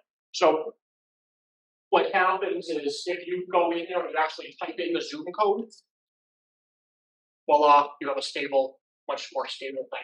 A lot of us have multiple ways to get in. So like my Zoom code, I may have been one of the first users of Zoom in this college. And I used it before I was here too. So I may have had access to Zoom before they locked things down administratively, and I may have been able to change my Zoom code to something really cool. So my numbers are actually sequential. 999 0 2 3 4 5 6 7.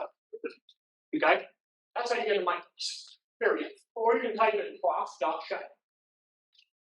So you can put in the name. You know, sometimes we'll give you and we'll say there's no way in it. You can type, you know, prof.shay or something. You can get in my class. So different ways if you can't remember sequential numbers.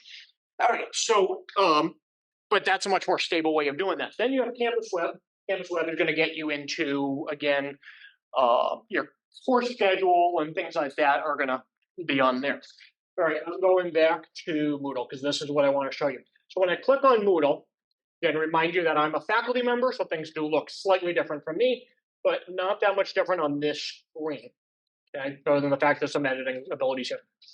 So here's my clinical, here's the department shell, which you guys don't have access to yet, but you will because I'm going to, once the semester is about to start, I will send the full roster once I know everyone that's in it to them to have everyone manually entered. So that will work. All right. I think we did link it to some classes, so you might get access if you're in those classes. I have to double check. All right. So you can scroll through. Now, there's ways to start classes. So if you have old classes, you don't want them to start your current classes. You can find them easier. You can play with all of that, make it organized. But I'm going to skip ahead because I already clicked my sanitary science class, and I put myself into student mode so that you would see things in student mode. Okay, so here's my sanitary science class. Okay, in student mode. So this is what you're seeing. I can click that. That's going to bring you right to my Zoom course. Okay, if you have access.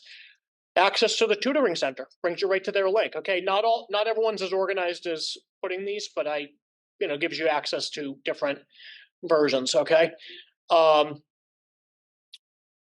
Syllabus Dropbox. What this means is you click the syllabus, it brings you up. This will bring you up last semester's syllabus for this course. It's a PDF. You read it, download it, save it. It's going to tell you everything that you need in that class. The syllabus tells you all the policies. It tells you the assignment, what we're going to do in lecture today. If there's a lab, what we're going to do in lecture, and then what we're going to do in lab. It's going to tell you what the due dates are for this. What else do we have to do outside the classroom? Okay, we're very organized. Again, every professor is different. When it's in this department, it's the same syllabus organized for every class. We have consistency in this department for a reason. So they're all going to look the same. And then you can, it will also tell you office hours. For the most part, yes, we have to have office hours. We tell you, here's my hours. Honestly, I'm always around. So you email me and just say, hey, I need to meet with you. Let's schedule a time that's convenient.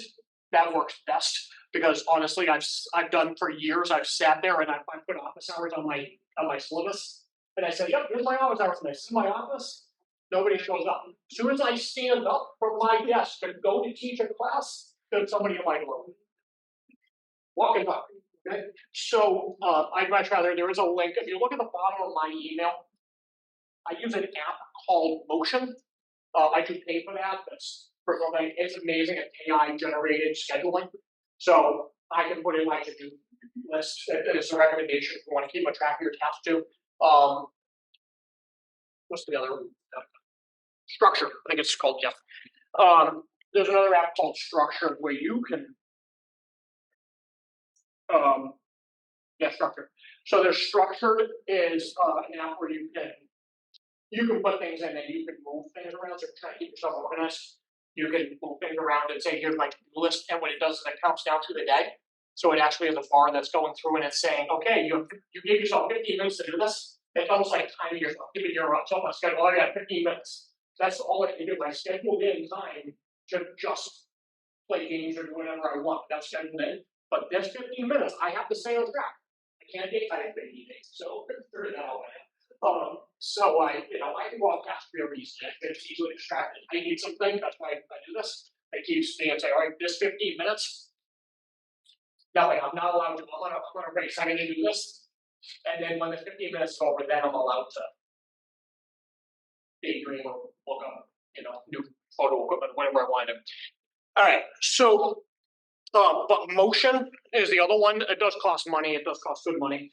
But motion, if I schedule something, all my to-do stuff is in there, and I said it due by this date, and I said you can break it up over time. What it does is if you say, I have a assignment I need to do. I need to write a report. It's gonna take me 3 hours to write this research paper. Like I did your research paper, once 3 hours at least. But, this is gonna give me about 3 hours to write this research paper. And I can break this up over sessions, but it's due by the end of next week. Now, it's maybe due in 2 weeks, but the end of this week is the due date. So that way I know I have a week to edit and proofread and all of that. You can tell it and it will break it up and it will schedule it. So now if you put in actual things that you need to do, it will start bumping around your to-do list and it gets it where it is. Okay. So if you look at the bottom of my email, there is 2 links. One that says schedule an appointment with Professor Shea in person. And it will have that means me in my office, or we put in the commentary and meet you somewhere else in the classroom. And then there's one person. What that's doing is you're tapping into my calendar on my phone, and you're finding a time slot that you need to meet with me. Okay, don't meet with me for nothing. If there's something you should ask a question, please just send me an email. Okay, don't require a meeting, but just send me an email. It's a lot easier. But if you actually need to meet with me, then that's fine. Just find a schedule. You don't have to worry about hey, I need to meet with you. I get a notification that you scheduled a meeting with me at an available time. There may be times where I'm there was something that I was just scheduling at the same time you were. I'll just let you know when we can call it. Okay. But I do get notified. I had someone that scheduled a meeting with me tomorrow. I just saw the email, saw the email yesterday. So that's all on there. So here's your syllabus. Tells you everything you need to do. That on the bottom of every single funeral syllabus, there is a signature area. You need to sign saying that you've read the syllabus and that you acknowledge that you have the syllabus, it's in your possession, and that you now I don't need the whole syllabus. I see that page. Just take that page, scan, upload, take a picture, whatever, and then put it in the Dropbox. Dropbox is a way that you submit reports to your classes, to your professors, all of that. So then you would submit that via the Dropbox. This is a accreditation requirement I could care less. They submit them, to be honest. It's a requirement of the ABSA. When they come in, our accreditor asks and says, how do you know that your students read this? I don't know if they read it when they signed saying they read it. But it also comes down to when you say, well, I didn't know that was due. Just sign something saying that you read the syllabus. You knew the policy. It was on the syllabus. Okay, so it does help us too. All right. So going through, so that's going to be on every one of your funeral classes. Proctor Free, again, you do need to download that if you're not doing the classroom on paper, you do need to do that, download it. There, your professors will put sometimes a practice exam on there. It won't count for anything. It will have no value. But what it will do is it will go on there and say, I got it. Yes, no, true, false, right? But what it will do is that gives you a way to test to make sure you got it. What you need to make sure is key things, because I know these are going to be something I'm going to get about a weekend. I'm going to get some of you that are going to say, I'm panicking, I'm trying to get in my exam, I only have the first 15 minutes of my class to take the quiz, and I can't get on. Key things, make sure there's enough light on your face. It is using facial recognition. The first time you use it, the first time you log in, make sure you're in a well-lit room. I don't care what room, just make sure it's a well-lit room. Because it's reading your face. It's taking an image and it's memorizing it. It's data points. Now, when it takes those data points, every sequential time that you go to log in and take a quiz, dark room, light room, whatever, it's using that. And if it doesn't have good data, it's never going to work. You have a bad image initially, you set yourself up. If you do that, use their troubleshooting and they will erase the original image and then you can redo it. But it's making sure that the person that did their quiz on the first day is the same person that 2 years later is still doing their students. So we know that it's you and not your mother doing this. The other thing is, again, make sure the light is very well. If you're having trouble, just get lights that's going to be your issue. One thing is lights. Again, make sure it's a quiet environment and all of that.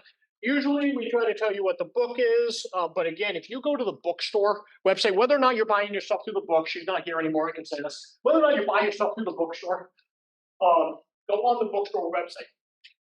Okay, Debbie keeps every one of our books. You know exactly what it is. When you go in, put your course code in there. FSR 128, Social Foundations. When you put that in there, it's going to bring up all of the required books and all the recommended books. Recommended or not required, but they're going to help you with your education. You can afford that business. If you are required, you need it.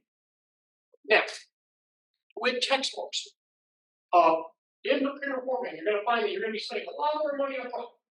But some of those books are used for 3 or 4 classes. So hold on. Do not rent a funeral book. Rent your English book, rent your math book, I don't really care. But your funeral books, purchase them because you're going to be using them for multiple classes and you're going to have to rent it every semester. So you'll spend a lot more money doing that. But we do try to save money. So as you get to the end, you're going to realize you still buy books. But you're going to realize that there's versus that. They have an additional book when you look sports at 3 books. That we already have 2 of them for requirements. We just spread that book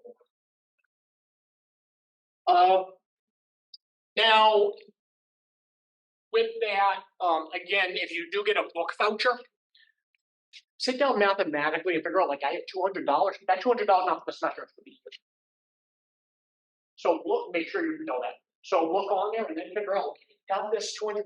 What books can I only get to the bookstore? But usually that's like the new books that you can get at a better value.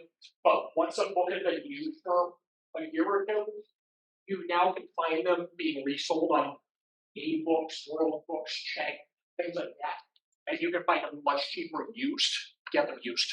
But now you can mathematically figure out which more value that I get from our bookstore on that voucher and which one's not. And again, that's a financial aid thing. If you qualify. All right, depend. This is my Moodle shell, so depends. Every professor is going to set things up differently, but I did put for this class specifically, this is a 3rd semester course, 25% of that course overall score goes to your case studies, 30% to your weekly quizzes. Every class you start 15 minutes of my class, you start with a quiz, we end with lecture.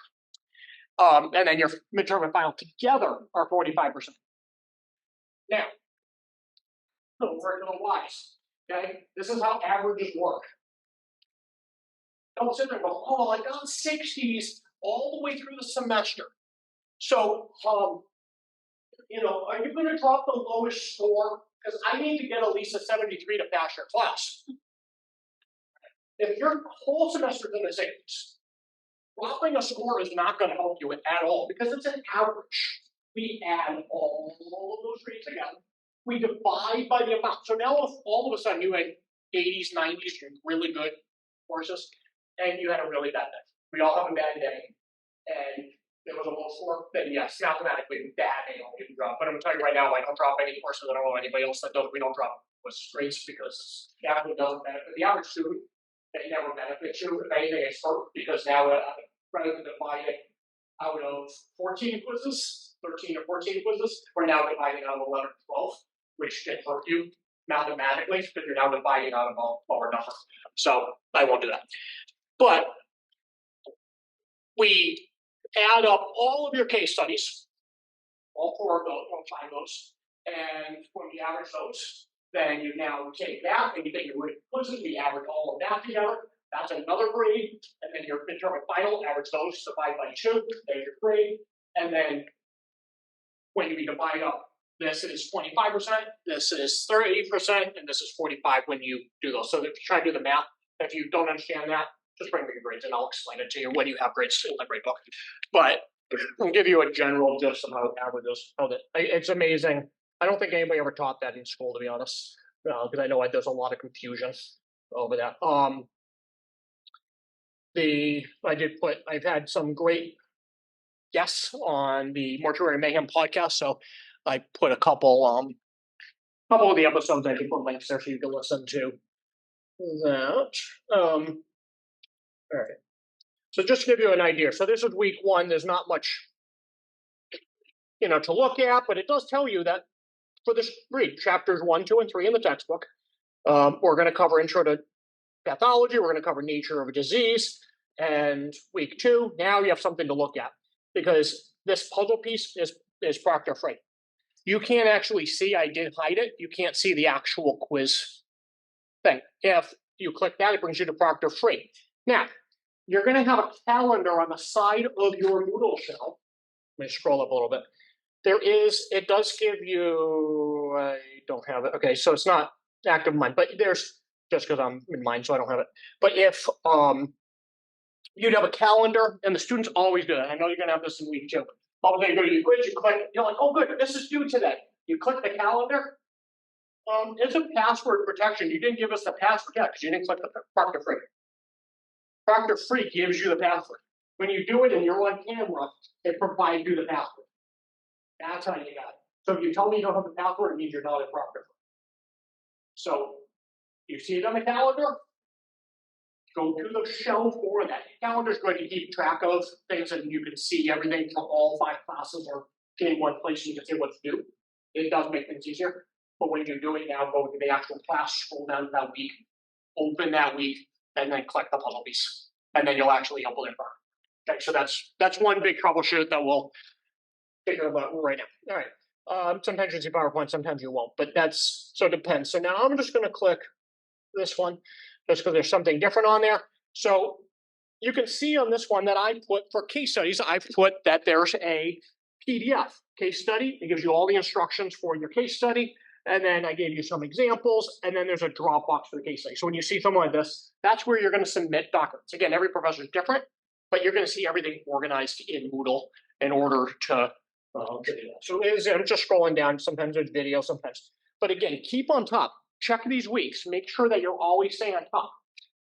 And I recommend schedule days in. So even if you're not doing it online, if you're doing an online class, you should be checking that course for anything that could change.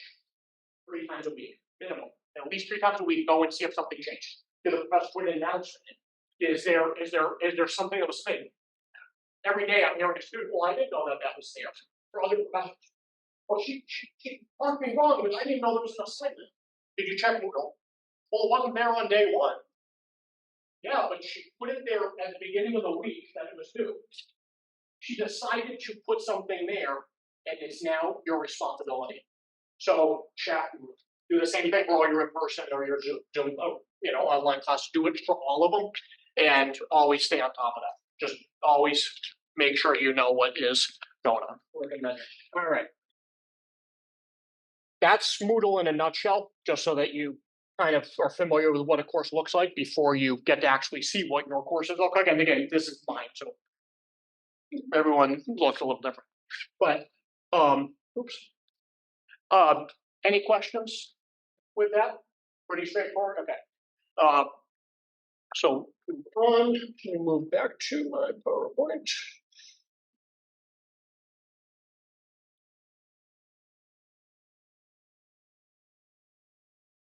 And again, no questions will come up. Again, reach out to your professor. Look through it, and if you don't see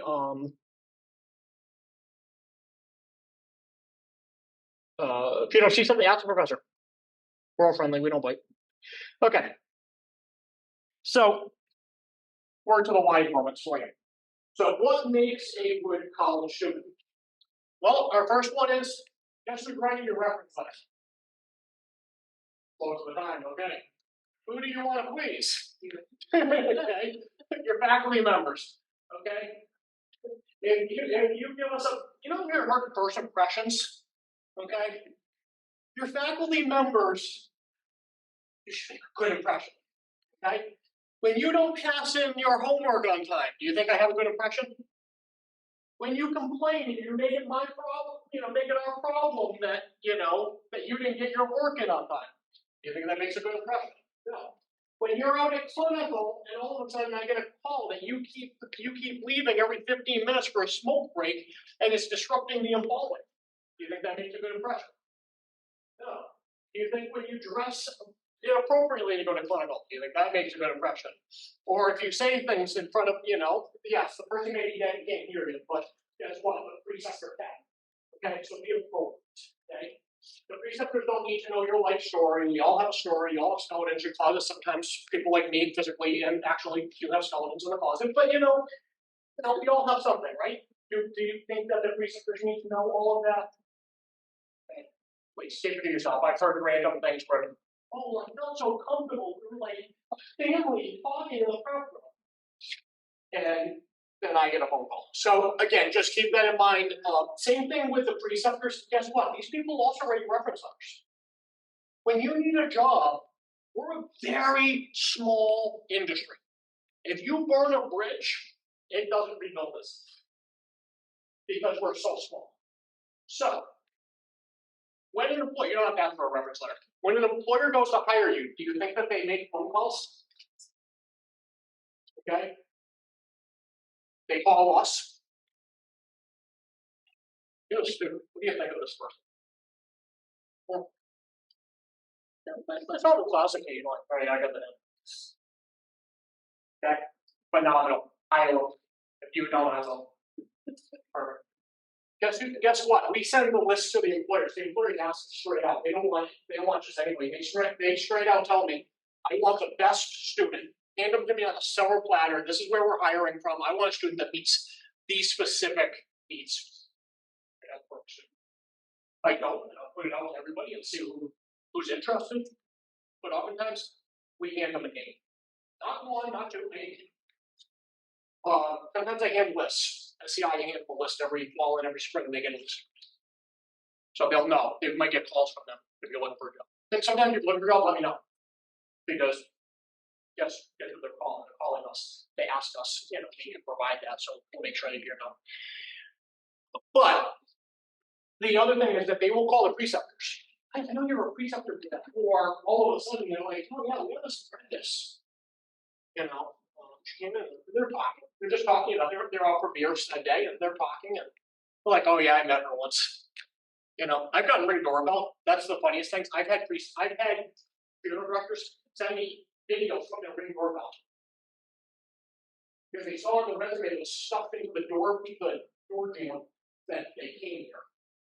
And they're like, what's wrong with this student? What's wrong with them? But like, here's the Ring doorbell. The person's like wandering around. They don't know what door to go to, or they wonder. So look professional. You never know. Even the camera's watching it. If I get set the doorbells videos, it's hilarious. But again, reference letters are very important. Engaging in the class is very important as well. Again, don't be annoying, don't get nervous, but be part of it. Okay. One thing I can tell you as a student is slow down.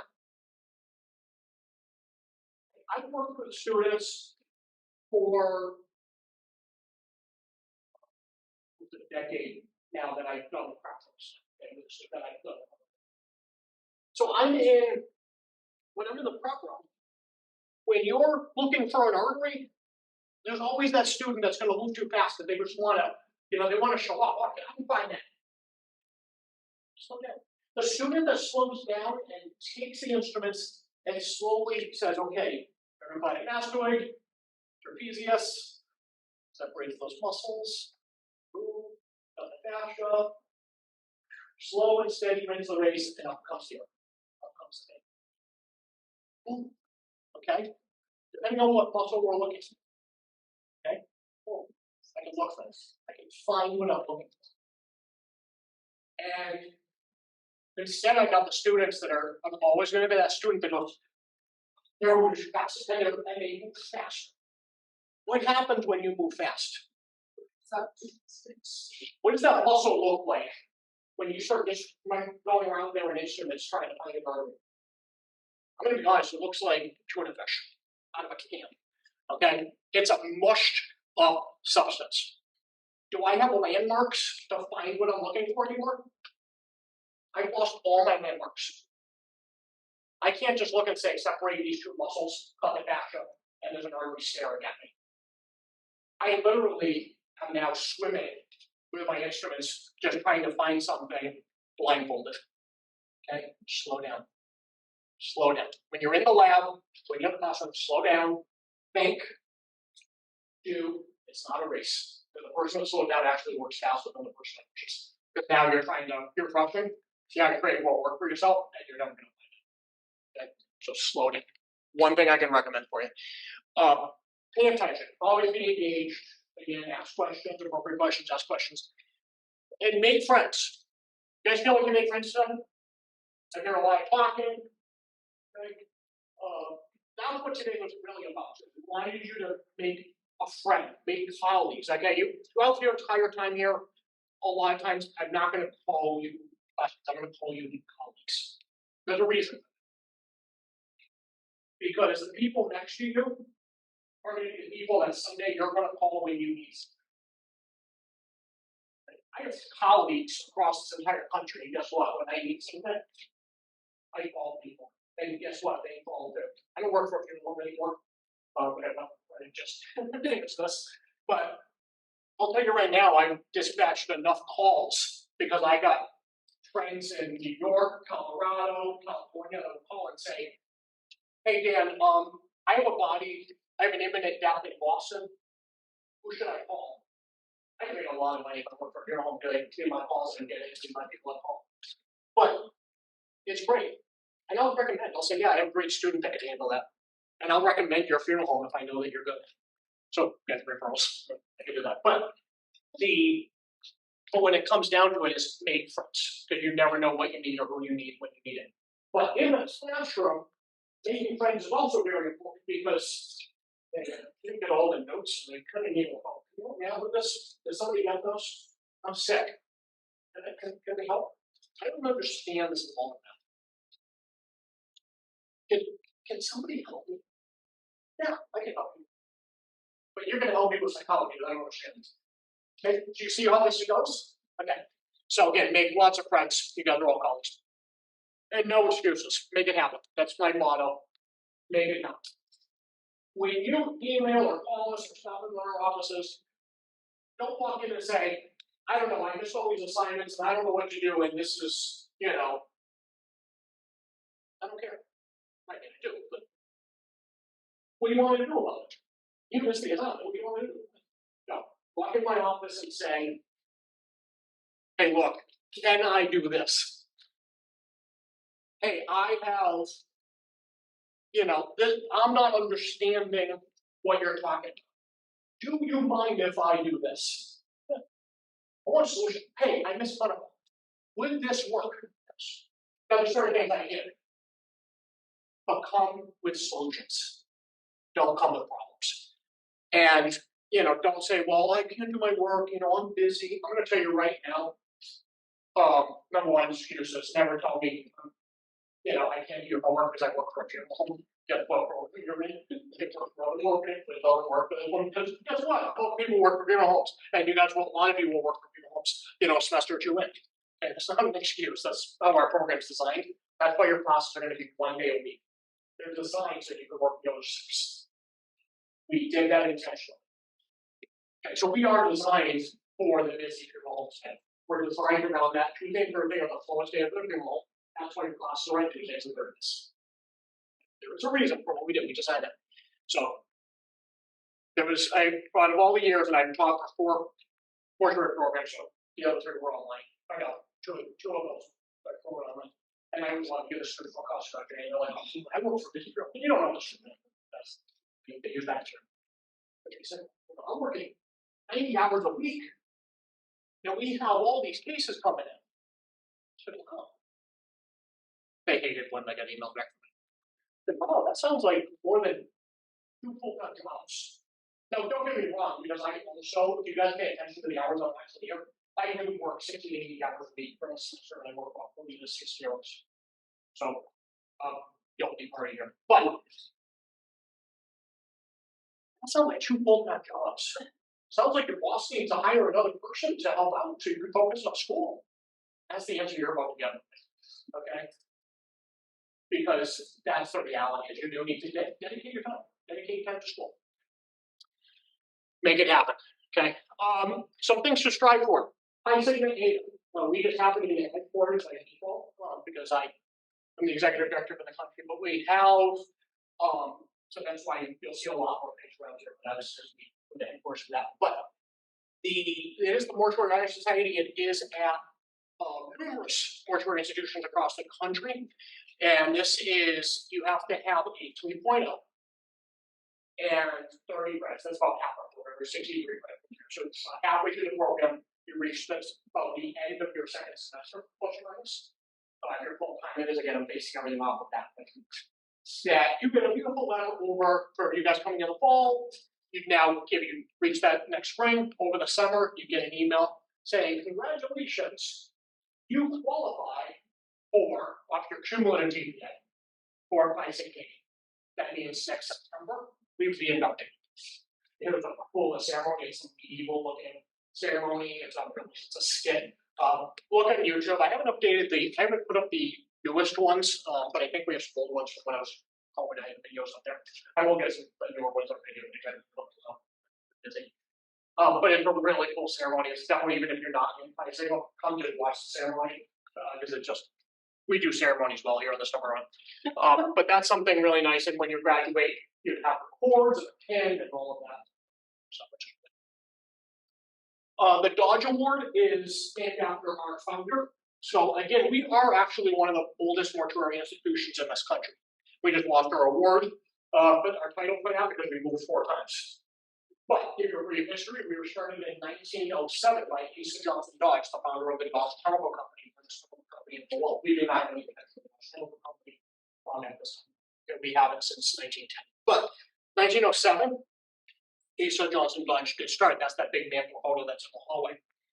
Okay, the next photo over is him in West Roxbury with his professors and students on the outside of the house at the school. 1910 became an actual school institution, and at some point, I'm not sure the date, we moved to Kenmore Square. So the building with the signal sign, the famous signal sign that sits in Boston next to the stadium, that was our building. The first floor of the chemical company, the second and third floor of that famous building was actually the school. And the photos are in the hallway. And in 1989, we moved to Melbourne College. And in 2018, when Melbourne closed, nothing to do with the program. We're doing the best we've ever done. But we're like small colleges can't survive without endowments. And here we are. So we came here. We've been here ever since. But back to my story. So Dodge Award is the name of our founder, and this goes to the student that's outstanding. Usually, this goes to a graduating student. We give it out at the graduate pinning ceremony. We have our own things for history. That's the name that usually at that point everyone's going to think it's going to be so and so, because everyone knows. Everyone knows it. Sometimes there's a debate, but for the most part, everyone knows who that student is that stands out among those. And there's a plaque in the hallway. It's an honor to be on that plaque. Then the next plaque over is the Maria Adriano Award. Maria is so alive, but it is in her honor. She does help us. You will meet her during your restorative art class. She does help us. She is a retired dean. She's a professor at University of Malaya. She followed us down here, and she helps specifically. I teach that class, so she helps with the armatures, the wax heads. I know they're not boxes right now, so you don't see them, but those wax you do in that class. She's a sculptor, and she's a DLA school. We just thought it would be nice to honor her and have that plaque. She could give the award. And then there's an additional award that's not on here. That's a Pinnacle Award for excellence. That's a new award we just added it this May. No, we just added that because we had a class, so we needed that extra award. This award will not be normally given. This is a rare occasion. So something, if you are that outstanding, that's something to really strive for. That you got the award that's only given in a very rare occasion. So congratulations to any of you that if you ever get that.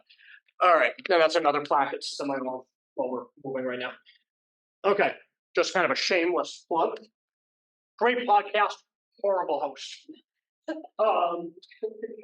So we have, if you haven't checked this out, if you haven't, who here has listened to or heard of Mortuary Mayhem so far? Sweet. Who came here because of Mortuary Mayhem? Well, all right.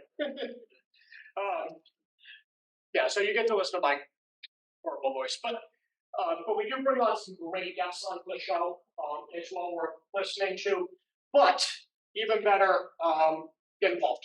Okay, we'd love to have you guys record, do interviews, interview other people, speak on topics, whatever you want. I want you guys to get involved. I'm going to get busy because I've been asked to.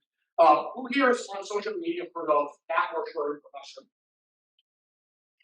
All of you, okay. So Faith Howe is a really good friend of mine. Excellent, amazing friend of mine. She's an amazing person. And she's actually, she was like outside one of our reps, she's strange, listen to that as well, but it's amazing. Really good friend of mine, but I was just asked to co-host a podcast with her, starting in September as well, so waiting on details on that. But that'll be through Continuing Vision. There's a company called Continuing Vision for Continuing Vision, so they asked me to jump on that. All right, so, but if you haven't listened to Merchant Mayhem, so the website is merchantmayhem.com, and listen, it's on all your platforms.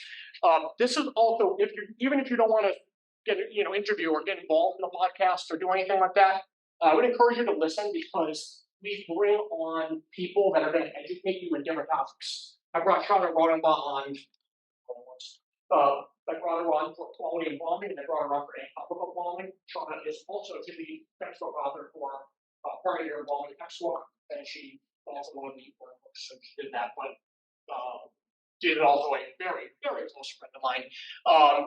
And so I brought her on. She was my first episode, so I was kind of my best friends on, the first episode. So I brought Shauna on. But same things like that. Right now, you people are in anatomical embalming outside the classroom.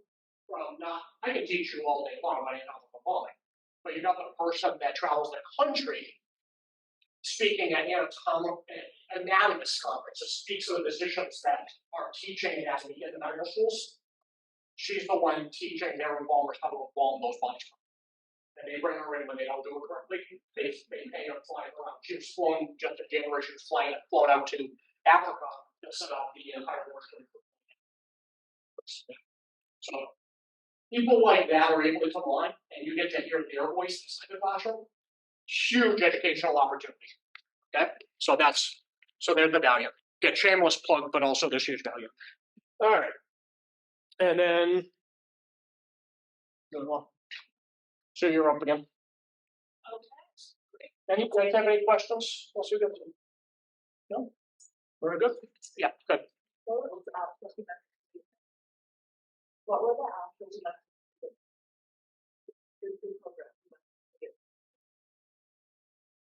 Ocean and what was the other one? Ocean and Shark. Ocean and Shark. Well, Sue does this too. Actually, I just remembered a question. How many of you are in a certificate program? How many of you are in the associates? Okay, next question. Did any of you enroll in the embalming certificate, administrative certificate, bereavement certificate, or celebrant certificate?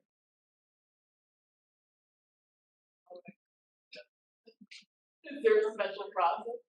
Yeah, when you apply to the college, you applied either to the Associates in Funeral Service or the certificate in whatever.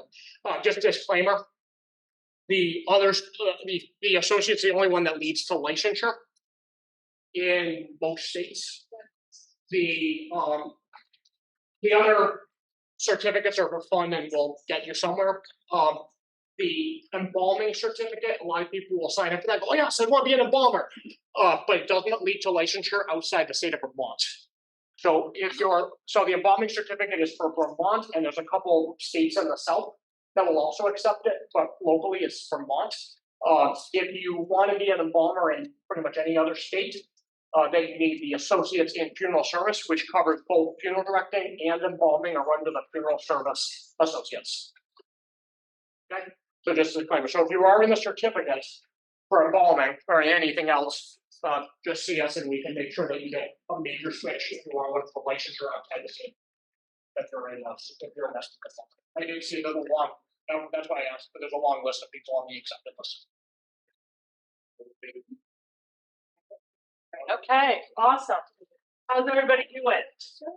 After a nice pizza lunch? Feeling okay? All right, so now we're just gonna move into after talking about your own wellness wheel, right? And how you're doing. Moving into resiliency skills and building resilience. What is that about? What is resilience? Yeah. How you respond to a setback? Yeah, how you respond to a setback, right? Whether that's positive or negative. So building resilience is the ability to respond positively to setbacks. right? So when you're getting stressed and overwhelmed, what are your go-to coping mechanisms and strategies that you use? And it's important to have kind of a wide range, right? Strategies that you can use right in the moment, as well as strategies that might be more effective over time. So like, for example, if you are taking a big exam and you're very stressed about it, and you're sitting there and like we talked about before, the stress is feeling overwhelming, your amygdala is going crazy, right? So your prefrontal cortex is not able to concentrate. What do you do in that moment to help you refocus? Does anybody have any strategy? Yeah. For me, it's like something cold. Okay, great. Take a breath, take a bottle. Because that temperature, right, brings that anxiety right down. Wonderful. Do you have anything else? No? Okay, yes. For me, like I'll listen to music. Listen to music. Or even like there's some motivational like podcasts that are like really short, like affirmational stuff. Yes. That's awesome. And that's probably a little bit more like long term, but right in that moment when you're thinking, since you're someone who does that, do you think about a song or maybe like a motivational phrase or something like that, so that in that moment that helps you to recenter? Great, thank you. Yeah, for me, I use breathing a lot. Breathing really works. Does anybody else use a breathing technique? Yeah, I just find that when I'm feeling really stressed in the moment, I will take a time to do a breath, and it really does center me again. And I find too, these are very individual techniques. Everybody has to figure out what works for you. But once you do, it can be like a key, right? A light bulb turning on for you. And the more you practice it, the more it can work for you. So this is when we're talking about your own sources of strength. And oh, wait a minute, hold on. We got to get to we already did this. So this is our sources of strength wheel. And when you are creating kind of your own wellness goals or your own plan, right, and thinking about your wheel and how you scored in each dimension. And maybe there's an area that you want to focus on that you didn't feel as strong in. What are going to be your sources of strength that you can define for yourself that is going to work for you to help you in those times of stress or to help you build better habits, develop those habits, more, okay? So in the sources of strength wheel, it talks about these different sources of strength. Okay, so family support, positive friends, mentors, healthy activities. Tell me some of the healthy activities you already do. Listening to music, very positive. What else do people do that are healthy activities that help you? Yes. Swim. Excellent. Take a walk. Barefoot. Taking a walk barefoot. Push your ground. Yes, I love that. Yes. Nothing like for me walking with a foot on the beach. And feeling the earth. Yeah, that's wonderful. Other thoughts? Anything from this side?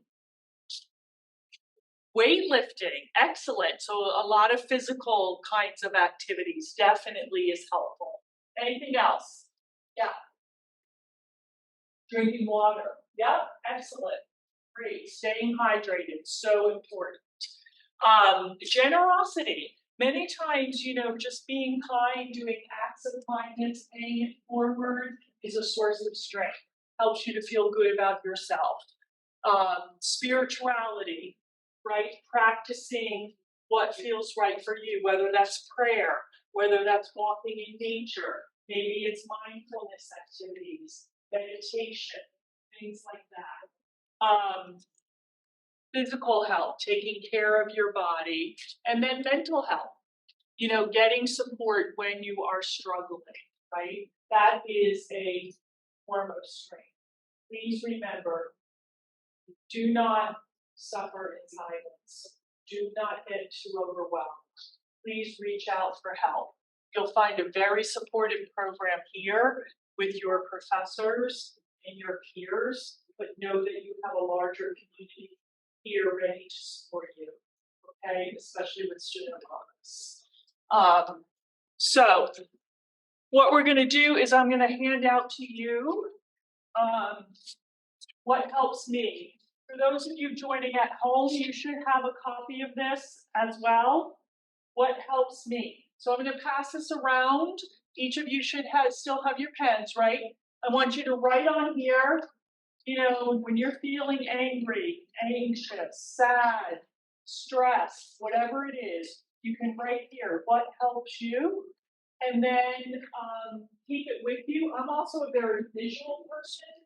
I don't know if others are. I keep a lot of visual things in front of me, in my mirror at home, on my bulletin board at work. Let me just take one and pass it and say here. So what I'm asking is to take a moment and think about what helps you. What are your sources of strength? And write that down. And then maybe you would take it home with you. If we have any artists in the room, you can draw on it, you know, add to it, make it prettier, and maybe keep it in front of you to help. So I'm gonna give you a few moments for that. And while you do that, I'm gonna hand out little stickers that are the sources of strength wheel to always remind you.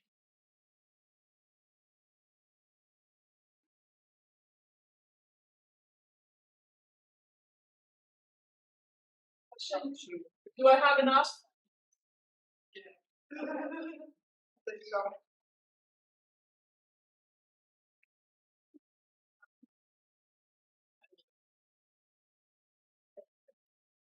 Did everybody get one?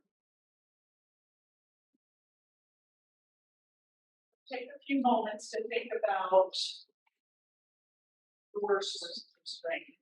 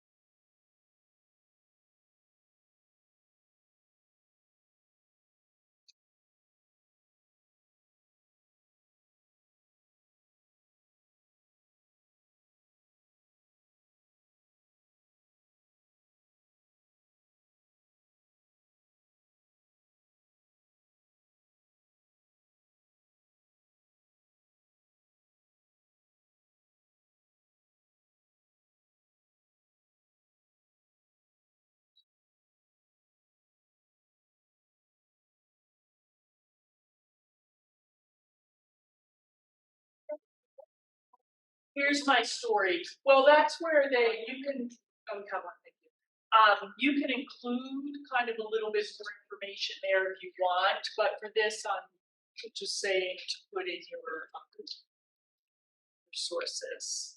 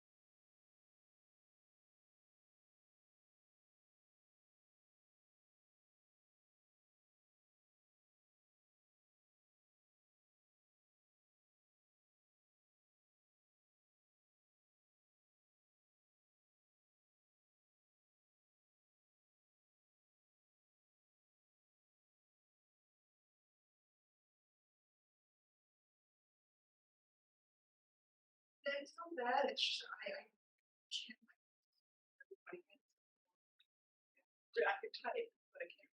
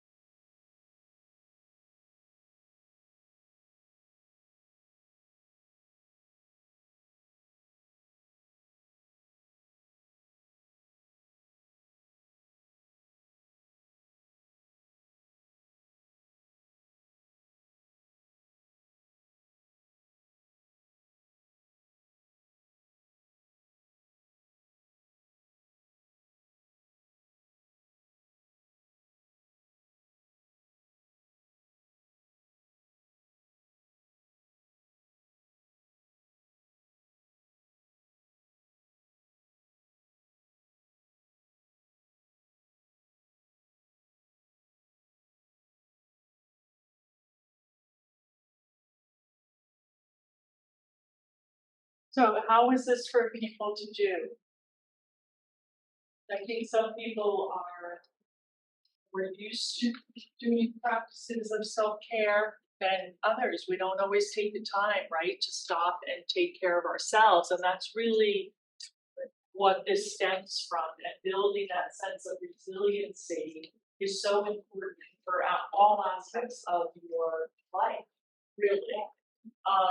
Does anybody want to share what their sources of strength are? Because sometimes it would be really helpful for others to hear what works for each other. Yes. So I know for a lot of people, there's been a lot of benefits. Some things like meditation and mindfulness. Yeah. Wow, I just recognize that's really helpful for a lot of people. Personally, I'm a spiraler. Okay. If I think too hard about something, it gets worse for me. Mm-hmm. So my place of support comes from my social network. Mm-hmm. So if I'm feeling like I'm overwhelmed, overstimulated, angry, and it's getting worse when I think about it too hard, first place I go is video games with my friends. Because depending on the game I play, that could be an outlet. Working with friends helps surround me. It's safe and sane in the world right now, even if it's not really safe and sane in my head. Yes. And I think that is more helpful for me than giving more control. Yes, wonderful. Thank you. And again, that just speaks to how individual this is, right? What works for some doesn't work for others. So that's wonderful. Thank you. And so, finding that positive friends, right? That supportive community kind of to help you. That's wonderful. Anyone else? Yes. How was it established? So my roots of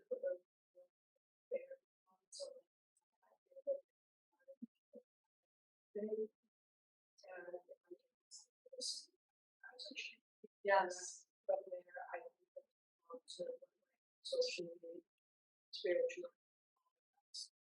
That's kind of how it's wonderful. Yeah, thank you. I don't know if everybody heard that, but she was talking about her self-care as a tree, and her roots are her basic needs. So, being psychology minded, I think of Maslow's hierarchy of needs. I don't know if you're familiar with that or not, but Maslow talks about, right, basic needs, most important, right? As you've got to have your basic needs met before you can start to move up in your self-care, for sure. So do I have enough food? Do I have a roof over my head? Do I have enough water to drink? Clothes on my back, etc. So thank you for that. And I love your analogy of the tree, your roots. That's really nice. And just remember, our case manager is all about basic needs. So if anyone is struggling in any area of your basic needs, please reach out to Student Wellness. Okay, thank you. Anyone else want to share? Yeah. I wrote that I like to do like drawing and painting, just like expression. The big thing I wrote was my dog, actually.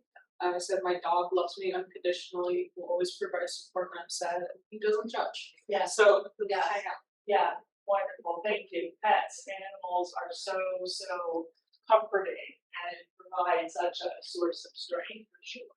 Yes. Yeah. Anyone else? Okay, well, thank you for sharing and thinking about, thinking about this, because I don't think we always take the time to think about it. And it's very important to build healthy habits and grow healthy habits and take care of yourselves, especially because you'll be giving so much of yourself to families, right? So when you walk into a room with a grieving family, you don't want to be so stressed out, your cup overflow, right? You want to be able to be present for them. I just got rid of that. Yeah. I just wanted to tell somebody that why I'm just getting up and walking away. Yeah, of course. Yes, absolutely. Okay, so I also have for you some books. Cultivating Resilience. Okay, so you all take these books. Hopefully you will use them and they will be helpful to you.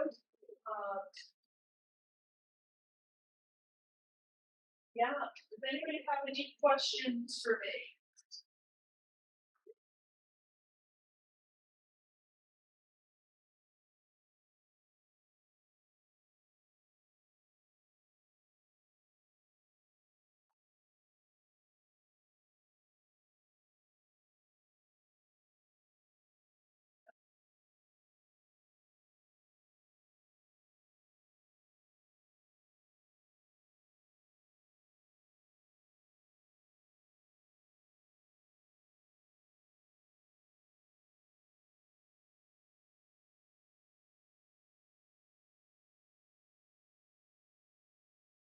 It's a long day for you today. You're getting a lot of information. You're welcome.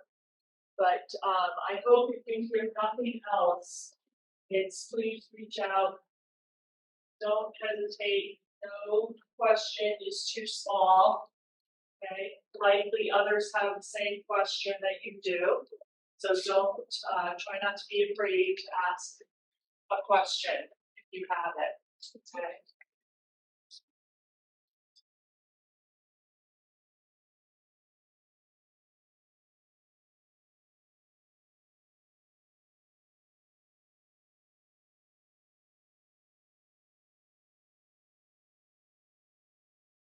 Did I miss anyone?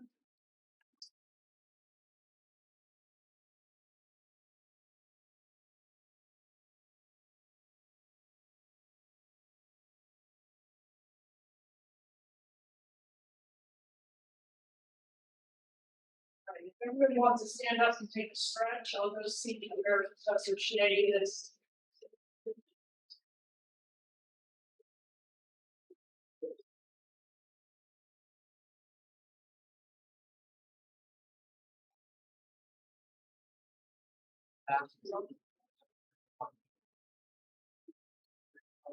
Also, I'm gonna be packing up my student wellness items, so please feel free to take whatever you would like to take before I pack it up. I prefer not to haul it back to the office. Help yourself.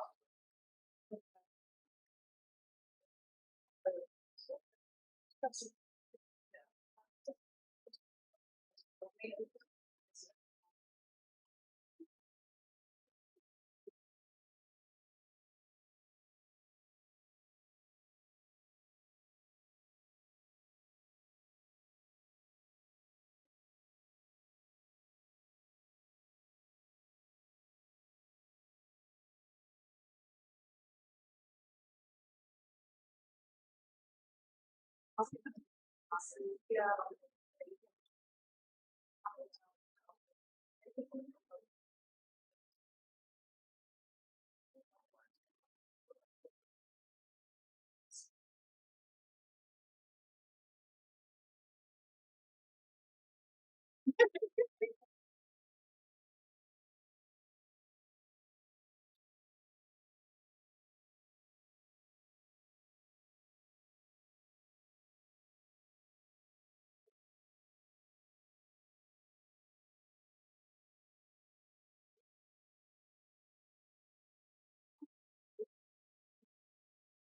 You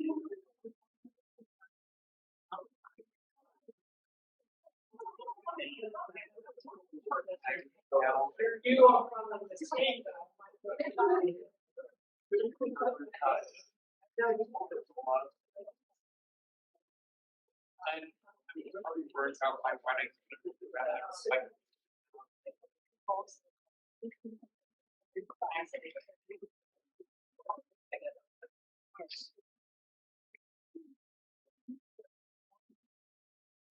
All right, folks.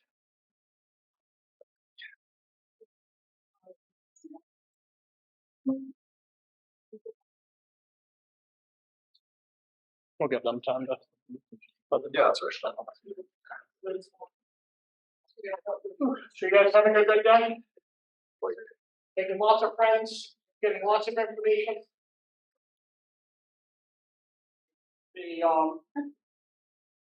So our next up, you couldn't figure out from the name, there may be some blood relation here.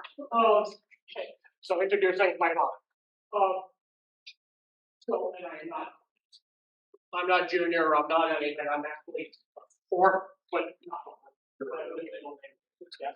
All right, so I already introduced, I already gave you a brief thing, so Dr. Schiff, I already told them who you are. Oh, okay, yep, yeah, I'm a retired emergency physician. I'm looking for an overlaps in the day, because my son's watching 40 years, he away from his eyes. So what I'm going to be talking about today, it says is test taking techniques, but I am glad I came a little bit early, because even though it's more than 50 years too late, I learned how to be a good student. But I do want to emphasize, actually, also aside, everything that he said, really, really important, taken to heart. I was the medical director for my group. So over the years, I interviewed dozens and dozens and dozens of physicians to join our group, because there were always a lot of turnover. And I also interviewed a lot of medical students, a lot of the residency that we were affiliated with. So I saw a lot over the years, not only interviewing people, but also reading a lot of evaluations. And I think that the best line I ever saw in an evaluation was a physician that we hired, who's actually director of the group now. And it said, high quality, low maintenance. In all the years, I never saw a line better than that. How do you argue with that, right? It's a no-brainer. This is somebody you want to hire. So what I would say is that's what you want to strive for. Not only high quality, but low maintenance. Don't be a problem to your professor or eventually to your employer. The other thing I want to mention, I know I'm a little bit off topic, but this is really important. Another thing I want to mention is interviews. Okay. For one thing, when I interviewed people, I was always very relaxed, kind of low key, laid back. It's kind of my nature anyway. Very friendly. But remember, and a lot of interviews are going to be like that. Remember, the interviewer is not your friend. The interviewer might become your friend after you get a job, but during the interview, because I'm so laid back and friendly, people would relax. Sometimes it's like stupid stuff out loud. So remember, you're always, the whole thing is an interview. Don't let down your guard. Be friendly, be nice, but don't let down your guard. Remember that person is evaluating. The other thing to remember, I think this is really important, is that the interview begins even with the phone call that you make to get an appointment, okay? And then from the time you walk through the door, because you can have a fantastic interview with the boss. If you were a jerk to the secretary, the boss is going to hear about it and you are not going to get the job. And I've seen this many times. In fact, I've told my kids this, and I think they've benefited from it. One of the things I used to do when I was bringing a new physician to our interview, join our group, after I talked to them in the office, I would bring them to the emergency department and introduce them and introduce the physicians and to the nurses and the secretaries, and sometimes even the housekeeper. And I watched how they reacted. And if they didn't treat the secretaries with the same respect and enthusiasm that they treated the physicians when they reached out, they didn't hire them because they weren't going to be a team player. It's the emergency department, it's the ultimate team sport. So anyway, just a few thoughts. Keep in mind, even when you're doing your embalmings, you go out to these funerals, do your embalmings, okay? Consider that part of the interview. number one, might want to apply that. Number two, they may offer you a job if they like you. And number three, even if you're applying to a different funeral home, they may be friends with the funeral home you did the embalming in. And believe me, I used to call around the state. I used to say, "Hey, Joe, out in Western, out in Western Mass, hey, I see, I interviewed so and so. Worked with you a couple of years ago. What do you think?" Okay. So that stuff happens all the time. All right. Enough of that. Now let's get on topic here. We're going to talk about test taking techniques. Now, why tie them with this? And believe it or not, about 30 years ago, 30 years ago, I was asked to put together a lunchtime talk on test taking techniques for review course. I thought it was kind of an odd request. I didn't even know that there was such a thing. But I said, sure, why not? So I went to the library, went to the library, did some research, and found out that there actually had been studies that there really are what they call high-scoring test takers and low-scoring test takers. I'm going to say good test takers and bad test takers because it's easier. Turns out I'm a good test taker. I didn't even know that, but I guess I am. And I always had friends who would complain and say, "Hey, I'm not a good test taker." These very intelligent people, I think a lot of them more intelligent than I am. And they would always say, "I just don't do well on tests." And I never really thought of it, but it's a real thing. And it turns out that there has been some research on it. It's that, okay. Oh, I'm sorry. Yeah, let me continue before I go into that. So there has been some research on it, and it turns out that good test takers, high-scoring test takers, have certain characteristics in common, and they approach the tests in a certain way.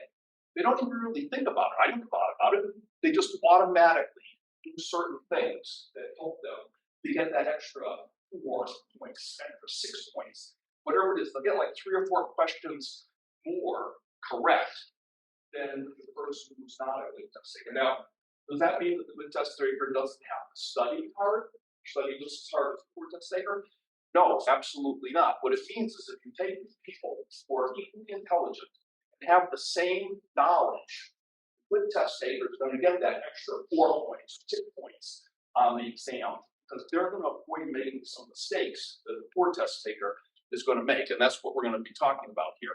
Now, the good news is that if you're not a good test taker, you can learn these techniques. There's nothing magic about it. They just don't come naturally. But you can learn these techniques and become a better test taker. And if you're a good test taker already, maybe you can get a little bit better. Don't forget, football games, Super Bowls, whatever, are won by 1 point sometimes. So 1 point can make the difference between an A and a B, B and a C, or passing and failing, right? So every single question counts. You get an extra 2 points, 4 points, 6 points. That can make a big difference. Okay. Now, what is the best way of acing an exam or doing well on an exam? Right? It's to just know the answer, right? You read the question, you say, "Oh, yep, I studied that last night. I know the answer. No question about it." But no matter how good you are, you're going to have some questions like that where you do know the answer right away. You're also going to have plenty of them where you're just not sure. Narrow it down that you're not sure. And that's where these techniques come into play. So, number one is studying. Okay? So we're going to briefly talk about studying, go over general concepts here. And then your professor here is going to speak a little bit more after I'm done.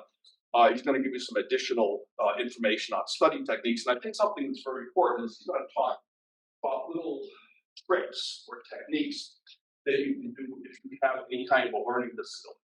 Okay, whether it's ADHD or dyslexia or whatever, there are certain tricks that can help you. And even if you don't have a learning disability, these tricks can still help you to study better. Okay, so yep, go ahead. So okay, first rule. Okay, like I said, relax. You wouldn't have made it this far if you didn't have decent study habits. Okay, you won't know how to study, or you just wouldn't have gotten this far. That's number one. Number two, very important, stick to a schedule and avoid distractions. Now, I do realize that some of you are working full-time. I realize that some of you have children. Maybe you have other obligations. So I know it's not always that easy. It's a little easier if you're single, maybe, and living in the dorm. But either way, you just have to make it work. No magic to it. You just have to figure out a way to make it work. So number one, block off a period of time. 1 hour, 2 hours, whatever it is, block it off. Get some, either go to the library or get someone else to watch kids or, pets or whatever. Lock yourself into a room where you're not going to be distracted, okay? Leave your phone in another room. Unless you're on call, leave your phone in another room. Don't be answering texts. Don't be, looking at it or whatever. No TV on, nothing like that. A little soft music in the background, whatever. That's fine, but just block this off. The only thing you're going to do for this next hour or so is study, 2 hours, whatever the case may be. And then reward yourself afterward. As long as you do a good job, okay? But if you do a good job and you spend that hour and you get some good studying in, a bowl of ice cream, a 3-mile run, whatever works for you, that's what will work for one person, doesn't work for another, whatever works. Watch your favorite TV program, whatever it is, reward yourself for a job well done. Okay, next. Okay. And it is important to build in this experience, okay?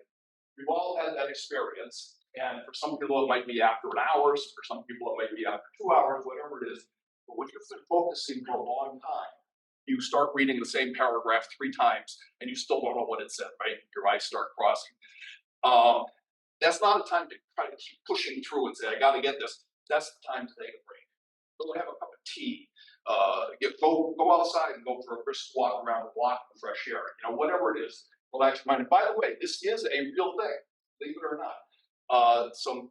They've done studies with PET scans on the brain, and they found out that when people are concentrating real heavily for a long period of time, something called glutamine builds up in the frontal cortex, the front part of your brain, and it actually interferes with your ability to concentrate. That's why you start reading the same paragraph 3 times and don't know what it said.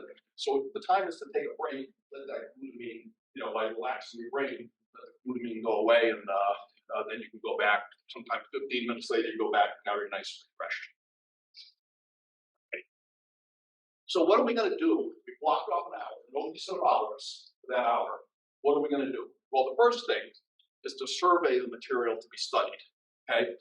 Now, what you do, I'm going to say book, I'm going to date myself and say book, but you can translate that into a laptop or whatever you want.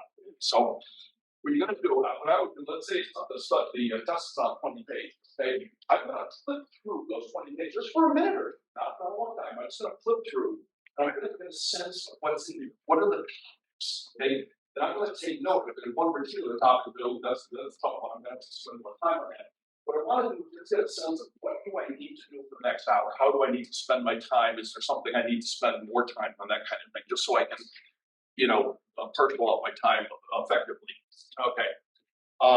Then the other thing is just some techniques that are going to help cement the material in. If you just read the material, it's like putting a piece of paper on the table and a breeze comes along and blows it away. Okay. You want to make it stick, you want to glue it down. So the things that I'm going to talk about now are really all about gluing that information into your brain, okay, making it stick there. So think of the material as answers to questions. Now there's a game show, I think it's called Jeopardy, right? Where they give you an answer and you come up with a question. Did I get that right? Yeah, okay. So do that when you're reading. You read a paragraph and then say to yourself, okay, if I were going to ask somebody a question, where this would be the answer, what would that question be? Come up with a question where that would be the answer. That's that help do that into your brain, okay? Because you have to think about it a little more. The other thing is read actively. Don't just read it like you're reading a novel or something. Read it and start questioning the material. Is this really true? Why is it true? Maybe even if you're really questioning something, you might want to look it up through some other sources. Just make sure those sources are legitimate. That's an issue nowadays with all the information that's out there, right? You always want to make sure that you have a legitimate source. But, look it up. I do that. I like to read a lot of history. I do that when I'm reading history. Sometimes I go to Google, the information, get a little different perspective on it. So do that and read it. And then also highlight or take notes. Now, if you highlight everything, then nothing is important. So just, but there's something that's really important that you want to question. That's the case. I highlight everything, but then so you want to highlight the stuff that's really important for you to come back to, right? And then the other thing is take notes. Now, none of us write things by hand the way that we used to, but you know, there's something about writing with your own hand that makes it stick. So I'm not saying you discern anything. Let's say there's a few things that are just like, I really need to get this down. I don't understand as well. And you might want to review it at the last minute. Okay, write those things down on a piece of paper because it's going to again cement it in your brain a little better than if you just read it or just highlight it. All right, and then recite the material in your own words as you're going through. Again, don't just read it, start kind of reciting it, but putting it in different words. If I was going to explain this to someone, how would I explain it in my words, not necessarily the words of the book, and that will help you recall it as well later on. And then the last thing is review, okay?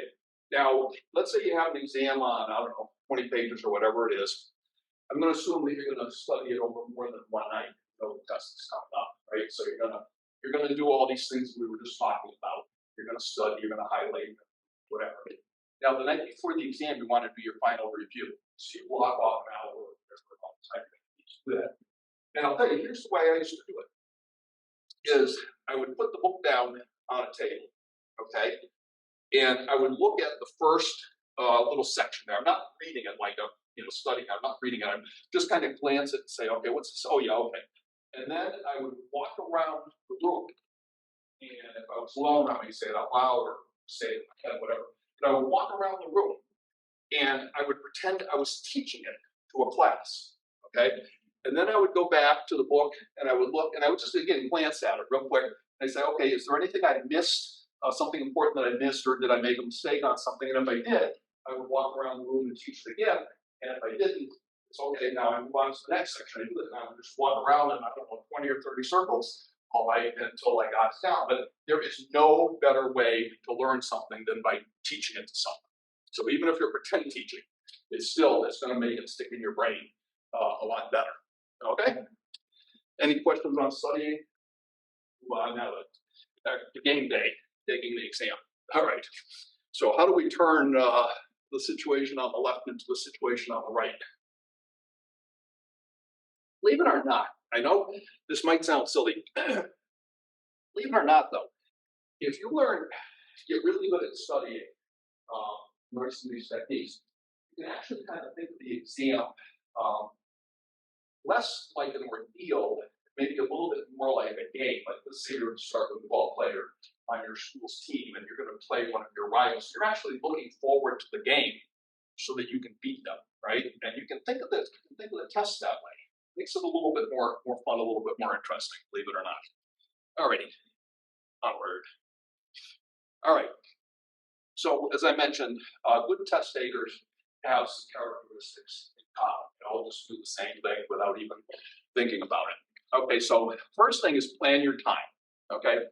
Now, again, it doesn't have to be anything all that exotic, but and you find a way that works for you. Let's say it's a 1-hour test with 40 questions. Okay. Now, the quick calculation is that gives you a minute and a half per question, right? You really don't want to spend a minute and a half per question because now you're right down to the deadline. You always want to leave some room at the end for review. And I always like to leave a margin for error. Let's say you're driving to an interview, you're not going to leave at the last second, so you get there right on time. If you hit traffic, you're 5 minutes late. It's the job, right? You always want to plan to be there 10 or probably 20 minutes early. So let's say we're going to spend 40 questions. We're going to spend 1 minute per question. That's going to leave us 20 minutes at the end to go over things, do whatever we need to do, right? Now, in reality, you'll probably spend a little more than one, but that's the goal. The goal is to spend 1 minute per question, okay? And then what you do is check your progress once in a while. Now, how you do that, I don't know. At 20 minutes, you should be halfway through, so you should be at around 20 questions. Now, if you're at 17 questions, that's fine. You're still on, the mark, right? But if you're at 12 questions, you better start speeding up a little bit. Or you can do it the other way. You can just say after 15 questions, I'm going to, check the time, and if it's more than 20 minutes, I better speed up. If it's 15, 17 minutes, keep it long. However you do it, just be aware of the time. The other thing is read every word of a question and every possible answer. Okay. Now, I get the sense that I've given this before, obviously. I've always had the sense that there are at least some people who are saying, this is so simple, Why is he even wasting my time telling this, right? This is stupid. Okay, well, next. Flip. Next slide. Sorry. This hand signals. All right, well, anytime you see some, like a sign that tells you not to do something that seems pretty obvious, you're saying, "Ooh, would never do something like that." Well, the reason for the sign is because somebody did it. Regulations are written in blood. Yeah, that's right. So, okay, so, anyways, you can move on. The thing is that every single thing I say, no matter how simple it seems, is up there because these are the mistakes that poor test takers make, and even good test takers. I'm a good test taker, and I've made some of these mistakes at times, right? You're in an exam, maybe you're falling behind, you start rushing, you miss keywords, or your mind goes blank, you're nervous, whatever. It's very easy to make all of these mistakes, even the very simplest ones, okay? So here's the thing you want to do. Always look for key words, okay? Words like always, never, and except, they completely change the meaning of the question. So again, your mind's rushing, you're a little nervous, you're trying to go fast. It's very easy to miss that word except at the end. Now, sometimes if you're lucky, they put it in all uppercase or boldface. Don't count on that. If I was making an example, it would be just like that. So you want to catch those key words because that turns the whole question around, and now instead of looking for what's true, you're looking for what's not true, right? And you might miss that. And the second, the second point of that, where it says read every possible answer, that's where that comes from. So let me get back to that in a second. The other thing is, there are also key phrases, key words, things like most likely, most important, okay? What they do is they kind of modify it. You know, kind of change it around, but they do modify it so that sometimes you get a question where out of the 4 choices, 3 of them are correct. And you know that 3 of them are. What you're looking for there is which one is the most correct. And that's where key words or key phrases like this come into, like rarely, okay? It might be that all 3 of them are correct, but 2 of them occur commonly, whereas 1 of them only occurs once in a while. That would be the correct answer because it is the most correct, okay? So then the read every possible answer, getting back to that, is a couple of things is, again, you're in a rush, you read the question, you see choice A, and you know it's correct because you studied it last night. You remember this is correct. You mark A and you move on. Well, you didn't go all the way down and see that all of the above was actually the correct answer, right? The other thing would be accept. Let's say it says all the following is true except this word accept. Very easy to do. You see the first answer, it's correct. You mark A, you move on. Okay? Well, you might have noticed that B was also correct. Wait a minute. Okay, C was the correct answer because C was false, right? And that's what you're really looking for, is which one of these is false, not which one of these is true. Okay, move on. And by the way, if there's any questions along the way, feel free to interrupt me, throw things at me, whatever. Okay. So here's another thing that good test takers do. You answer the easier questions first. Don't get bogged down, okay? You gave yourself a minute per question, takes you a little more than a minute, that's fine. But if you get a question, you know I know I figured this out, it's going to take me a little while. Don't spend 5 minutes on that question. Now you just put yourself kind of flag it, okay? Flag the question and come back to it later. There's a lot of reasons for doing that, but one of them is just not get bogged down and go take yourself behind. There's other reasons too, we can talk about later. The other thing is don't read too much into questions, okay? There are no direct questions. Maybe in grammar school you had a poor teacher who threw in some trick questions. That's not going to happen in college. Certainly on a board exam, these things are vetted. There's never ever going to be a trick question. But this is one of the most common mistakes that poor test takers make. They look at a question and they say it says this, but maybe it's really saying this. There's some hidden meaning here. No, there isn't. Whatever it says, that's what it is. Okay, don't look for the trick because there is no trick, and you're going to get it wrong if you look for it. Okay, and eliminate distractors. Now you don't get a lot of these, but I've actually looked through a lot of your board review questions, and I know there's a few in there that are like that. It might be a question like, "You're the funeral director on call at night at some funeral home in the Midwest. You get a call at 3 AM from the nursing home that says they have a body, blah, blah, blah. And there's like 5 sentences in this question. This question is long. Well, really, the whole question is just the last sentence. The rest of it was just filler. It doesn't have anything to do with the question. Like I said, you don't get a lot of those, but you do get some. And, so you have to be able to look and say, what is this question really asking? Not in the sense of a trick question, but what is the question really? What's the meat of this question? Now, sometimes 3/4 of it is just filler that you really didn't even need to know. So just watch out for that. Next. Okay. Then we'll give some examples of this kind of stuff, including this one. Look for hints from other questions. Sometimes a different question will not only give you a hint, it might actually give you the answer. And then recheck your answers at the end. That's why you left that extra, 10, 20 minutes.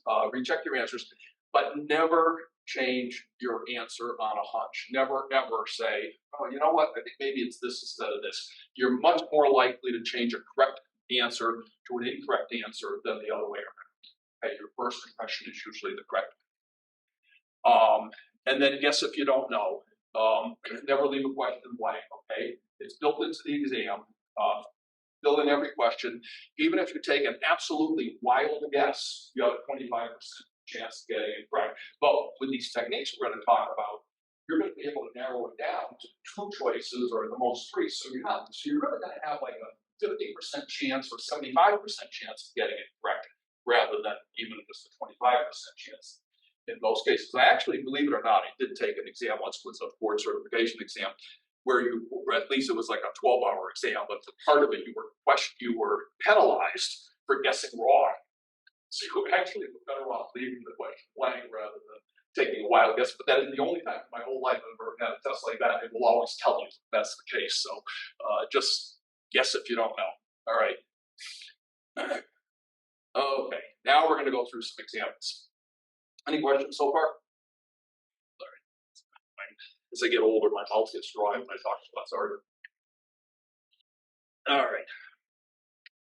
So, okay. First example. Oh, next slide. Yes. All righty. So one of the things you can do, and again, this is all narrowing things down. When you're not sure, okay, narrow things down. So that you improve your chances of getting it correct. And one of the things you can do is look for similarities like synonyms. Okay, is there any synonym between the question and one of the answers? Words that different words that mean the same thing, or words or phrases that look or sound alike that might help you narrow in on the answer. These things are not always going to work, but they're certainly going to improve your chances. Again, prefixes and suffixes that relate to the questions. All of this is going to just help you narrow it down a little bit. And I'll tell you, sometimes you can't word a question without giving away, the answer. It's just impossible the way the words are. Okay, next one. Here's an example of it. Okay, now I promise not everything is a medical example, but I did this on purpose, okay? Because I'm going to show you if you can get this question correct without knowing anything about this. Okay, you missed the same class, you got to read that section in the book. You can get this question right without even knowing anything about this. Anybody know the answer yet? See. All right. Yep, go on, next question. Good, that's very good. All right, so naso and nasal, okay, they both refer to the nose. Where's the nasal and nasal, okay, that narrows it down. So, intubation is when we put a tube in the airway, right, somebody on a ventilator, and there's different ways to do it. The most common is A, intubate through the mouth. Oro means mouth. Don't forget, you guys are going to get medical terminology in your courses, so you're going to know these things. But oro means oral or through the mouth. That's the way we usually do it. A stoma is a surgical opening. Naso and nasal, and then esophagus, we're actually trying to not put it in the esophagus, although they have a special airway that paramedics use once in a while. So, okay, so that was easy, right? All righty, next one. This one I actually took out of their board review course questions. So this is stuff you guys are going to learn. Now, here we're talking about an inflammation, okay? So when you put the word itis on the end of any word, it means inflammation, okay? It can also be infection, but it's really referring to the inflammation part of infection, right? Like cellulitis is infection of the leg. I'm sorry, of the skin. But the itis really infers inflammation. So we've already narrowed it down to 2. So if we have to guess at this, our chances just went from 25% to 50%, right, of getting this correct. So it's got to be A or B. Okay, the other 2 have nothing to do with inflammation. Now, the other thing is that you know that myo in front of any word means muscle, right? Myocardium is the muscle of the heart, cardium of the heart. So myo, and it's asking you, it's not asking you about an inflammation of the lining of the uterus, like the inner lining, which is the endometrium, that's B, or the outer lining. It's asking you about the muscle. So myo and muscle, you've got the answer. Even if you completely miss this in class, you've got the answer, right? All right. Onward. Oh, okay, so I couldn't help drawing in history. Like I said, I was a lot of history. Now, this is ancient history, a lot of you guys. I was born like 7 years after this, so this is current history to me. All right, so question 16. Who served as Supreme Allied Commander in Europe during World War II? Okay, now, keywords would be things like Europe, right? Okay, now you've heard of all these guys, West stuff, World War II, you've heard of all these guys, but you're not really sure who this was. Say MacArthur. MacArthur, he was a biggie. He did, I know he was one of the big guys, one of the big shots, so I'm going to say D, General MacArthur. Okay, next slide. However, 9 questions later, you come across this. As Supreme Allied Commander in Europe during World War II, General Eisenhower. Okay, that just gave you the answer to the other question. Now, it may not always be that obvious. Sometimes it's more of a subtle thing. But you can often find the answer in a different question. Okay, you might get a few questions for exam. If it's a big exam, you might get a few questions like that. So you all know the answer to this, right? What did General Eisenhower oversee in Europe? D-Day, of course, D-Day, right? That was the big thing. Because Doolittle raid and the Battle of Midway were in the Pacific. Anybody know what Operation Barbarossa is for extra credit? What was Operation Barbarossa? Doesn't sound English. Anybody know? That was Hitler's plan for the invasion of Russia. Started off really, really well, but didn't work out so well. All right, onward. Okay. For all of the above questions, okay? For all of the above questions, if you can find any 2 of the other, 3 possibilities that are correct, then it has to be all of the above, right? If any 2 of them are correct, then it has to be all of the above. Now, if you don't know, if you just have to make a wild guess, you don't have a clue, choose all of the above, because more often than not, that's going to be correct. I don't know if it's correct, like 2/3 of the time or whatever, but if you have to make a wild guess, just choose all of the above. Okay, next. All right, so here's an example. I think everybody knows that the quadriceps and the hamstrings are in the thigh, right? Especially with athletes, full one or both. Okay, so you know that those 2 are correct. A and C are correct. So you've never heard of the vastus lateralis. Doesn't matter. It has to be all of the above. The other 2 are definitely correct. Okay? Alrighty, move on.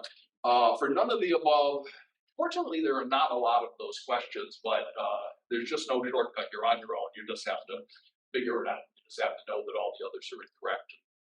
Go from there, or just take a wild guess if not. Alrighty. Okay, deceptive computation. All right, I'm not a mathematician. I don't know if anybody here is, but math questions seem to, bug a lot of people. Anyways, the thing is that if a math question is on an exam, and you're not allowed to use a calculator, which you usually are not. I was allowed to use a slide rule once in a while back in the caveman days, but anyways, these questions, even though they might look complicated when you first see them, the problem when you see a question like this is you see it and you say, oh no, and your mind goes blank. Okay? But it happens. Your mind goes blank. You need to force that on. You need to say, no, don't go blank, and just force it away. And then what you do is it was the old joke about how do you eat an elephant? 1 bite at a time, right? You chop it down into bite-sized pieces, and you'll find out that it's often much, much easier than you think that it is. Okay? So And if there is a computation to be done, it's gonna be like really rare school math. It's not gonna be something you need a calculator. All right, so this one here, okay, compute the area of a circle with a 90-degree quadrant of 15 square inches, okay? So it's a circle. A quadrant is what? Half of a circle or third or what? A quadrant is fourth. A quadrant is 1/4 of a circle. So you basically, 1/4 of the circle with a 90-degree angle, right? Acute angle, is 15 square inches. So how are we going to figure out what the area of the whole circle is? Well, next. Okay, basically we're just gonna, you know, we've got 4 quadrants. We're gonna multiply 15 by 4, right? You don't need a calculator to do that. So it's really, you know, it turns out to be much simpler than it originally appears. And that's the case with both of these things. You just have to prevent your mind from going blank, just chop it down into the bite-sized pieces. Now, I wasn't crazy about this question, so I was thinking maybe there's a better question that I can find. So I Googled it. I tried to Google it anyway. And what I was finding was a lot of stuff that was meant for mathematicians, and I'm not a mathematician. So I didn't really find anything better than this. However, next slide, I did find this that I thought was pretty interesting. And I will admit that I racked my brain and didn't come up with the answer. Anybody come up with the answer? What's 7. All right, next. Well, you guys are a lot better than I am then. Next slide. There you go. And the reason I like this is it shows that all you have to do sometimes is look at something from a different perspective. Look at it from a different angle, right? Look through a different doorway. Look at it through the window instead of the door or whatever. But, and this is a good lesson for life in general too, right? Sometimes just look at something from a different perspective and you get a whole different set of information on it. Sometimes it gives you the answer that you're looking for. Alrighty, next. All right, complex questions.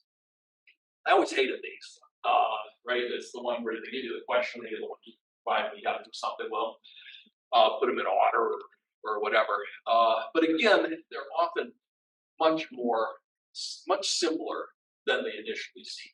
Again, you just have to break them down, okay?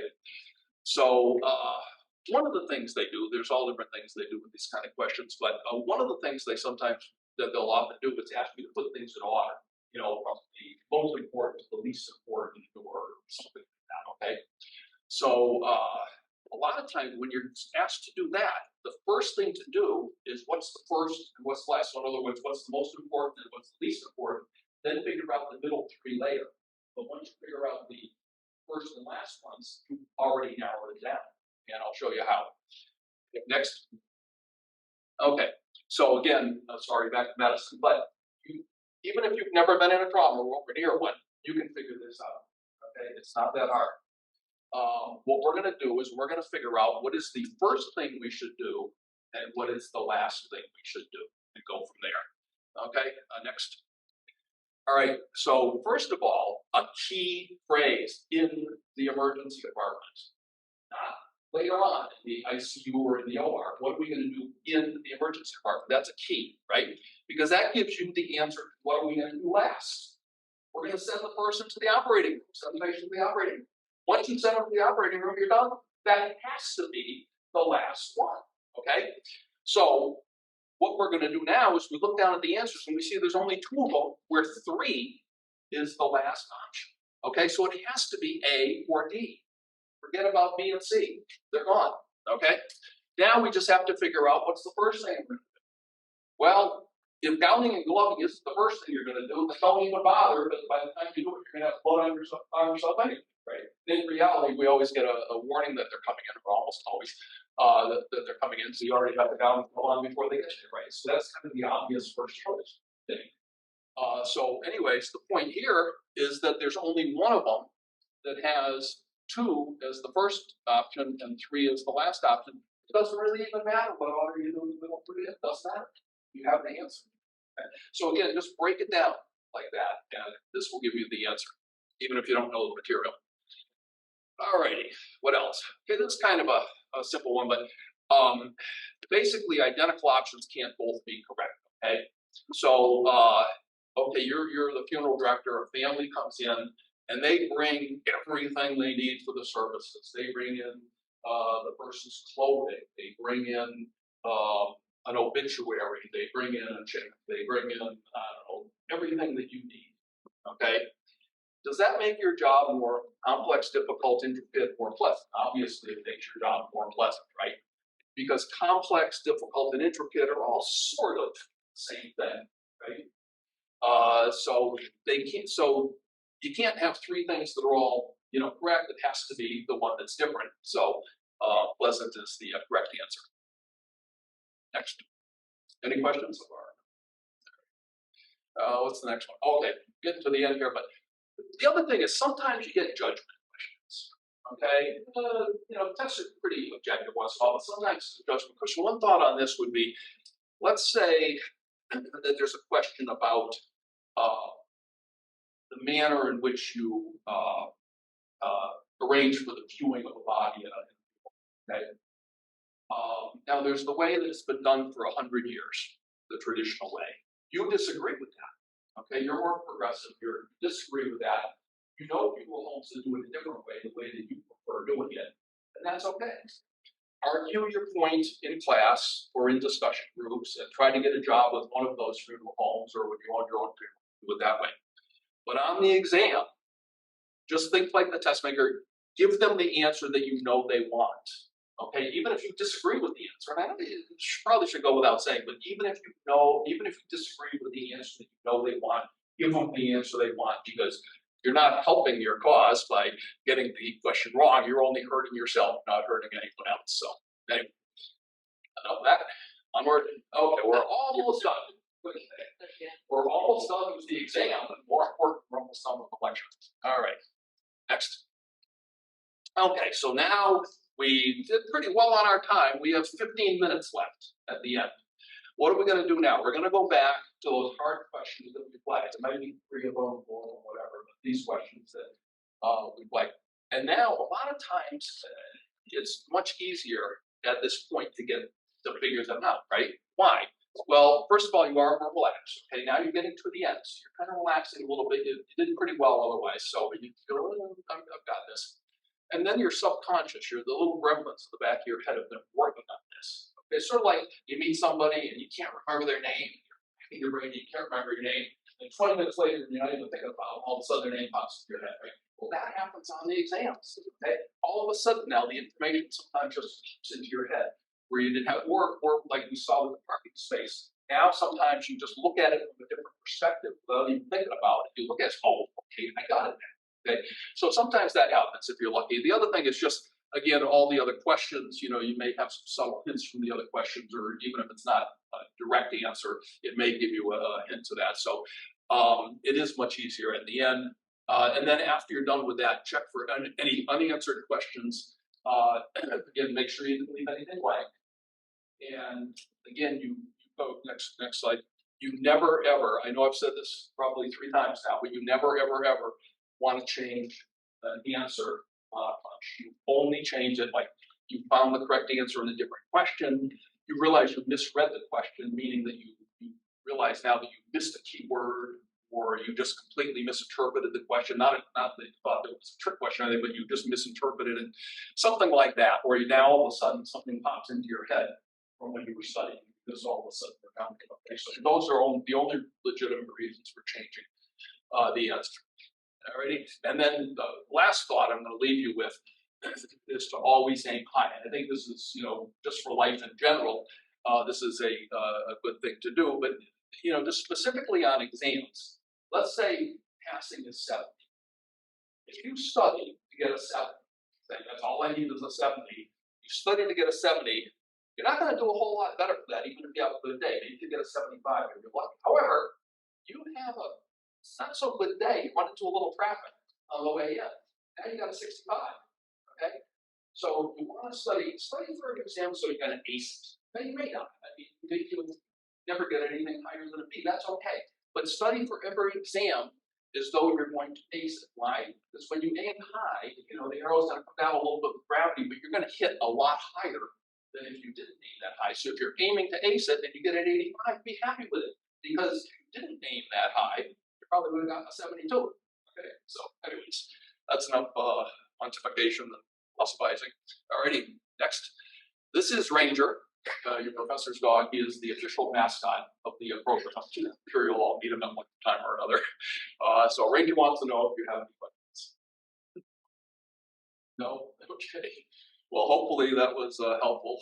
I actually will see you all again during your second year, right?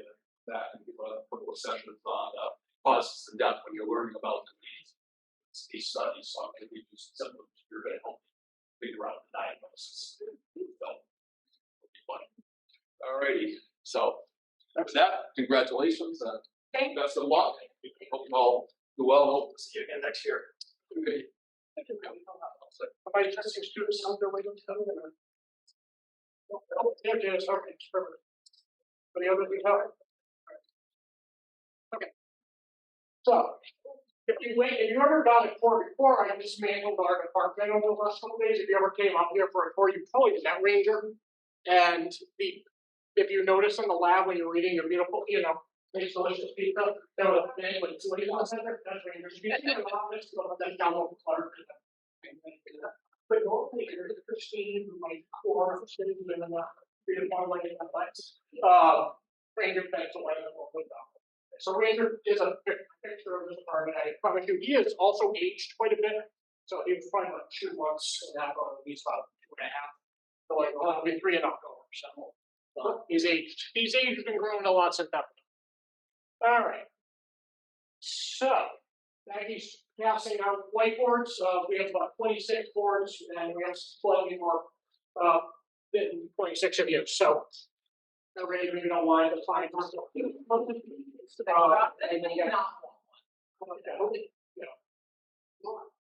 I'll explain the activity after you volunteer without knowing what you're volunteering. How about that? That's how we operate around here. Yeah, you never know. It's a mystery. So there are 26 boards. So There's still some more. Yeah. I can hand out. all right. Yep. So I'm going to mention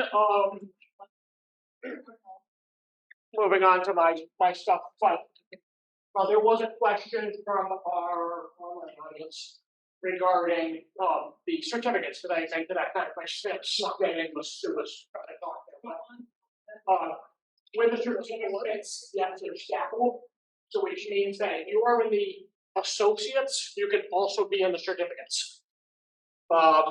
The nice thing with that is, I think it's were built. So again, the only one is literally after all the associate curriculum, it's the evolving class. So that because those in Vermont are doing funeral directing in Vermont and TCV, then the CCV student, we haven't voted against it. So it's we tell Vermont that sends their students to us for involvement. So we are handling the involvement associated. Where they Vermont is make sure the exclusion. Like so that's what that's. But that is literally how it's all so if you are in that and you're not in Vermont, you don't plan to work in Vermont, please let me, get a relation to the associates. Anyone who should celebrate the administrant and bereavement, they overlap the curriculum. So if you look at them, they're actually the funeral classes with the addition of another like saints course. There's some for the celebrants, I brought some with teachers. That's all. We're getting people enrolled in that. I'm going to get some celebrant. Bear with me on that. And then the administrator gives you a little bit more management. So it adds a few extra management classes on, but it is our curriculum with its key courses we take for the associates with a few extra like leadership courses and management, things like that. So it kind of caters you to do that. That's also outside of the associates for those that just wanted to say like, hey, I'm working in the office of the funeral home, or I'm an assistant. I don't want to go to school for this, but I think I should get some funeral classes under. Give them a backdoor. This is what I enjoyed with. I gave them a backdoor access to our classes so that you didn't have to enroll in the whole program, but it gave them an ability to get access to funeral, enroll in a way that would give them access with financial aid and everything to funeral classes. But I'm just taking classes financial aid will cover you to take a class. Financial aid cover you when you're in April. So that is April. So now they can say, all right, I can say I can go about people, and I'm not licensed, but I can help around the funeral. But again, you can add that onto your degree as well, so that's all right, got all the words out? All right. So, the way this works is I'm gonna cover probably, again, my dad covered testing and he did cover studying, and a lot of what he covered for studying, I think, we were a little bit more, a little bit more detail, but I'm gonna cover studying things and note taking. Believe it or not, something that a lot of you may not realize you did or did not know. All right, moving on. This is what we call before I go back. This is the Professor Shane version of Hold My Beer and Watch This. Okay. So we're gonna have a little fun with those whiteboards. All right. Somebody got a timer on their phone? Just see how long I speak, and that way I'm not gonna cut me off, but we're just gonna that way I have a measurement to say how long it was that I did this one. Same way. Okay, with no instruction whatsoever. I want to give you a. Down go. Huh? Starting now. No, yeah, sorry. I'll just one. I'll play it. So, What I asked. my intro is I'm about to give you a short pathology lecture. Very. Should I give you a slide? I'm going to give you a slide or two verbally. You're going to see how fast the professor really can speak. If you have heard him by now, and take notes and see how much of what I say you can get out on that point. Okay, it is not decided, by the way, because you can figure out how long I can speak. So, all right, pathology is the study of suffering. Patho means suffering. Ology means the study of. Now, pathology can be broken into really multiple ways, but we can measure it by disease and etiology. Etiology is what causes that disease. Now, we have multiple diseases that have one etiology. A good example for that would be malaria. You contract malaria, you get malaria, right? One cause, one disease. We also have cases where there's numerous etiologies and there's one disease. Okay, so we can have one disease, lung cancer. Lung cancer can be caused by smoking. It can be caused by chemical exposure, radiation exposure. It can be caused by various things, inhalants, dust, all that that are in your house. We have cases that you can have multiple diseases, but one etiology. That one etiology could be most likely smoking. How many different diseases do you know that can be caused by smoking? Right? So we have a long list. 1 minute and 12 seconds. Okay, so 1 minute and 12 seconds. How much did we write down? Okay, looks like there's some organization here. Stick with Okay.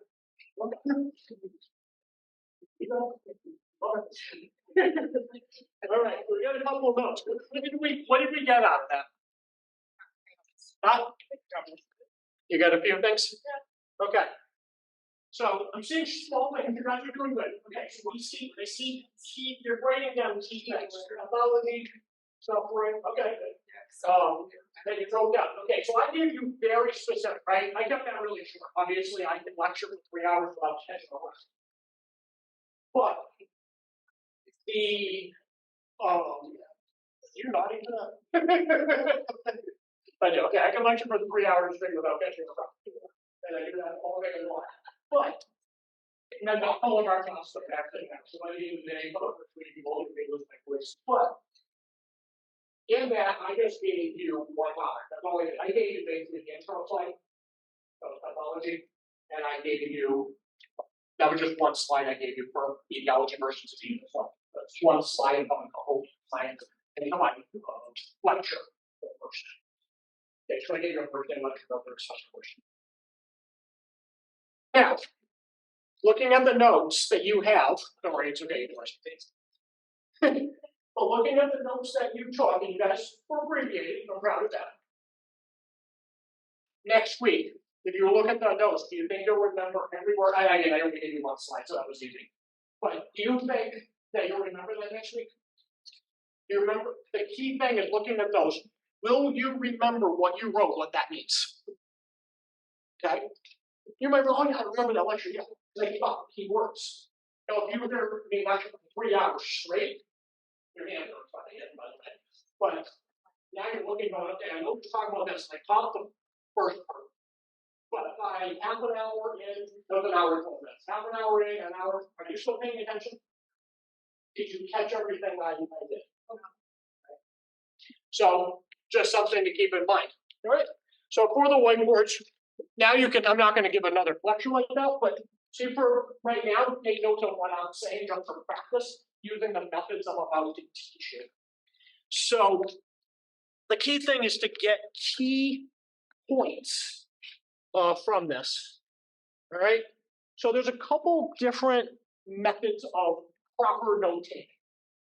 And it goes to this. But there's the Cornell method that they teach. That's this one with the 2 columns and the summary on the bottom. The top you put your title. It's going to be input title. Sometimes you raise titles on there. So you can put title. If you're on your second or third page, you don't need that title because you wrote that already. But the key thing with the Cornell system would be that you're using this to be done in 2 ways. The first one is the Q column. Pathology. That's it. That column is empty. For the most part, there's very few mixed in. Pathology. Then the next to it, patho-ology. Then I write under patho line.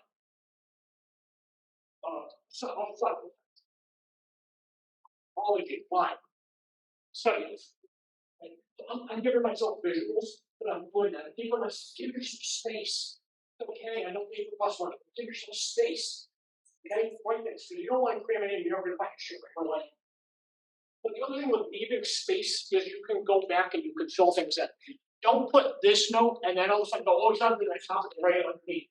Give yourself plenty of space between. I'm going to get to why. Give yourself plenty of space to add more notes later. After I'm done talking, you're adding more notes later. I'll get to that in a second. But that's your note-taking area. Then the summary. Don't do that during class. You get home, and now I need to summarize. Pull up your textbook.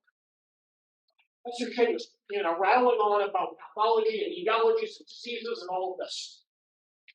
But I didn't really catch some of the other examples. I didn't catch these things. Go back, look at YouTube videos, Google videos, whatever you need to do. Fill it out. Now write yourself a short summary where you can summarize maybe something in a sentence or put it in words that you understand. How many people here skate? Ski during the winter. Okay. How about hike? Anybody here go for a nice little walk or hike? How many people here like to cook? A lot of people like to cook. Good. So use things that are from your past. Use things that mean something to you. I did mention earlier that I did go to school for diagnostic there originally. I worked in a lot of this, by the way, but very well. The radius. Come on, radius. What side of the arm is that on? Is that on the pinky side or on the thumb side? Right on the thumb side. On the thumb side. Okay. How do you know that it's on the thumb side? You just memorize that? Entrapment of the nerve. So okay. I had it released. So you remember it because you had surgery. And then you remember it. I figured that out a couple times. I mentioned it. Do you think I know what the inside of a polio looks like? Yeah, because I spent time walking in the doctor's office and they died. I didn't know something about my ear because I, been explained to me enough times. Or you have that released. But maybe you have something else. Again, I went to radiology, that's why I went to some of the evidence. What is the initials for radiology tech? RT. So how do you think I learned it? Radius thumb, RT, radiation, radiology tech. Score. Okay, so you can remember this thing. If I were to just give you a picture of the bone and I were to cut off the elbow and I was to cut off the arm and I would just give you an image. And I didn't tell you if those was left or right. I didn't tell you which arm it was. You just had an arm. Now, if you know that the person should be in the analog position and the hands are like this and they be flat by their side, You should know that mom names how to do that. So, but I didn't do that. All I did was give you that. Could you tell me which bone was which? Or could it be like my father did, where you flip things upside down? Yes. Do you know which one the radius of the ulna? Do you know which one should be the bone side? Do you know which one should be where? So, tricks. The radius is thicker near the wrist. The ulna is thinner near the wrist. Where the ulna is wider towards the elbow, and the radius is thinner.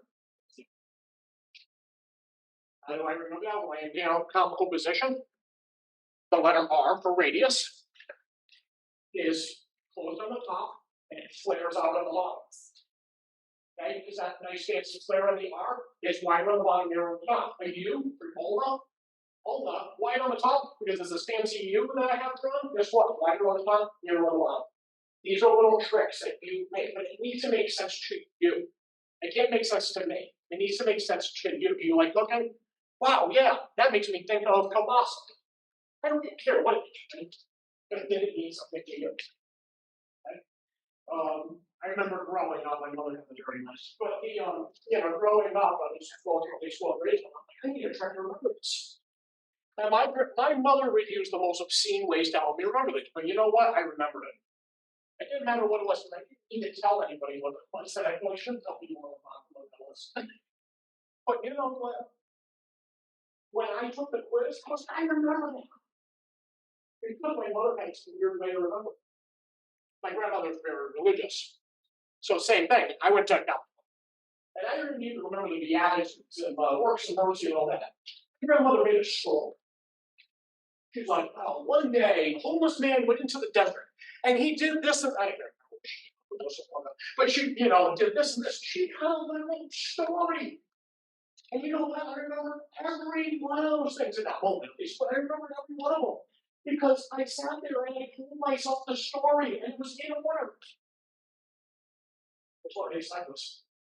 Okay? How many feet are there in a mile? 280, sir. 5,380, right? You know how I remember that? With my grandmother. 5 people went into the desert. 3 ate nothing. 5 people went into the desert. 3 ate nothing. 5,380. That's how many feet are in a mile. Okay, greater than less than. We're going back to elementary school. Greater than less than. The alligator's hungry. Okay, because it never makes sense. All right, but these are little things that you can help. Drawing pictures. That picture may mean nothing to anybody else, but that picture and that symbol meant something to you. Now, the other thing is make it key. Keys help. So maybe you're writing the same thing over and over. How often do you think you're going to write the word funeral in your classes or embalming in your classes? How many times do you think you're going to write aneurysm or trocar, or that you're going to need to know the cardiovascular system, the various arteries and things like that? Shorthand doesn't mean to be anything to anybody else, but you know that these 3 letters to you, like CRT means carotid. I don't need to write carotid, that's what it's forever. You're writing this, and I'm speaking. You think that if I spoke for 3 hours and you're sitting there going, okay, I just wrote etiology. How many times do you think you'd write etiology in one lecture with me speaking, right? I just keep saying the same thing over and over again. Arrogance, different diseases, and you need to know every one of these diseases I just mentioned. Guess what? ET. So much better. But it made your shorthand. And they make it glossy that you keep next to you when you're doing your notes, and you're like, oh, what that? And after a while, you just memorize, you know what they are. Okay, I at one point, I tried this, my handwriting, but I tried to switch different paths. I could take it, so you're writing it pretty hard, things like that. That's great stuff when you're writing things ahead of time. When you're in your textbook and you're preparing to go to lecture, or after your lecture, and you go back and you're like, all right, let me write titles of different, because then it makes things stand out. And I don't know, I think the next slide I do have an example of that, but it does help they stand out so that you can see things a little bit better. Like I'll write the term, the glossary term, I'll write that in a different color, like, then whatever it's pathology, then one word, and then you're writing the definition of pathology or shorthand of it, then a different color. All that does is that just differentiates it so that you can find things, so don't think you're wrong, looking through this. It just helps you and you know what you want to just, so things like that do help. But again, prepare to go to class. Do not show up to a lecture and say, all right, I'm ready to learn. Because you're taking a lot of notes. But if I can look through that text, scan through, in that shoe column, or in the three, I like the 3-column method. Okay, that's fine method. It is a 3 columns. So instead of so that 2 column could be all of the old words in the textbook, leaving yourself plenty of space, or leaving yourself whole pages, doesn't matter. Leaving yourself space and writing the old words. And then maybe you leave yourself in, you pre-write some definitions, or you pre-write key things, because you know what I'm talking, you know what I'm talking. Well, guess what? You don't need to write it, you know where to put it. So when you go to do the notes, when you're taking lecture notes, you know that key things are going to be mentioned. You know I'm going to talk about etiology, and you know I'm going to mention diseases. So by putting those ahead of time, it speeds you up so you can pay attention. Because now you only have to fill in the stuff that comes pouring out of the mouth. And the key thing is a good professor is not going to teach you. Read the textbook. You can look at Google, you can do all of it. My job is not to teach you that textbook. My job is to relate that textbook. My job is to do exactly what I did. You can look up and tell me what a picture where the radius is. But does it not help I, as your faculty member, stand there and say, this is how the radius is in these circumstances? The textbook didn't cover that. I can talk about embalming and I can say, well, these creative situations. Now you can apply it. I'm hoping you put it in relation. It's the relation you want to write down. Don't write down stuff that you could have written from that textbook. You're wasting your time writing in your hands. All right. So the key thing with the 3-column method, first column, that's what you got from the textbook before going to lecture. Middle column, or last column, okay? I like last column. First column is pre-prepared, pre-prep. Lots and lots of space between. Last column, that's where I'm going to take my lecture notes. Okay, but they're going to align with the first column. But now you ask, why is, and that may not align with what I have behind me. This is one way. Key ideas, the details, and reflection. I'm talking off of that. So the way I would do it, I have 3 columns. First column, I'm taking pre-notes. Last column, I'm keeping up with it and I'm taking lecture notes, writing all the I need. The middle column is where I match it together. The middle column is when afterwards I go and say, hey, I didn't get something. Or, hey, I think I need more detail. Or, you know what? Let me go on the computer because he was talking about radius and all that, all these bones and what, all these arteries and all of that. That's great. But I need a visual. I'm a visual person.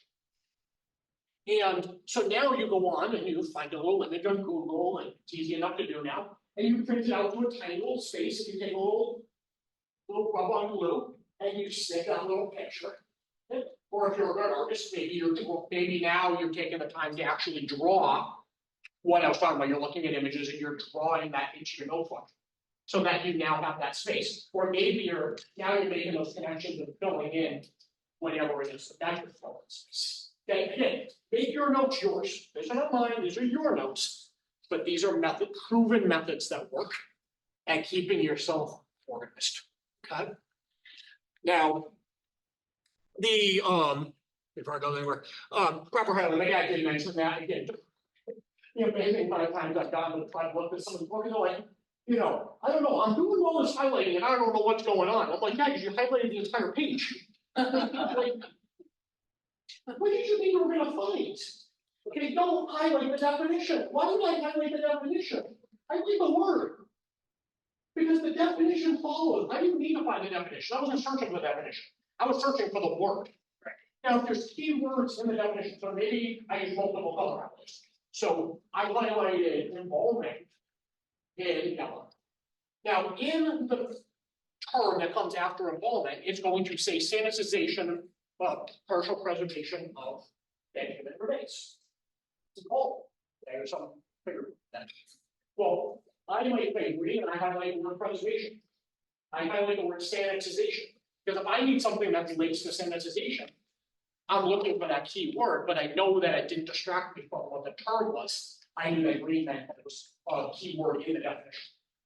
But do I need the word, highlight the word, from, but keywords, the less you highlight, the better. Because that means the more you can find. The more colors you use, the better. Okay, so, but keep it consistent, you have a key. What do you think visual listening means? What do you think I mean by visual listening?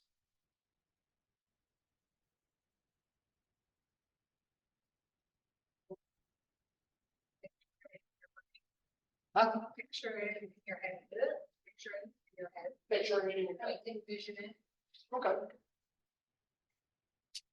How many here use like AI and you're using like Adobe? I Googled for some of these things, I was like, hey, I need an image of note taking. What do you think I type? When I type note taking into Google to just find some random images to throw on my slide for today, what do you think came up on Google? What do you think my church results look like? Stop.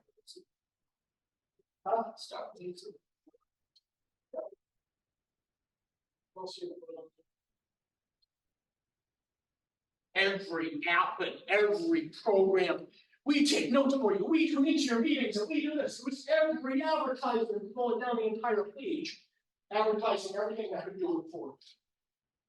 And there's some great notes like Notally and Good Notes, although those are amazing. Okay. Those are great. If you want to take electronic notes on your tablet, I recommend either one of those programs that will run equal. I know that you know comparison everything's really equal on those things. Some of them have better features than others for specific things, but for the most part, they're two programs. And there's a couple other out there too. No, it's all on those.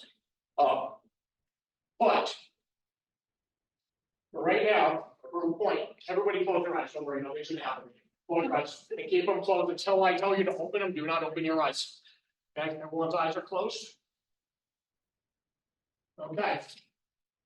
So this pen is the best pen for writing your involvement reports.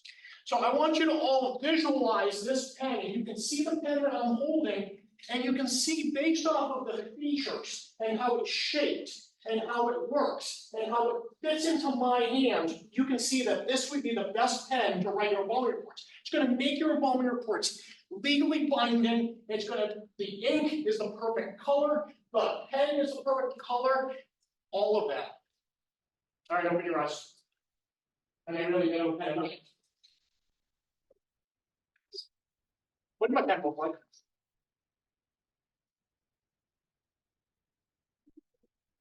Can you tell me why my pen was about some bulk pen? Here's my pocket. Okay. Here's the pen. So it's yours. Okay, beautiful pen. Okay, stole it from the shirt. But with your eyes closed, did you know what my pen looked like? No. Okay, I picked a random thing in my pocket. But that could have been a trocar, that could have been an aneurysm book, that could have been anything. But touching, feeling, seeing the features, and obviously, I mean, I've been electronic, but you'd be able to go more detailed than what I said. But my point is, if you have AI or anything else listening, or you're doing recordings, right? Now, you can't record our classes without the ODL Center giving you explicit permission, and then you have to, on top of that, have the professor's permission. In addition, and you have to just bring the recording as soon as you fill in the space so you know that recording has to be destroyed immediately. But there's a lot of legalities over recording. So do not record a class without explicit permissions and things to do that. And again, you have to sign waivers saying I will destroy this immediately after you qualify for that. There's a very few students that qualify for that. That's very rare. That does not include visual. Okay, if the professor records, that's a protocol violation, by the way. So like, when I put this structure up, I cannot have you guys support. When I put this up, the only thing that you're going to see is the recording that I sent to those that did not attend is literally that shared stuff. And that was why there was a camera in the corner of the room. I was capturing it, cut it down to just a work. Because they can not share, they're not asked if we record into a Zoom. That was explicitly because I wanna see, maybe I need to fix it, I'm just not, I'm critiquing. Using that because there are students that are in the class that may have like lost power, I get it more quickly, and I can provide them that 15 minutes, I only provide them this, I don't provide them the room, but I can't provide you a lecture. Be in lecture, you have to be in class, so the reason. But, for the purpose of it, first is your basically your confidentiality of the student. Okay, this is not a question, please don't answer. But Eric, is anybody on witness protection? Okay, somebody silly thing. But don't answer this, but has anybody here been abused? Does anybody here have a prior shock? Does anybody here have a drink? Now, I put that video out. You don't know who was behind that person that was watching it, and they now know where you go to school and you've been hiding. I have exclamation points going down my browser telling me whose information is private and not to be shared under any circumstances. And you have the ability to public knowledge that. So, and there's always people that, exclamation, I don't ask questions. I just know that this is even higher. Now, we never share information regardless, but we know that it's even more confidential with the exclamation point there. So that can be visual. If someone is saying, okay, I'm talking about pathology, you figured out that I teach that class. How many times in that class do you think I found out that students were like, oh yeah, a couple years ago I had that STD and this is how they cleared it up? You're like, whoa. Why would a student say, well, you know what, we're sharing, we're in class and making sure it's okay. But you know what, there's things that don't leave my classroom. And I teach all the classes that see that don't leave my classroom. But if that's on a recording, guess what, that becomes a big issue because now, someone hears that. So there's a lot of issues with that. But going back to that is, if something's doing that for you or you're doing that, you missed that visual aspect. So when I'm saying be in class, I don't mean go to the bathroom, oh yeah, I can hear it through Zoom, I can hear that. That means actually being in class, paying attention and be visual and see what's happening. All right, proper planning prevents poor performance. That's the whole word I think over on. So plan. Take your notes, go into your textbook, take your notes. Write them down, be prepared to go to class. You read that section of the textbook. So when you go to class, you're not hearing it for the first time.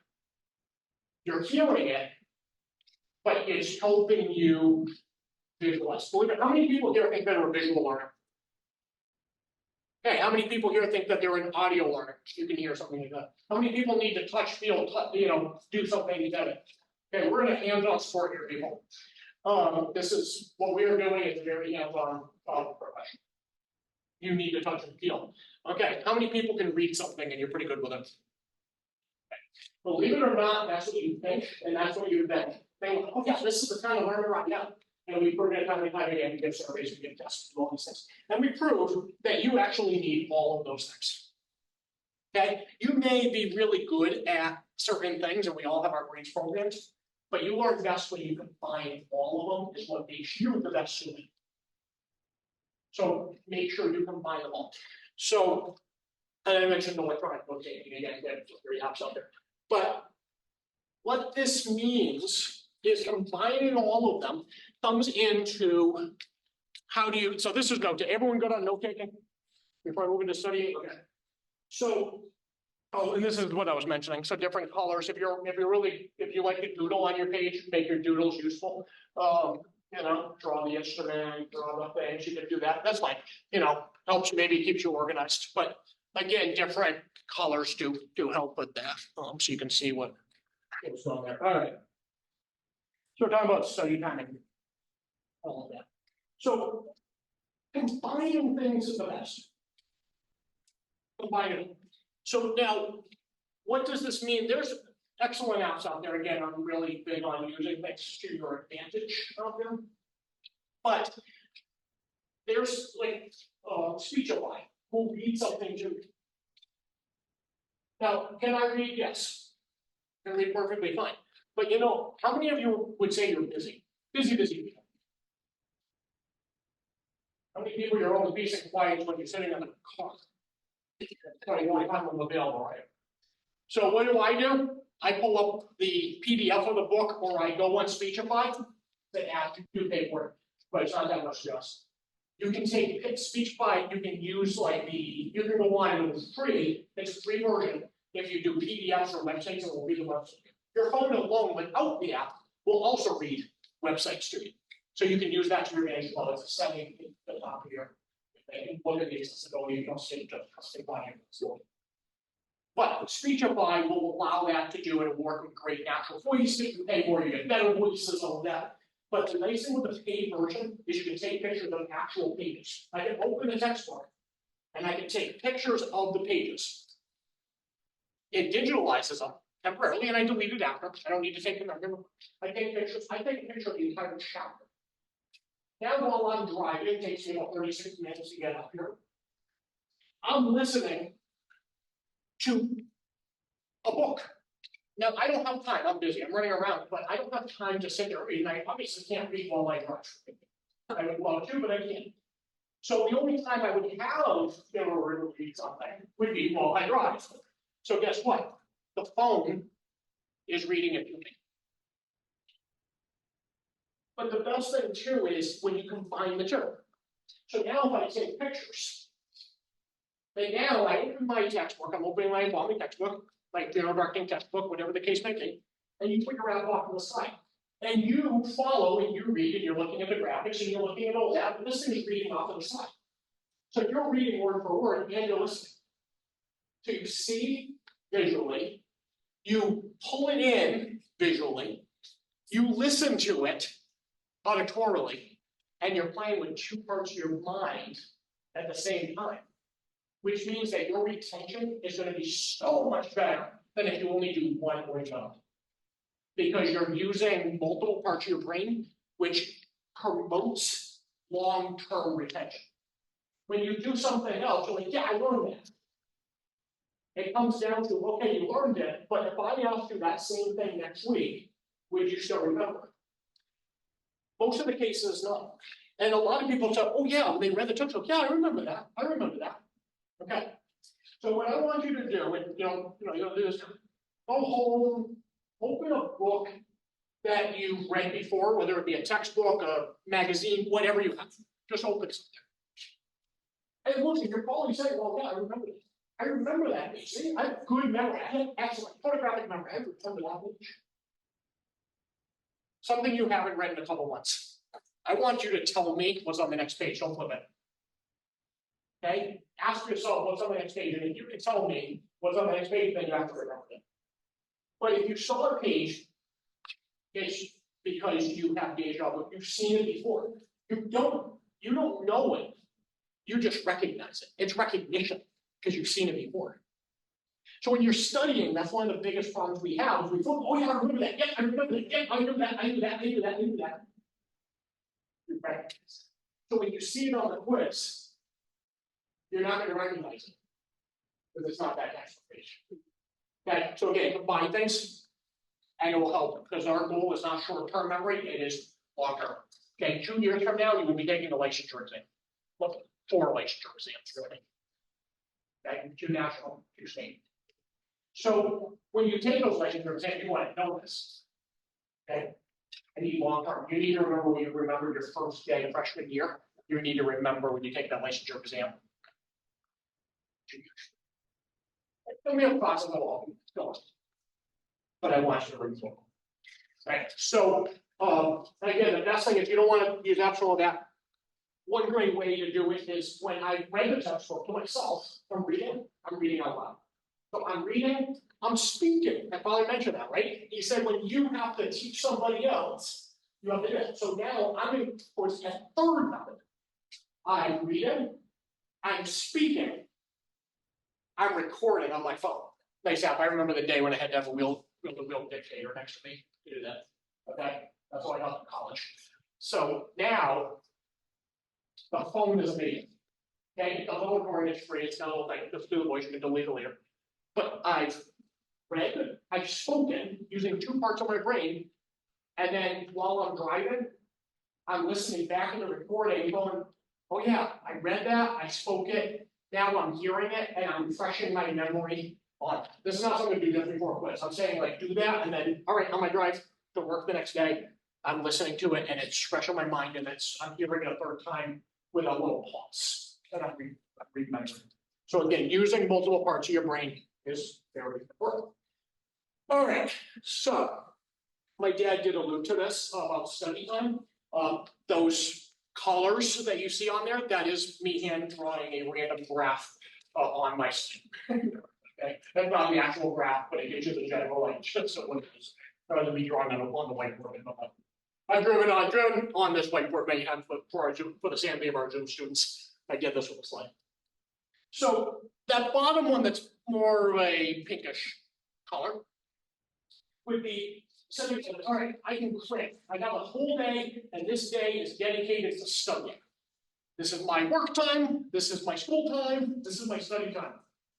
Not happening, okay? You're never gonna retain things because you're burning yourself out. So what happens is you're like, yeah, I'm gonna do this. I got a whole 8 hours. Boom, energy, and you're dying and you're dying and you're going down. No pun intended. But you're going down, right? How many people here love their coffee? Okay. How many people here smoke? Okay. So these are things that are going to give you highs, and then you're going to crash. So be very careful. Try to maintain things like nutritious breakfast, things that are hearty that can get you through the day. Not things that are going to give you ups, and then you're down, and now you're like, I can't remember anything. I'm not paying attention. Okay, what you want to do is get through classes, get through your studies on things that have steady energy, not energy drinks, not caffeine. Okay, go for a steady energy that can keep you at the same level of hope. Things like that, they're going to give you steady energy. Chia seeds, flaxseed, tuna fish, all these things actually have onions, all have good things for your brain. These are all connected, so steady energy and brain function. All right, so this orange line on the top, this is more accurate, it's not exactly, I just kind of drew exactly lines. But the key word, and I put this in there, don't cram. Okay, don't take long breaks. That's the big thing. I've heard too many people that say, oh, well, I studied. Okay, now I need my break. No. You don't get breaks. There's no breaks in all of this. Okay? You don't get breaks. You get moments to do something else. Okay? Because you don't take breaks and you don't have study moments. You have integration. And what do I mean by integration? I mean that make studying part of your everyday. Because if I sit down and I'm just reading, my father said it, right? You read a paragraph and you walk around and do something else. But what you'll find is if you integrate, you have busy days, you got things to do, integrate it in. Don't make it, okay, this is the time that I'm just reading. Because if you integrate it in your daily life, it becomes part of your daily life. It also means that you are going to memorize it because you're relaxed. Because you're not sitting there just going, okay, I need to memorize this.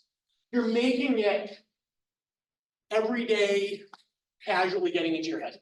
Okay. So how do I do this? There's a couple different methods. One, you do the reading. Okay, I read a sentence, and now I'm doing laundry. Now, well, or I read something, and then I do something, or whatever.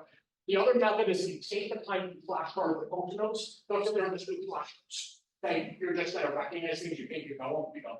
Okay, don't do something else have to push you, because then you can't see, can't recognize. But the other thing is, I love post notes specifically.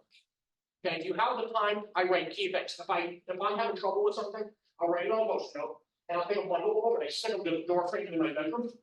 But I have a home office. Stick them to the door frame in my home office. I stick them to my steering wheel. I stick them to the laundry, to the washer. I stick them to the kitchen counter. I stick them all over the place. And they're bundles. So what am I doing? I'm giving myself short periods of study. But am I doing this flashcard and then doing the next flashcard? No. What I'm doing is I walk into my bedroom. Now I need to put the laundry away. I need to make the bed, whatever it is.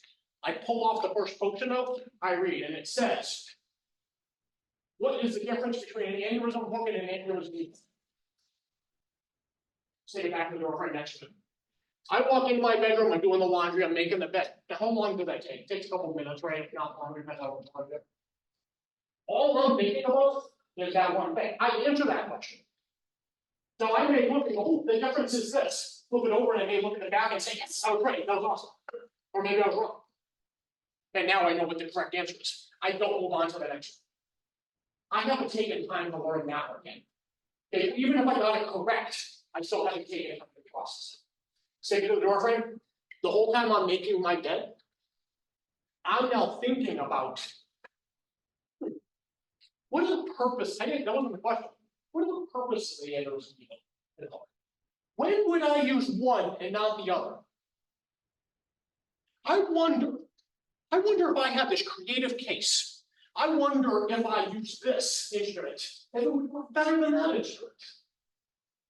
What you're doing is you're giving yourself time to process it, but you're not remembering it as a fact. Because on the quiz, do you think that I'm going to ask you that question? Do you think the national board exam or the state exam is going to ask you that question? No. They're not asking you that question. They wrote their own question. So what you need to know is you need to be able to process that. You need to be able to understand the question they asked you because you understand everything about it.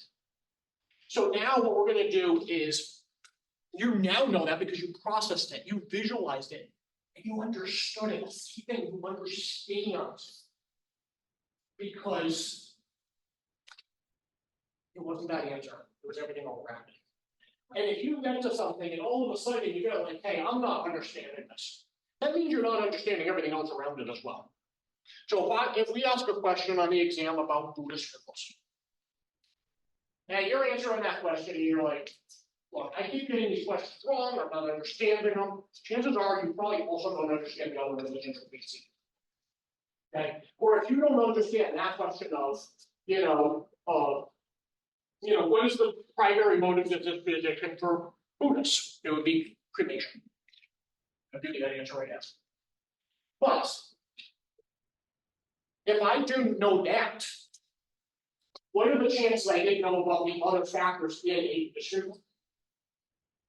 Where do the monks sit? Okay. What time should you have them arrive? What time do they leave? How do you manage this? Where do they go? They go to their family goes. They go in procession of the family. But did you know that? No, because you think of one question.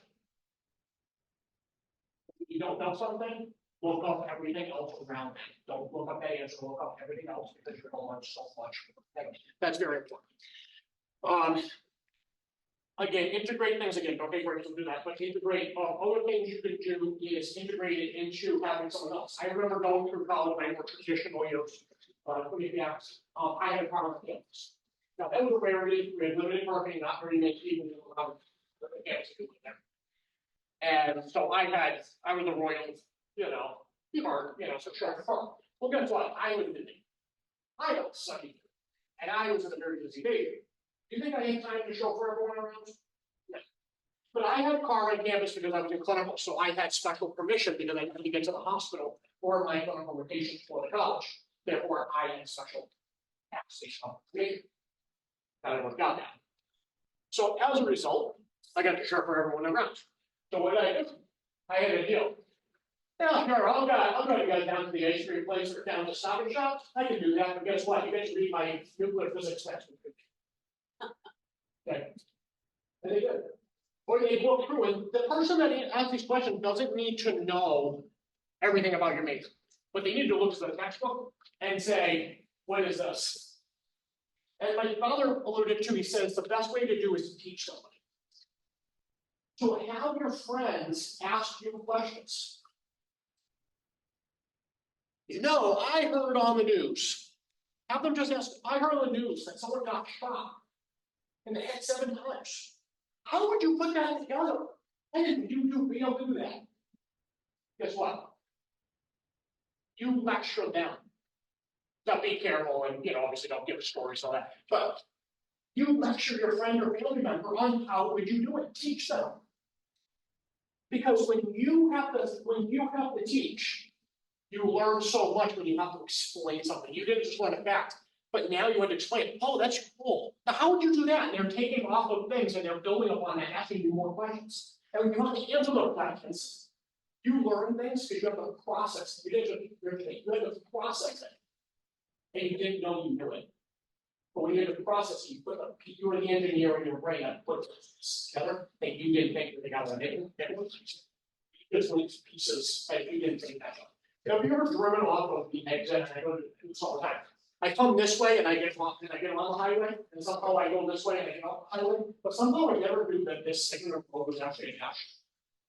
Right, I drove this area, and I drove this area, but I didn't know there was a sidewalk that went between them. Right, I do that all the time.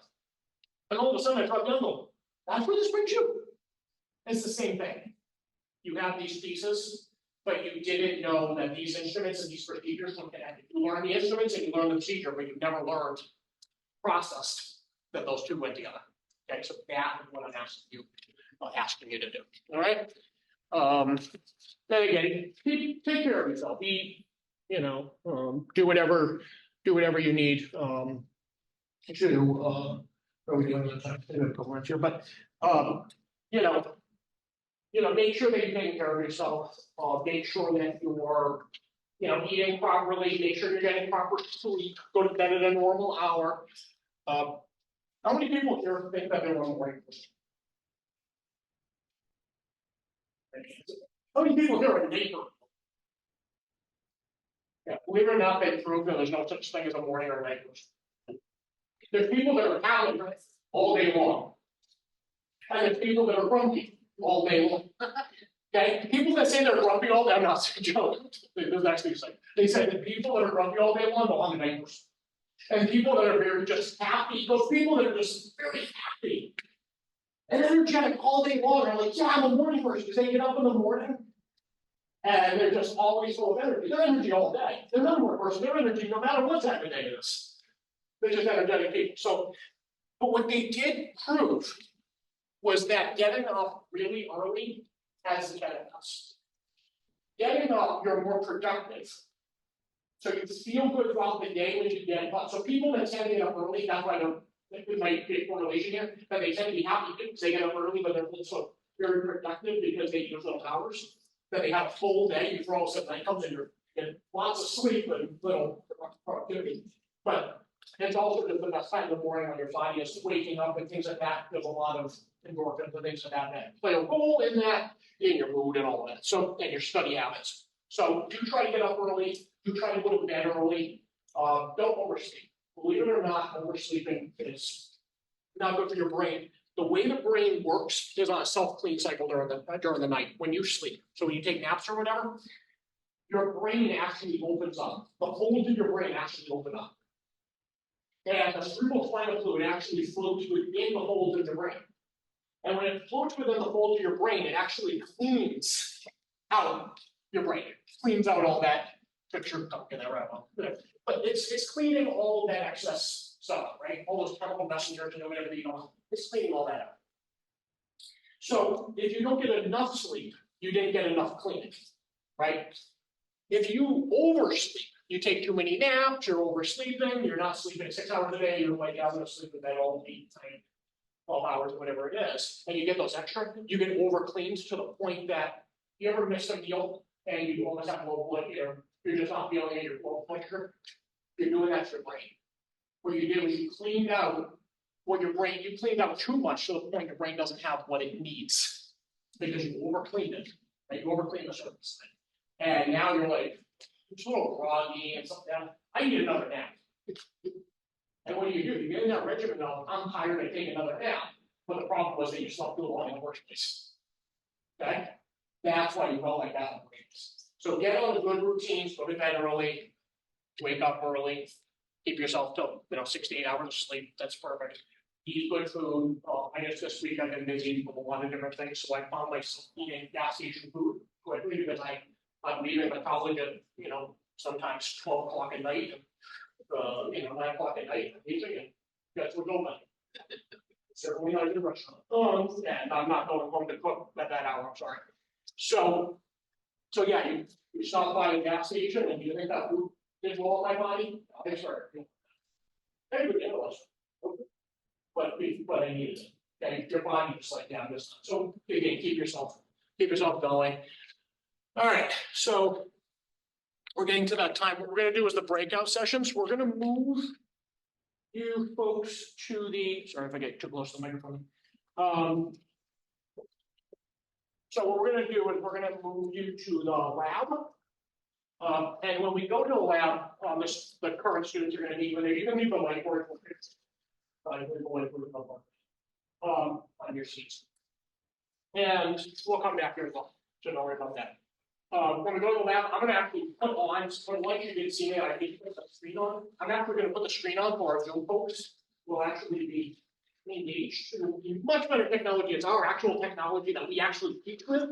So you can actually see how we actually teach, not by this. So you obviously get to see that. I'll do that. And I will survive on our students. And then once we finish up with that, then we'll go on. Any questions?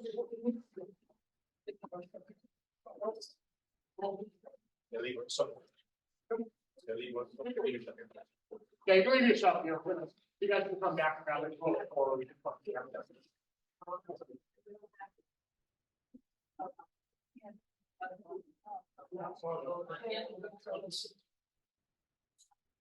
Okay.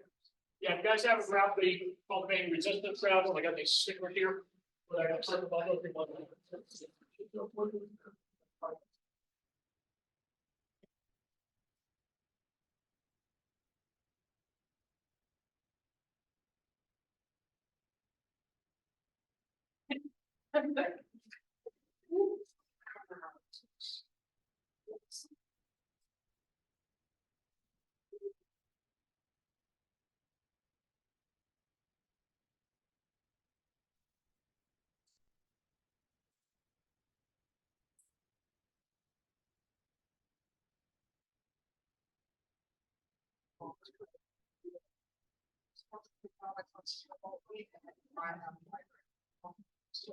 My mom is going to get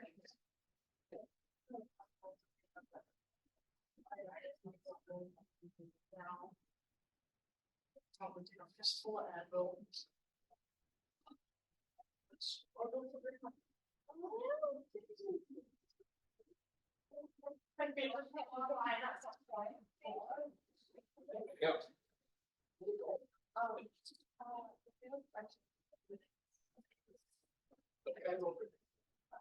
Sounds good.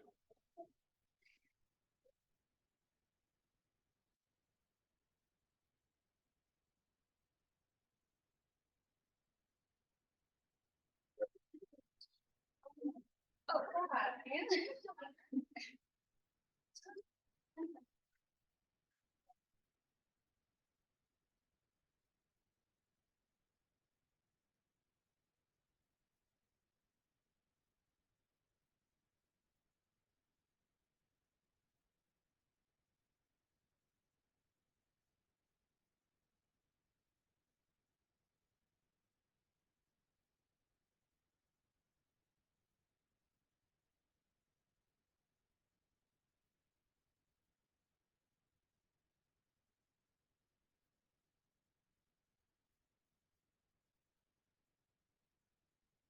You got guys. I know. Don't be shy. Yeah, you can't. Don't be shy. We don't pay. No, that's one.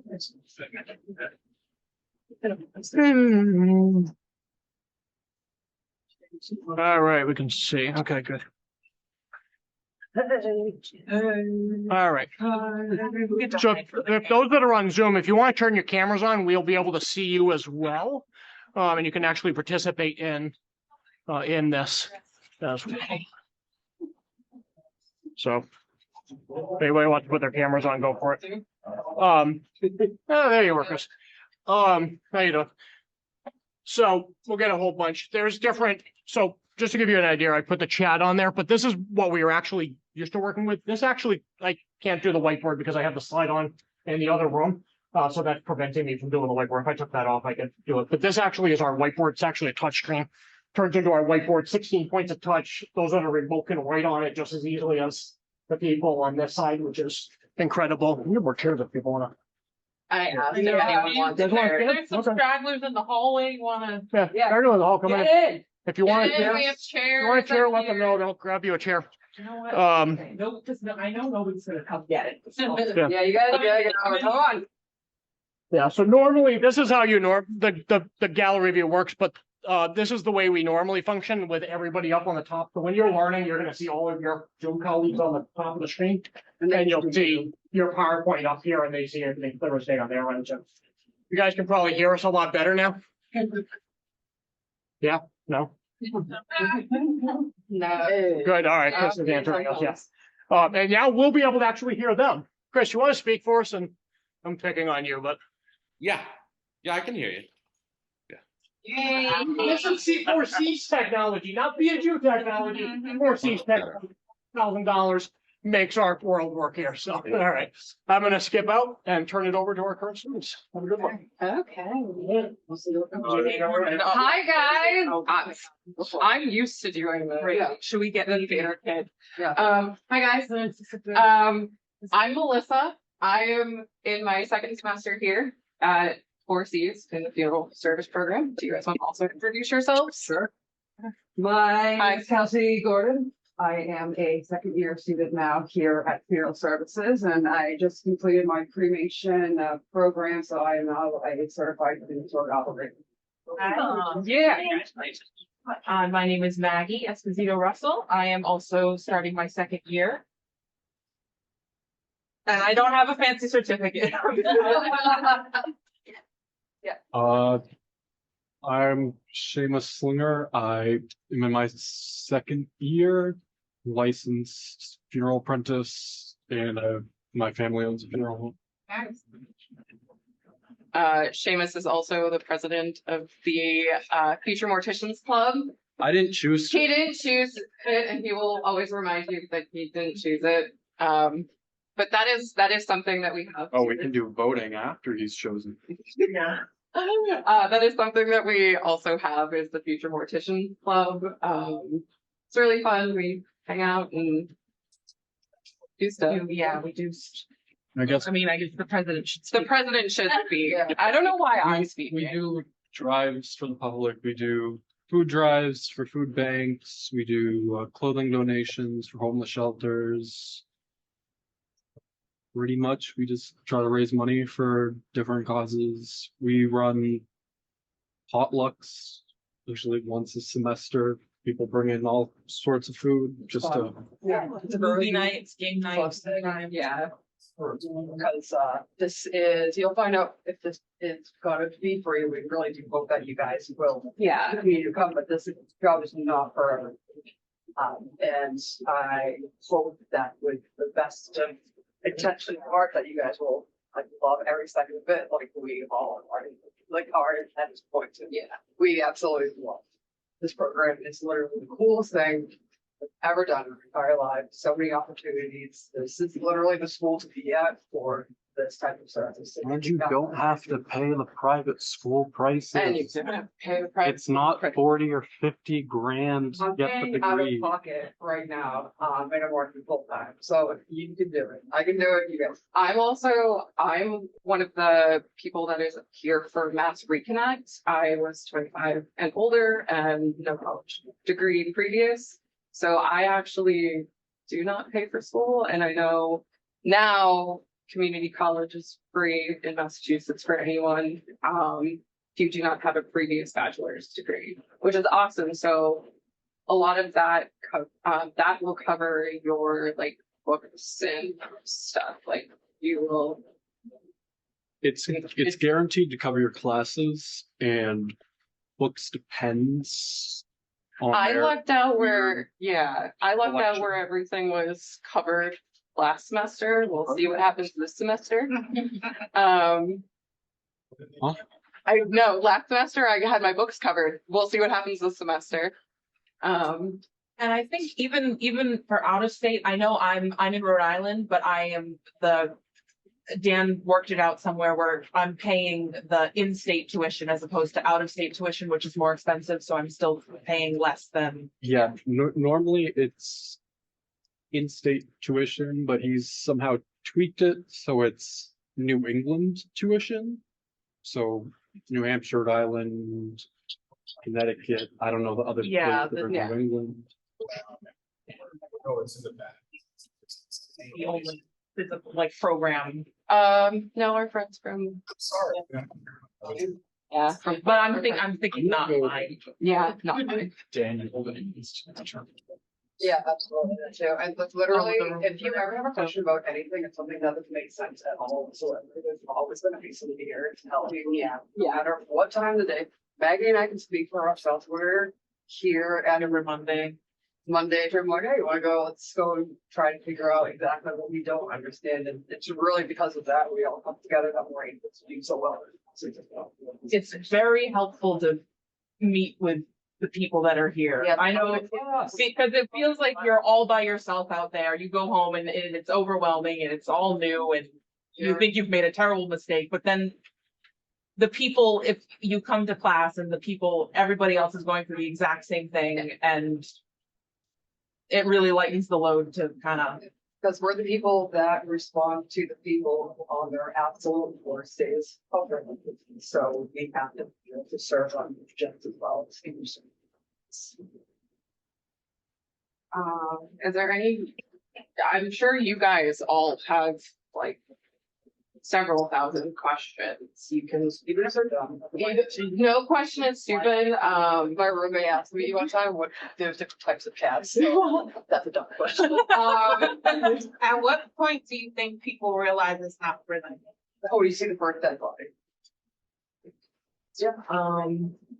Yeah, or honestly, the first getting through the first semester, usually, yeah, I don't want to. Is weeds not weeds? It does. You know, I'm like I said, I'm in my second semester. If I did not like this program, if I did not want to be here, I would not be here right now talking to you guys. I'd be home sleeping because I've been up since 4:45 working. What are the best? This is literally like I retired from doing hair for 12 years and am doing this now. So. And I should say your first semester with the funeral service classes, because you can, I think a couple people sometimes take their first semester to just do all the prerequisites and the gen ed. So wait until you get your, wait until you get your first couple of funeral classes. Yeah, it's gonna be different than anything you've ever experienced before. Yeah. What is the very first class that has an actual well, involving, but I was doing something separate with cremation. So that was that was a separate opportunity. Yeah, separate thing. And embalming clinicals usually. Yeah, cremation and mesosis at the same time. So in Massachusetts, at least, laws state that you can't work at a crematory and a funeral home because it counts as a conflict of interest. Yep. So pretty much every state in the US doesn't care. Yeah. Except Mass. In-house. No, that's So not always. all the places that say funeral home and cremation, they just Outside. have an outside. Yeah, it's a third party. I do all of it. Can you have a degree for the? You can have the certificate and the degree. Yeah, it's just kind of. It would just be, you can't be licensed I'm moving funeral to Georgia, director essentially. and crematory operator. You can't be. You cannot be. You would have to be either crematory operator or Well, you could still have the license, you just can't be a practicing funeral Yeah, director. in Massachusetts. And also. Oh, So that might be dual employed. Stage. But that's why I definitely will be moving to Georgia, because I will be able to own and operate crematorium, cemetery, as well as be a licensed funeral director and. Wow. Yeah, I feel like. Yeah, it's aggressive, it's Massachusetts. just like. It's a mess, and it's blue laws. We gotta. Somebody's gotta get on that somewhere. Yeah. Cremation's the future.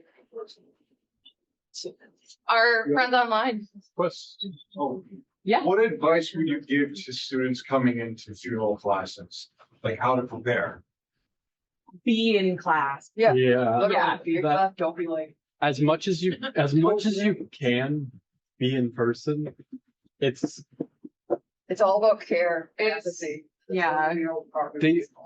The professors try to like do stuff in person. Like we have all the tools for embalming, and it's easier. Like, oh, I can feel the aneurysm hook or a scalpel or all sorts of things than it is to be like, oh, I can see it on the screen. You know, right when your there. first time going to clinical, the very first time you're handling the stroke. Yes.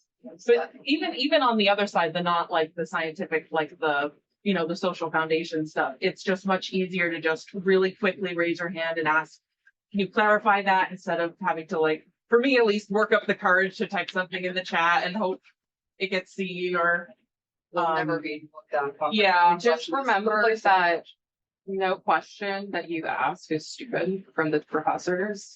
They're here to help you learn. I know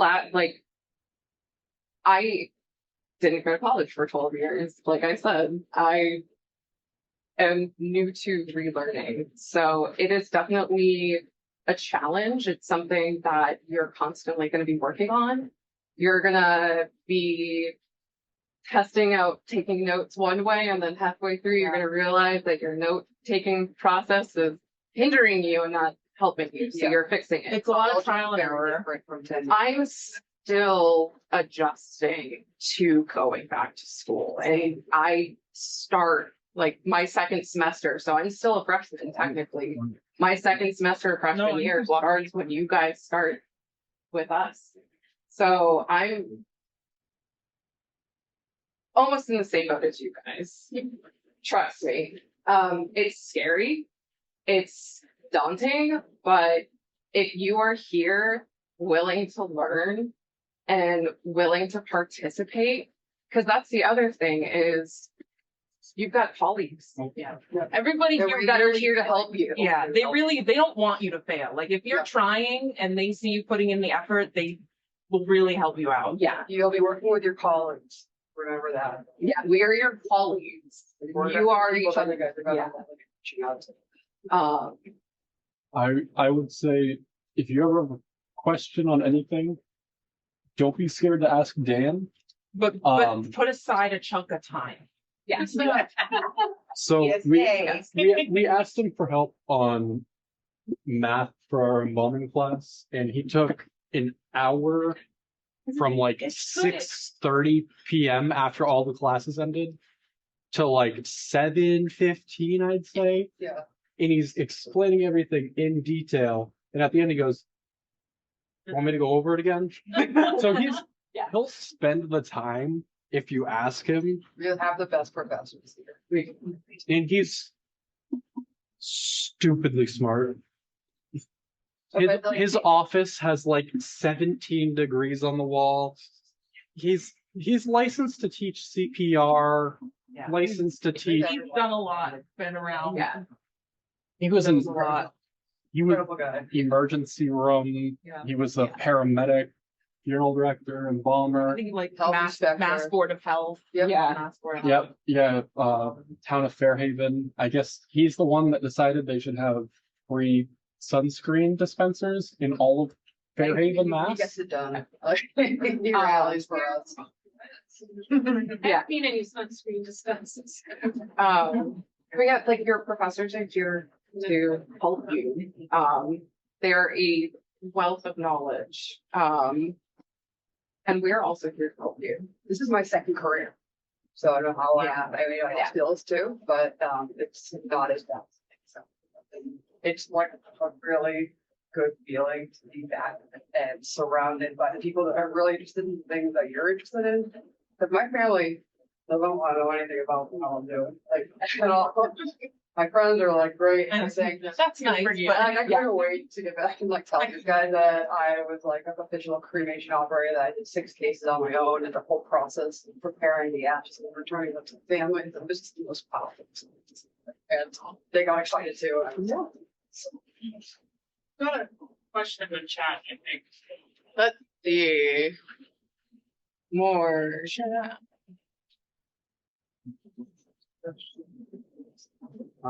Right.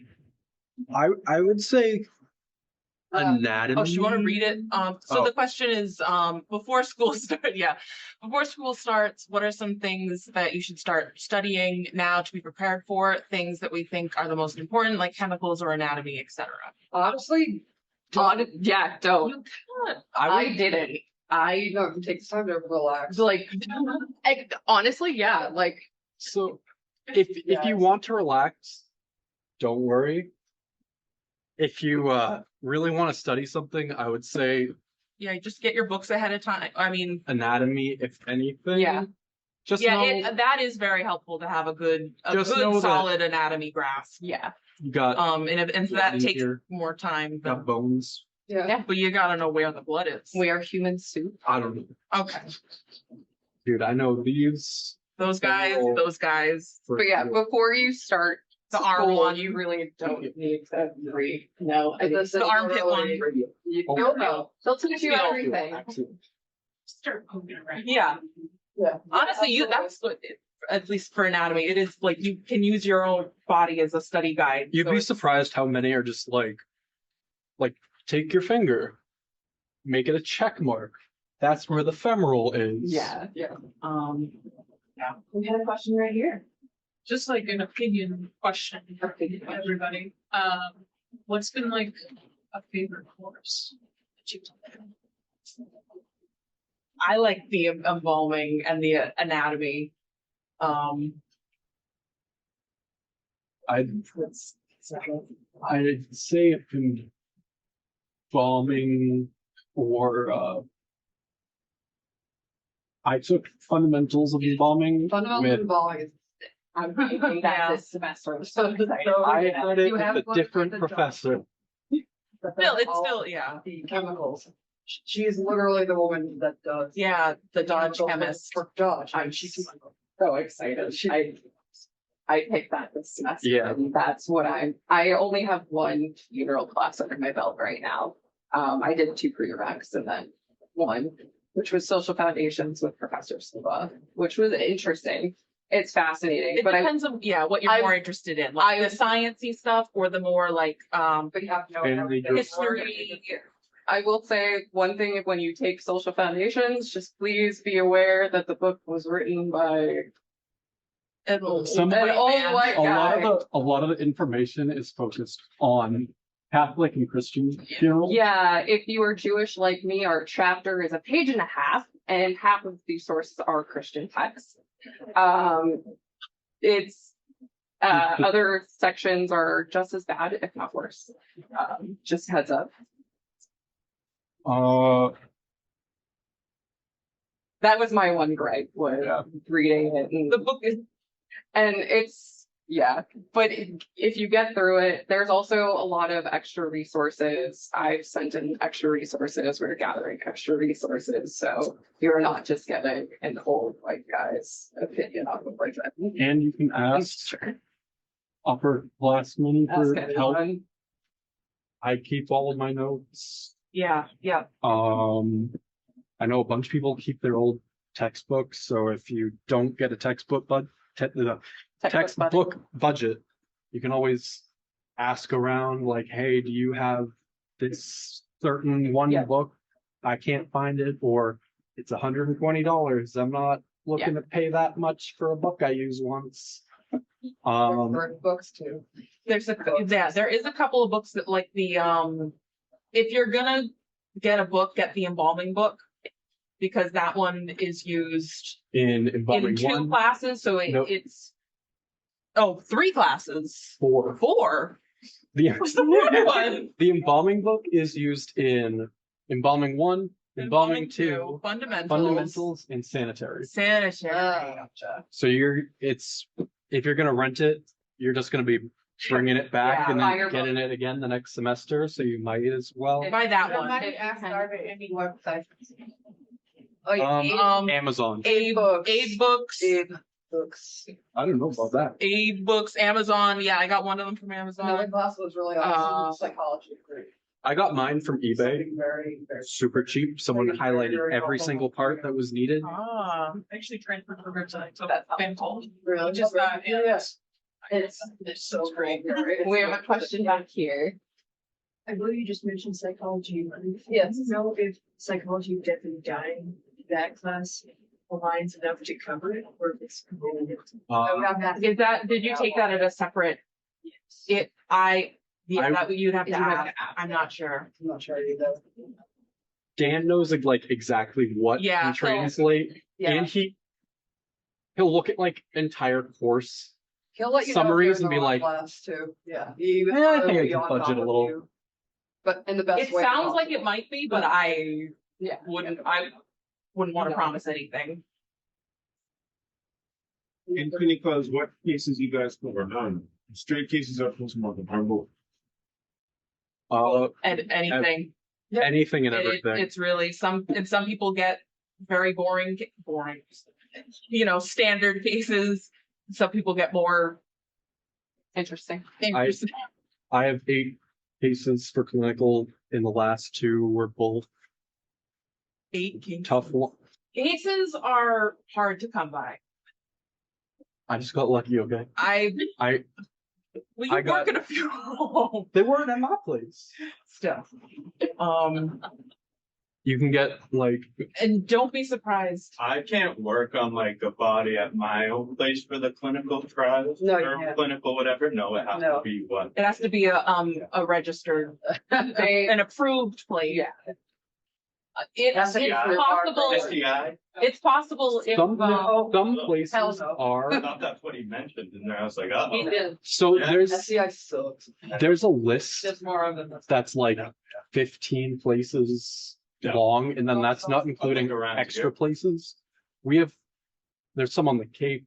Yeah. There's a But we have a bunch. dedicated network of exactly who we contact. Yeah. Yeah.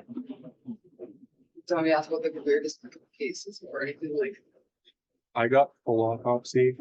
I mean, I got a guy that couldn't even identify because he was so badly decomposed. They opened the bag up and I was like, yeah, he was in a puddle. He was left out in the outer elements for about 6 days, I think it was, and he was in Atlanta. So, come get the body right in, put it into the cooler, come and take him out, go do fingerprints. And he's not there.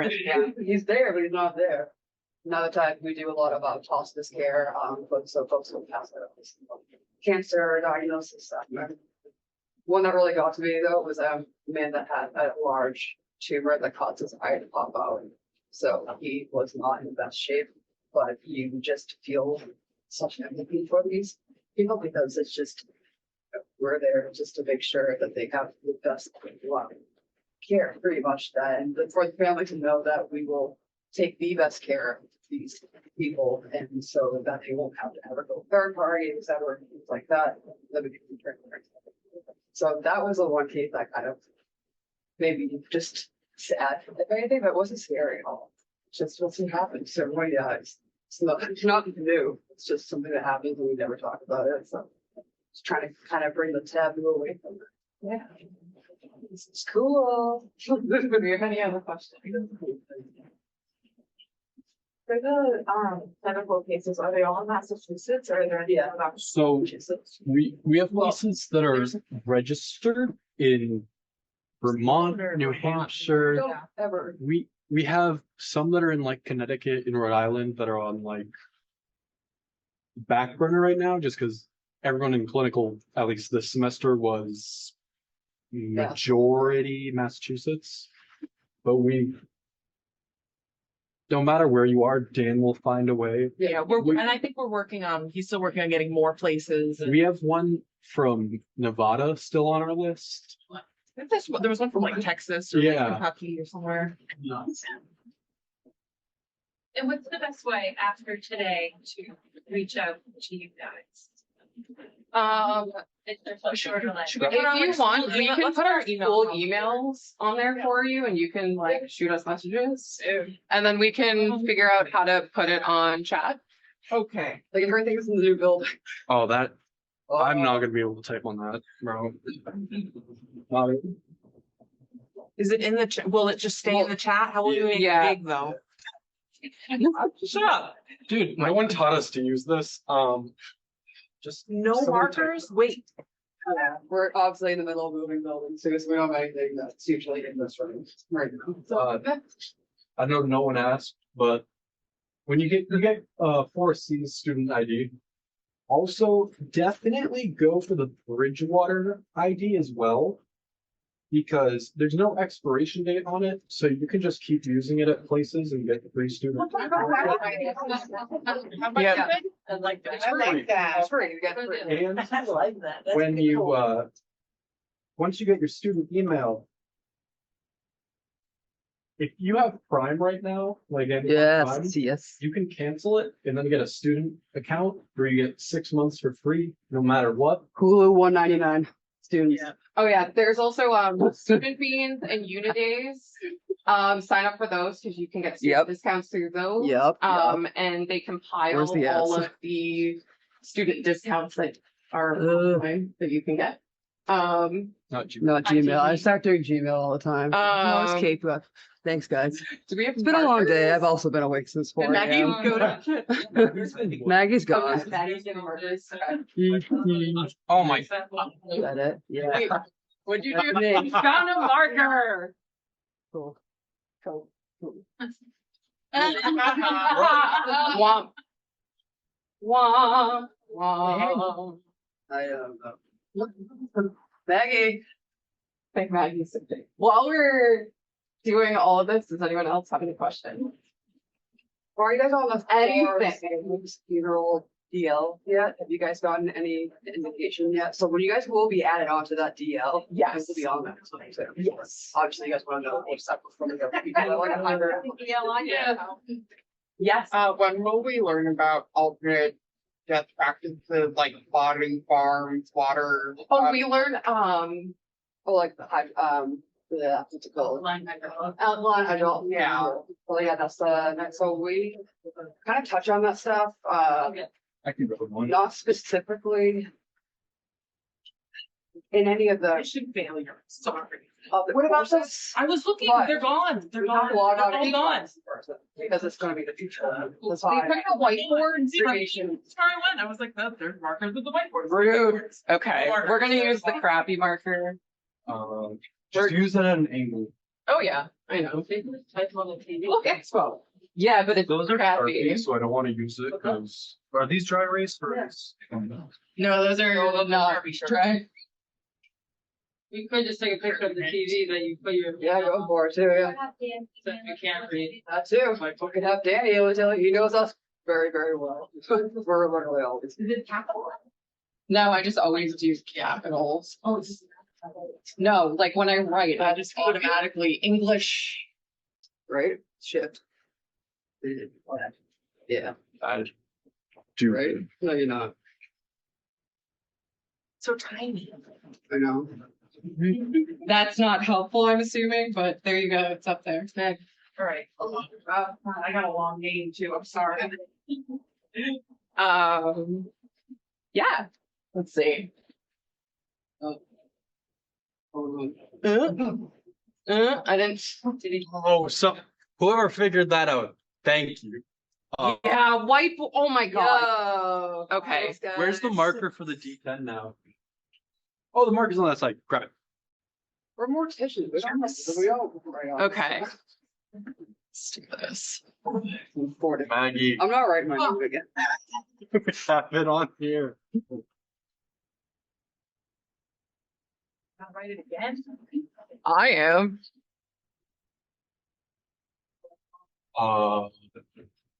I guess does anyone else? Yeah, most people, if you haven't gotten have you gotten your student email? Yeah. It's usually, first name dot last name at. Oh, What? Where did the HR puffin stuff happened? I quit. that's not my fault. Wasn't it? I just typed. It was bolted down. There's usually AC in here too. I apologize. Yeah, it's hot. Yeah, here. we're- It's been a long day. Yeah. I quit. Also, you can tell we used to have someone that would head this. She graduated, so Yeah. we're winging it We did. as best we can. Yes. Yeah. We're the people that got you working. Should I put mine on the? I'm trying to think. Where's the marker? One thing I wish I was told before I started last semester, if your computer is a Chromebook or a Mac, it is not going to like our system. The Macs are okay. Okay, if you have a Chromebook. The Chromebook, no. Chromebook. We use Microsoft Office, so if they're incompatible, You're gonna have a fun time. I learned that the hard way. I got a Chromebook. for You my also, laptop. yeah, Proctor Free won't work on a Chromebook Yeah, either. or an iPad. Or an Or an iPad. iPad. So You have to have a computer. you have to have like A laptop. Yeah. We have rental programs here too. we have a laptop loaner program. But yeah, that was something I wish I was told in beforehand. So yeah, Chromebook. Oh, I'm there. me? Oh, I can't. Yeah, it's fine. No. It's right there. Yeah, the Chromebook Did it. thing. It's warm. Yeah, I know. That's why I like this. This is very. Is there anything else? It's very cold inside funeral homes and also inside. Anything else that we can think? I'm trying to think of. Can I just pick a question? Yeah, absolutely. Yeah. Our emails. Yeah, reach out with any other questions because I know it's hard to think of questions on the spot. But we're literally here like all the time too. So if you don't see us like either on the group chat or something. we're- Especially now that we have the new space. I will definitely be here like every day. We've never We haven't seen it. seen it We yet. haven't seen it yet. So Yeah, so when we this take is the very new. when we It- take the tour, It might be a bit of a Like we're gonna freak out. transition period for us as well. yeah, we're gonna I saw what it was before. It used to be the women's locker room. So I don't know what they're doing. Yeah. It's under the pool. It's under the pool? Yes. heck yeah. Huh. Is it gonna smell like chlorine the whole time? You can't smell it. Really?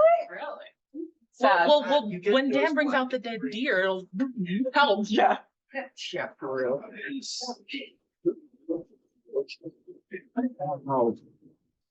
Oh, black. And, yeah, any questions? Anything? Like, I'm trying to think of other things that would be helpful. I always just thought of questions like on my first day floor. And I was Yeah. No, I'm trying to think of what I Yeah. was thinking last. I was thinking, semester. I am afraid, and Yeah. I didn't do orientation. oh, question. Do you have any comments on housing in our state? Well, not yet because I haven't moved in yet, but I just there is an arrangement where you can use the BSU dorms, but which I did not do, but there's, if any of you pass that, like it's like Dwell 85, that little apartment place, that's also available. I think it winds up being a little bit cheaper than the dorms. And it's not, it's like an actual apartment building that It's BSU almost like halfway between. It's very dorm style, and there's mostly students there, but it's BSU has a like agreement with them, so there's a certain like amount of rooms there that you get a BSU dorm price for. Dwell yeah. Let me, 85, 58. where did that What? stupid marker go? I think you have it. I commute from the Cape. I commute from Brockton. I know that the from the people that lived in the dorms, they say it's pretty good.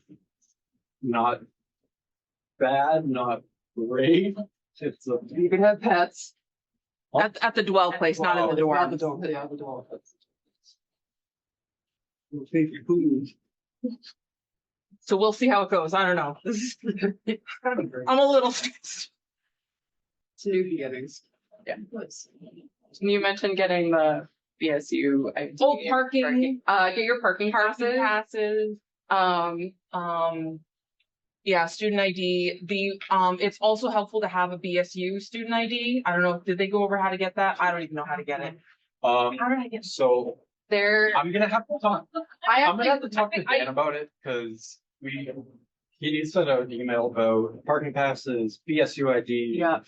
Yeah. Miscellaneous things that I can't remember. Yeah. That's not a big. The Cape Cod student ID is most useful for remembering your student ID number.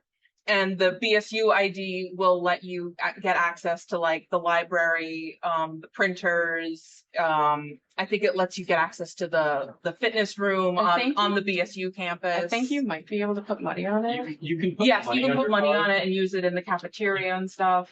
Ooh, Starship app. Yeah. Oh, the robot. The robot. Oh my If you want to be gosh. super lazy and not have to leave the classroom, you can get a robot to deliver food to you. Right outside the door. Right outside the door. It's so cute. They play music. It's got a You little can pick the flag. music. $5.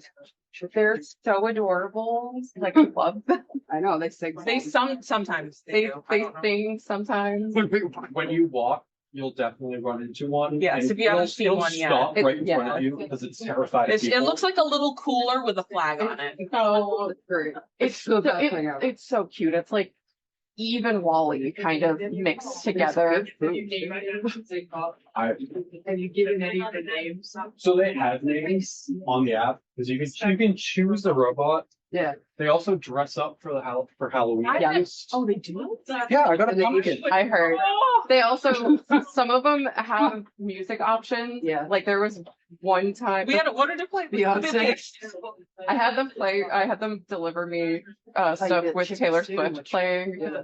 There's that one Celine Dion. And Yeah. Oh, as it opens. Yeah. Yep. It's loud. Yeah. And it keeps going. Yeah. They're so fun. I love them. our Oh, I do think sometimes they are manned by actual people. So if Yes. you do like a little silly dance in front of it and It then might get be a embarrassed person. later because somebody might have seen it. I encourage it. Yes. It's fun. The food on campus is actually pretty decent. And Um, expensive for the and- most part. Yeah. Chicken fingers. Okay, yeah. There's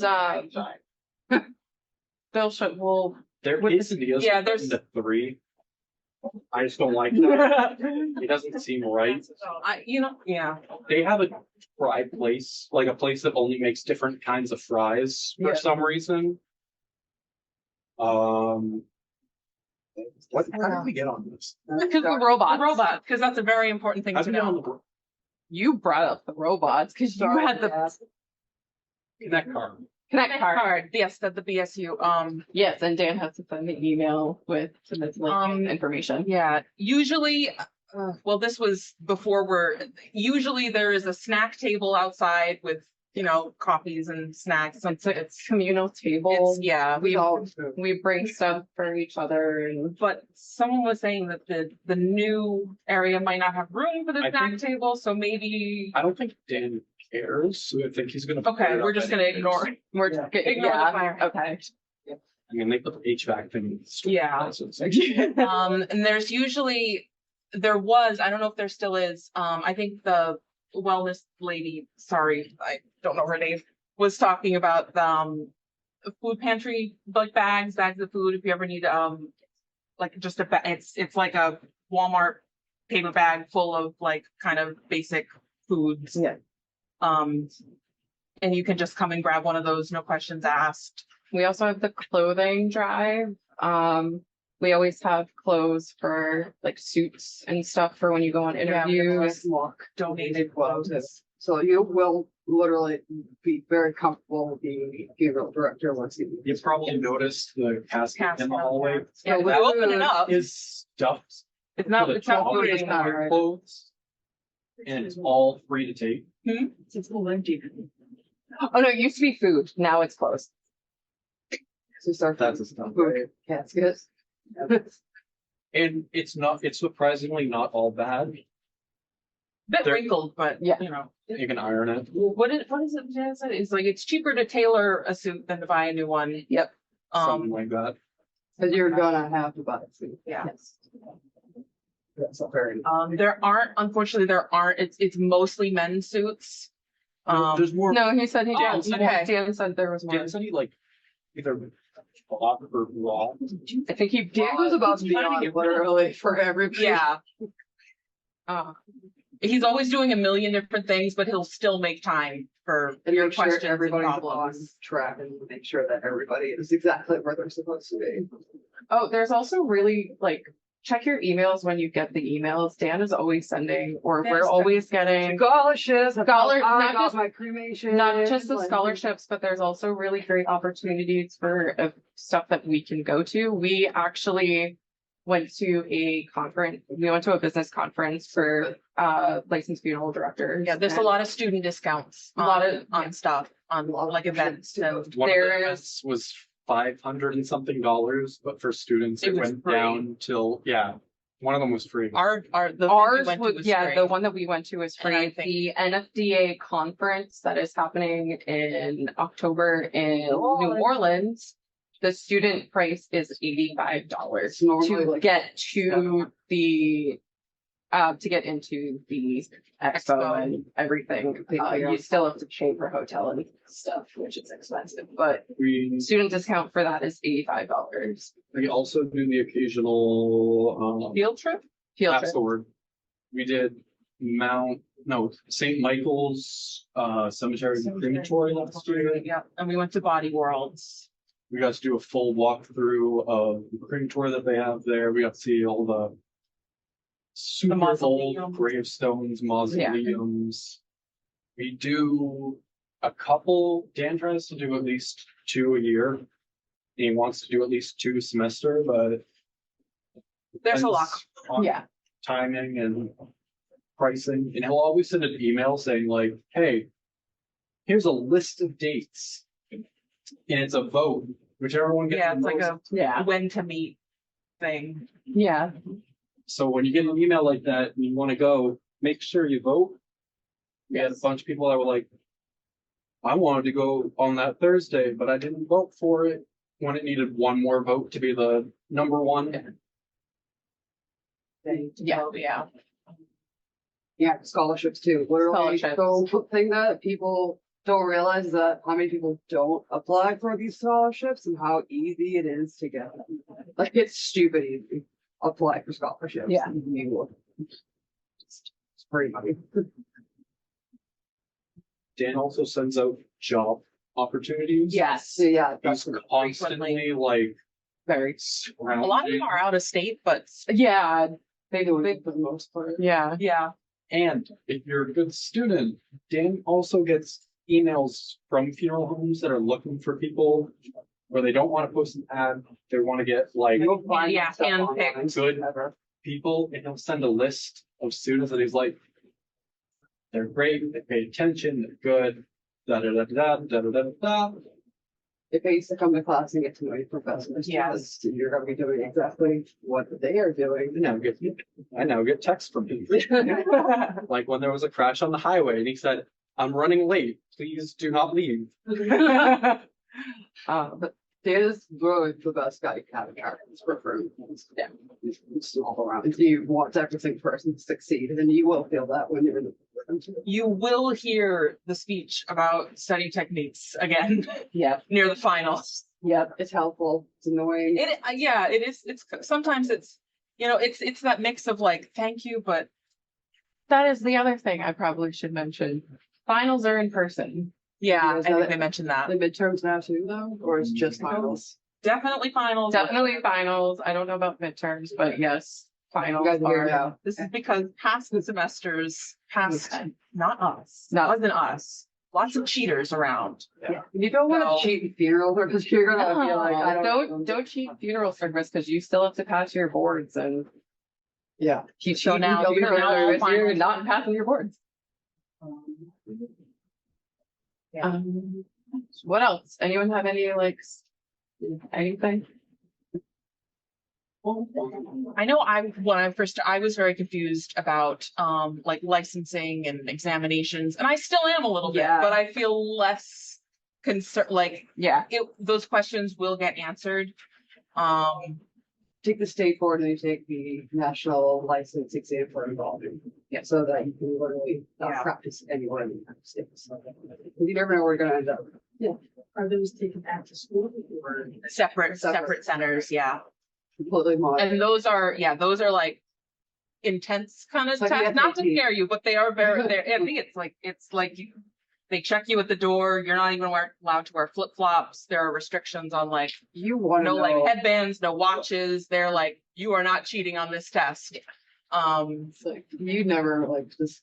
And it's I believe it's all on a computer and it's all multiple choice. And there's a state exam and there's a national exam. And every state will require. Take your national. Technically, you don't need the nationals if you're in mass. Yes. Yeah, But no one's gonna end up living nationals in are Massachusetts not forever. always required, but it's still recommended because it's a good backup to have. So happy at the embalm, because if you're a And- field director, and you're not an embalmer, you cannot touch the body. And with, I know with, it again, it depends on which state. Is anybody from Rhode Island? Yeah. If you're getting licensed in Rhode Island, I believe there is an in-person practical for embalming. Yeah, so that's, You have to. But you already have. you have to do it in front of somebody. You already have 10 under your belt. Yeah. And be nice to the people that Yeah. are doing that test, or else they'll make you use a weird artery known as the popliteal, which is Behind your knee. right behind your knee. That's Yeah. not fun. For those who've already done your first. I think we've all. I've done straight cremations. All. It's definitely the make or break point, to put it that way, I guess. It's really the one time where you're like, okay, this is for me, or this isn't for me. I knew exactly the second that I did my first, I was like, yes, like this is right. And just because you have to do the embalmings doesn't mean you have to focus on that. Yeah, you don't have to involve at all. You just have to do that for the requirement for the license. Yeah. The preceptors, the first time, I got my first body and it was kind of like, oh, I would like to take a second to process this. But sometimes the preceptors, they've done it so many times, they're just straight to work and which is fine, but you'll know if it's the. Yeah. They also but, know it's your first time doing this. No, they so- don't, not always. Yeah, not Well, always. Cosmo at least. A few like the preceptors will be like, you need to take a break. You need to. Yeah, they're aware that it's not a light task. It's not, It's not like, oh, I just got to peel the apple. yeah. Simple. No, you're going And in just doing something. be very respectful, really respect the preceptors, because I think Dan said they're not getting paid and, we're kind of taking time off of their, it's however long it would take them to embalm the body. Now it's gonna take longer because they have to explain every step. I saw a question here and then we'll go right over here for the question. Is there anyone you guys look up to in the industry? Like, I met my mentor and like the person I want to be in Georgia was passed 2 weeks ago. So like I literally found her, I'm like, this is exactly what I thought I was doing. And it was just like such a connection of just knowing it was in the right place at the right time. And just when they walked into that funeral home itself, it was just very, it felt like home. Can I guess the name? The Leaf Cremation, but this is in Georgia. I would say probably my dad and the former owners of our funeral home, because we've always stated it's always tough when you lose a child, so we don't charge for anything. Don't charge for grave openings, don't charge for removal, casket, anything. You shouldn't charge someone on that tough time. So I think that's stuck with me. And those cases are in the same upticking too, so that's something you also have to deal with.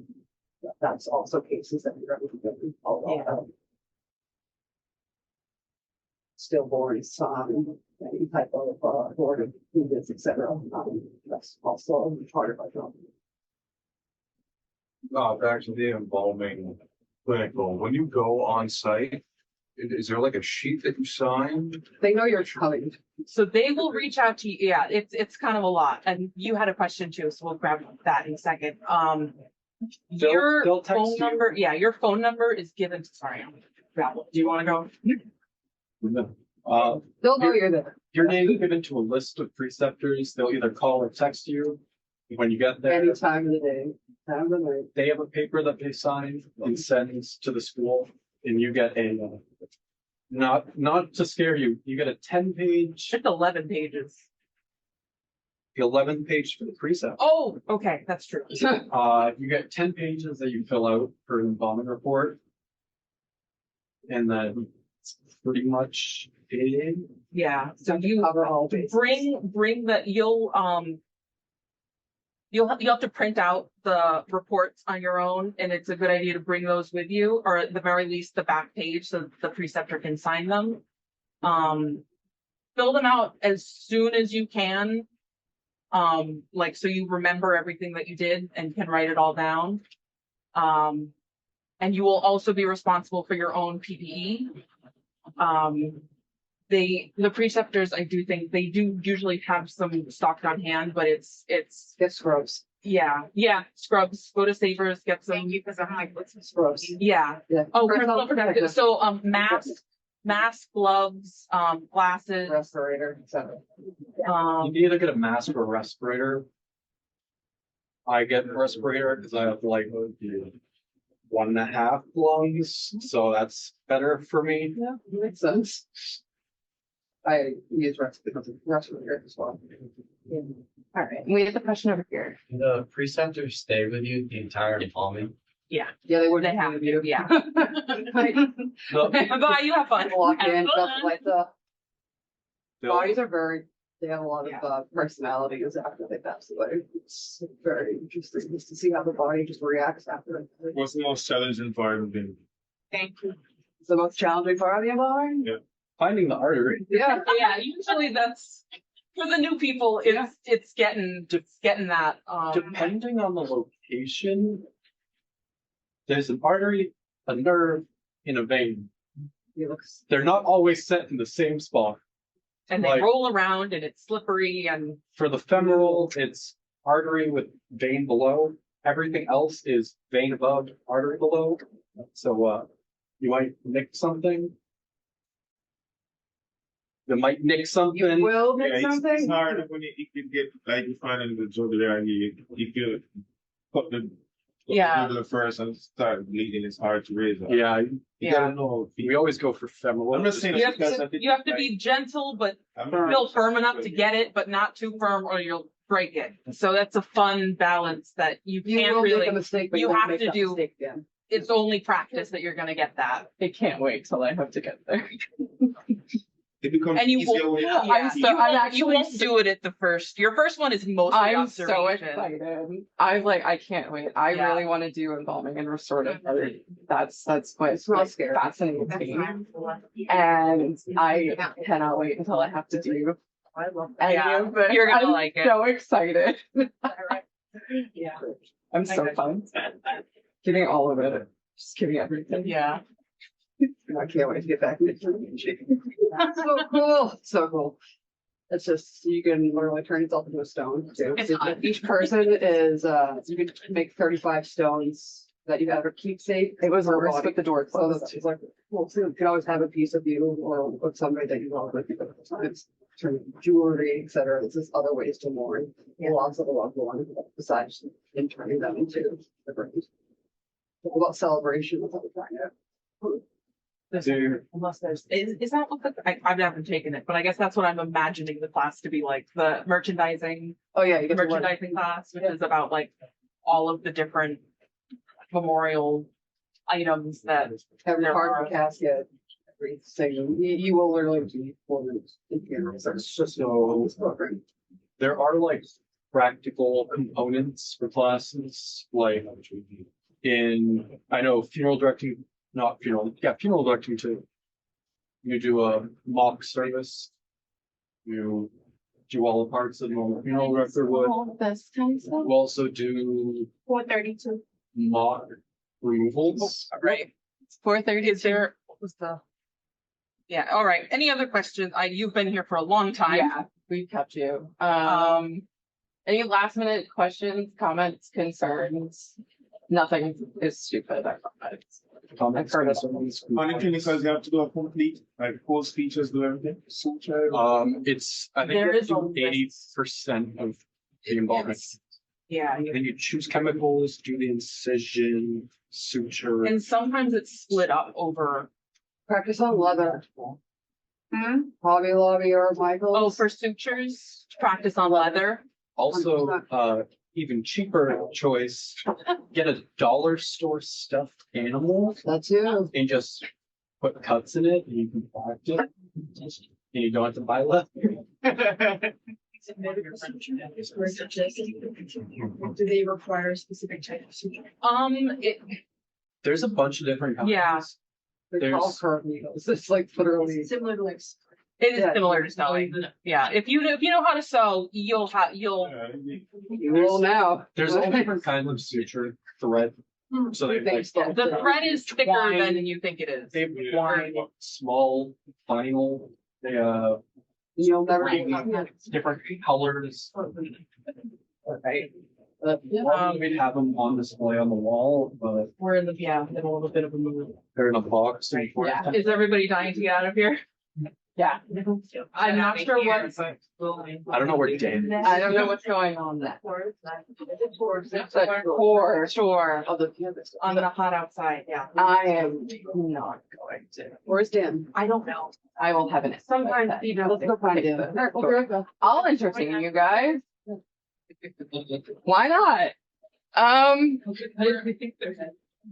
Ask me anything, not about the funeral service program. If you have any questions, I don't care. What? How do you know HR? I used to watch the I Love the 80s and the I Love the 70s on VH1 back when they had those, and I remember HR Pup and stuff. Let's see. Favorite tattoo? Favorite tattoo? Oh God. Either my Haunted Mansion lantern or I love them. see, I'm trying to think.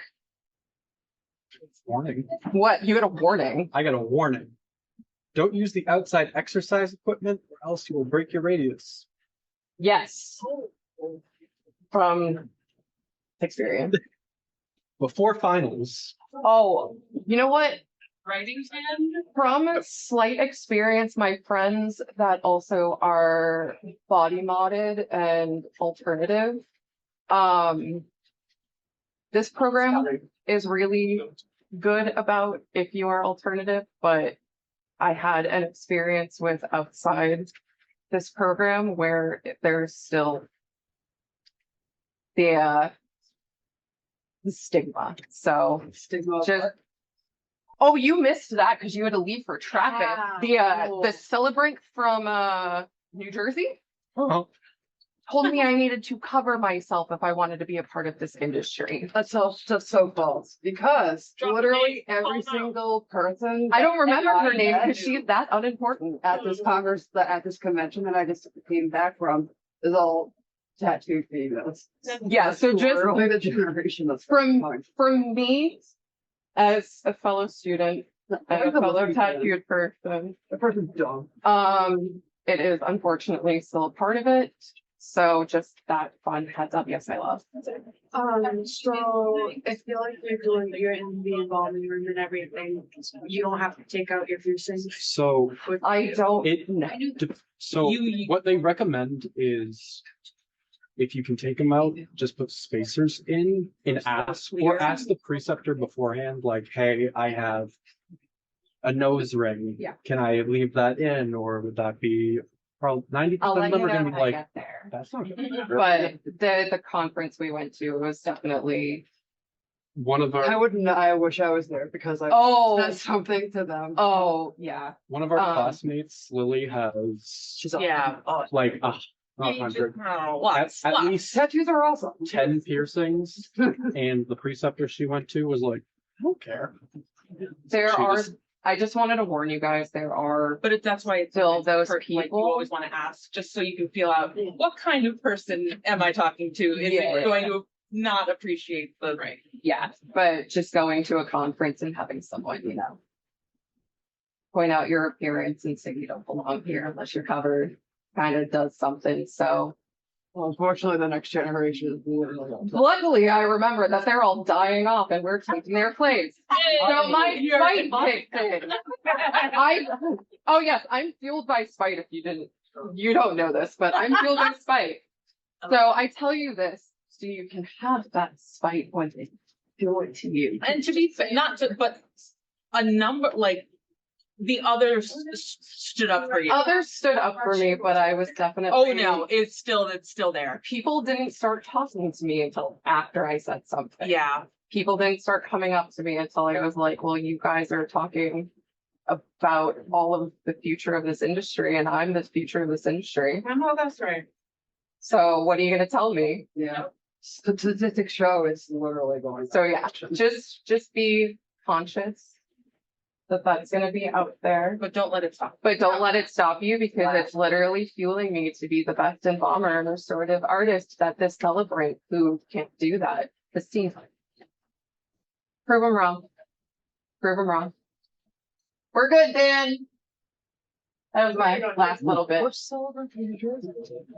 was like, have your dynamic I was conversation. telling Jenny to the lady the night before that. She wasn't at the cocktail party. Okay. Yeah. So, for, I don't think she, that was all. They playing Are we going for a walk? One that In the hot sun. celebration. Longer. Not Belinda. No, but I did. Belinda was great. Belinda and She. Okay. Brett. Oh, well, They were great. That's the reason why I'm going back. They literally, they came to my defense. Good, okay, now I can hear myself. All right, so I'm gonna leave that up there so that you guys have, we're gonna go for the tour. We're gonna take a nice little walk across the campus. We're gonna go to the other side. And we will, Tim had to get back to this, somebody in the library called out, so being the boss, that's the job. He had to go down there first. I've done this enough times, I can get over there, the people in the library, and explain that. But if any questions, I can explain things all along. Or if they, if you didn't get your answer in the library, I can answer anything they say, I could give you the same answer. So that's my answer, but we'll let them do the formality of saying it. We'll do that, we'll get started next week. And all of that, and for our Zoom folks, whoever's left. Okay, for those that are on Zoom, we have everybody, yeah, we did. So for those that are on Zoom, we will go for the walk. So unfortunately, can't come with us on Zoom. That's gonna be a little hard, a little bit of a walk. So we'll let you get back to your day at this point. And thank you for joining us. And then we'll This is the best program ever. Best program ever.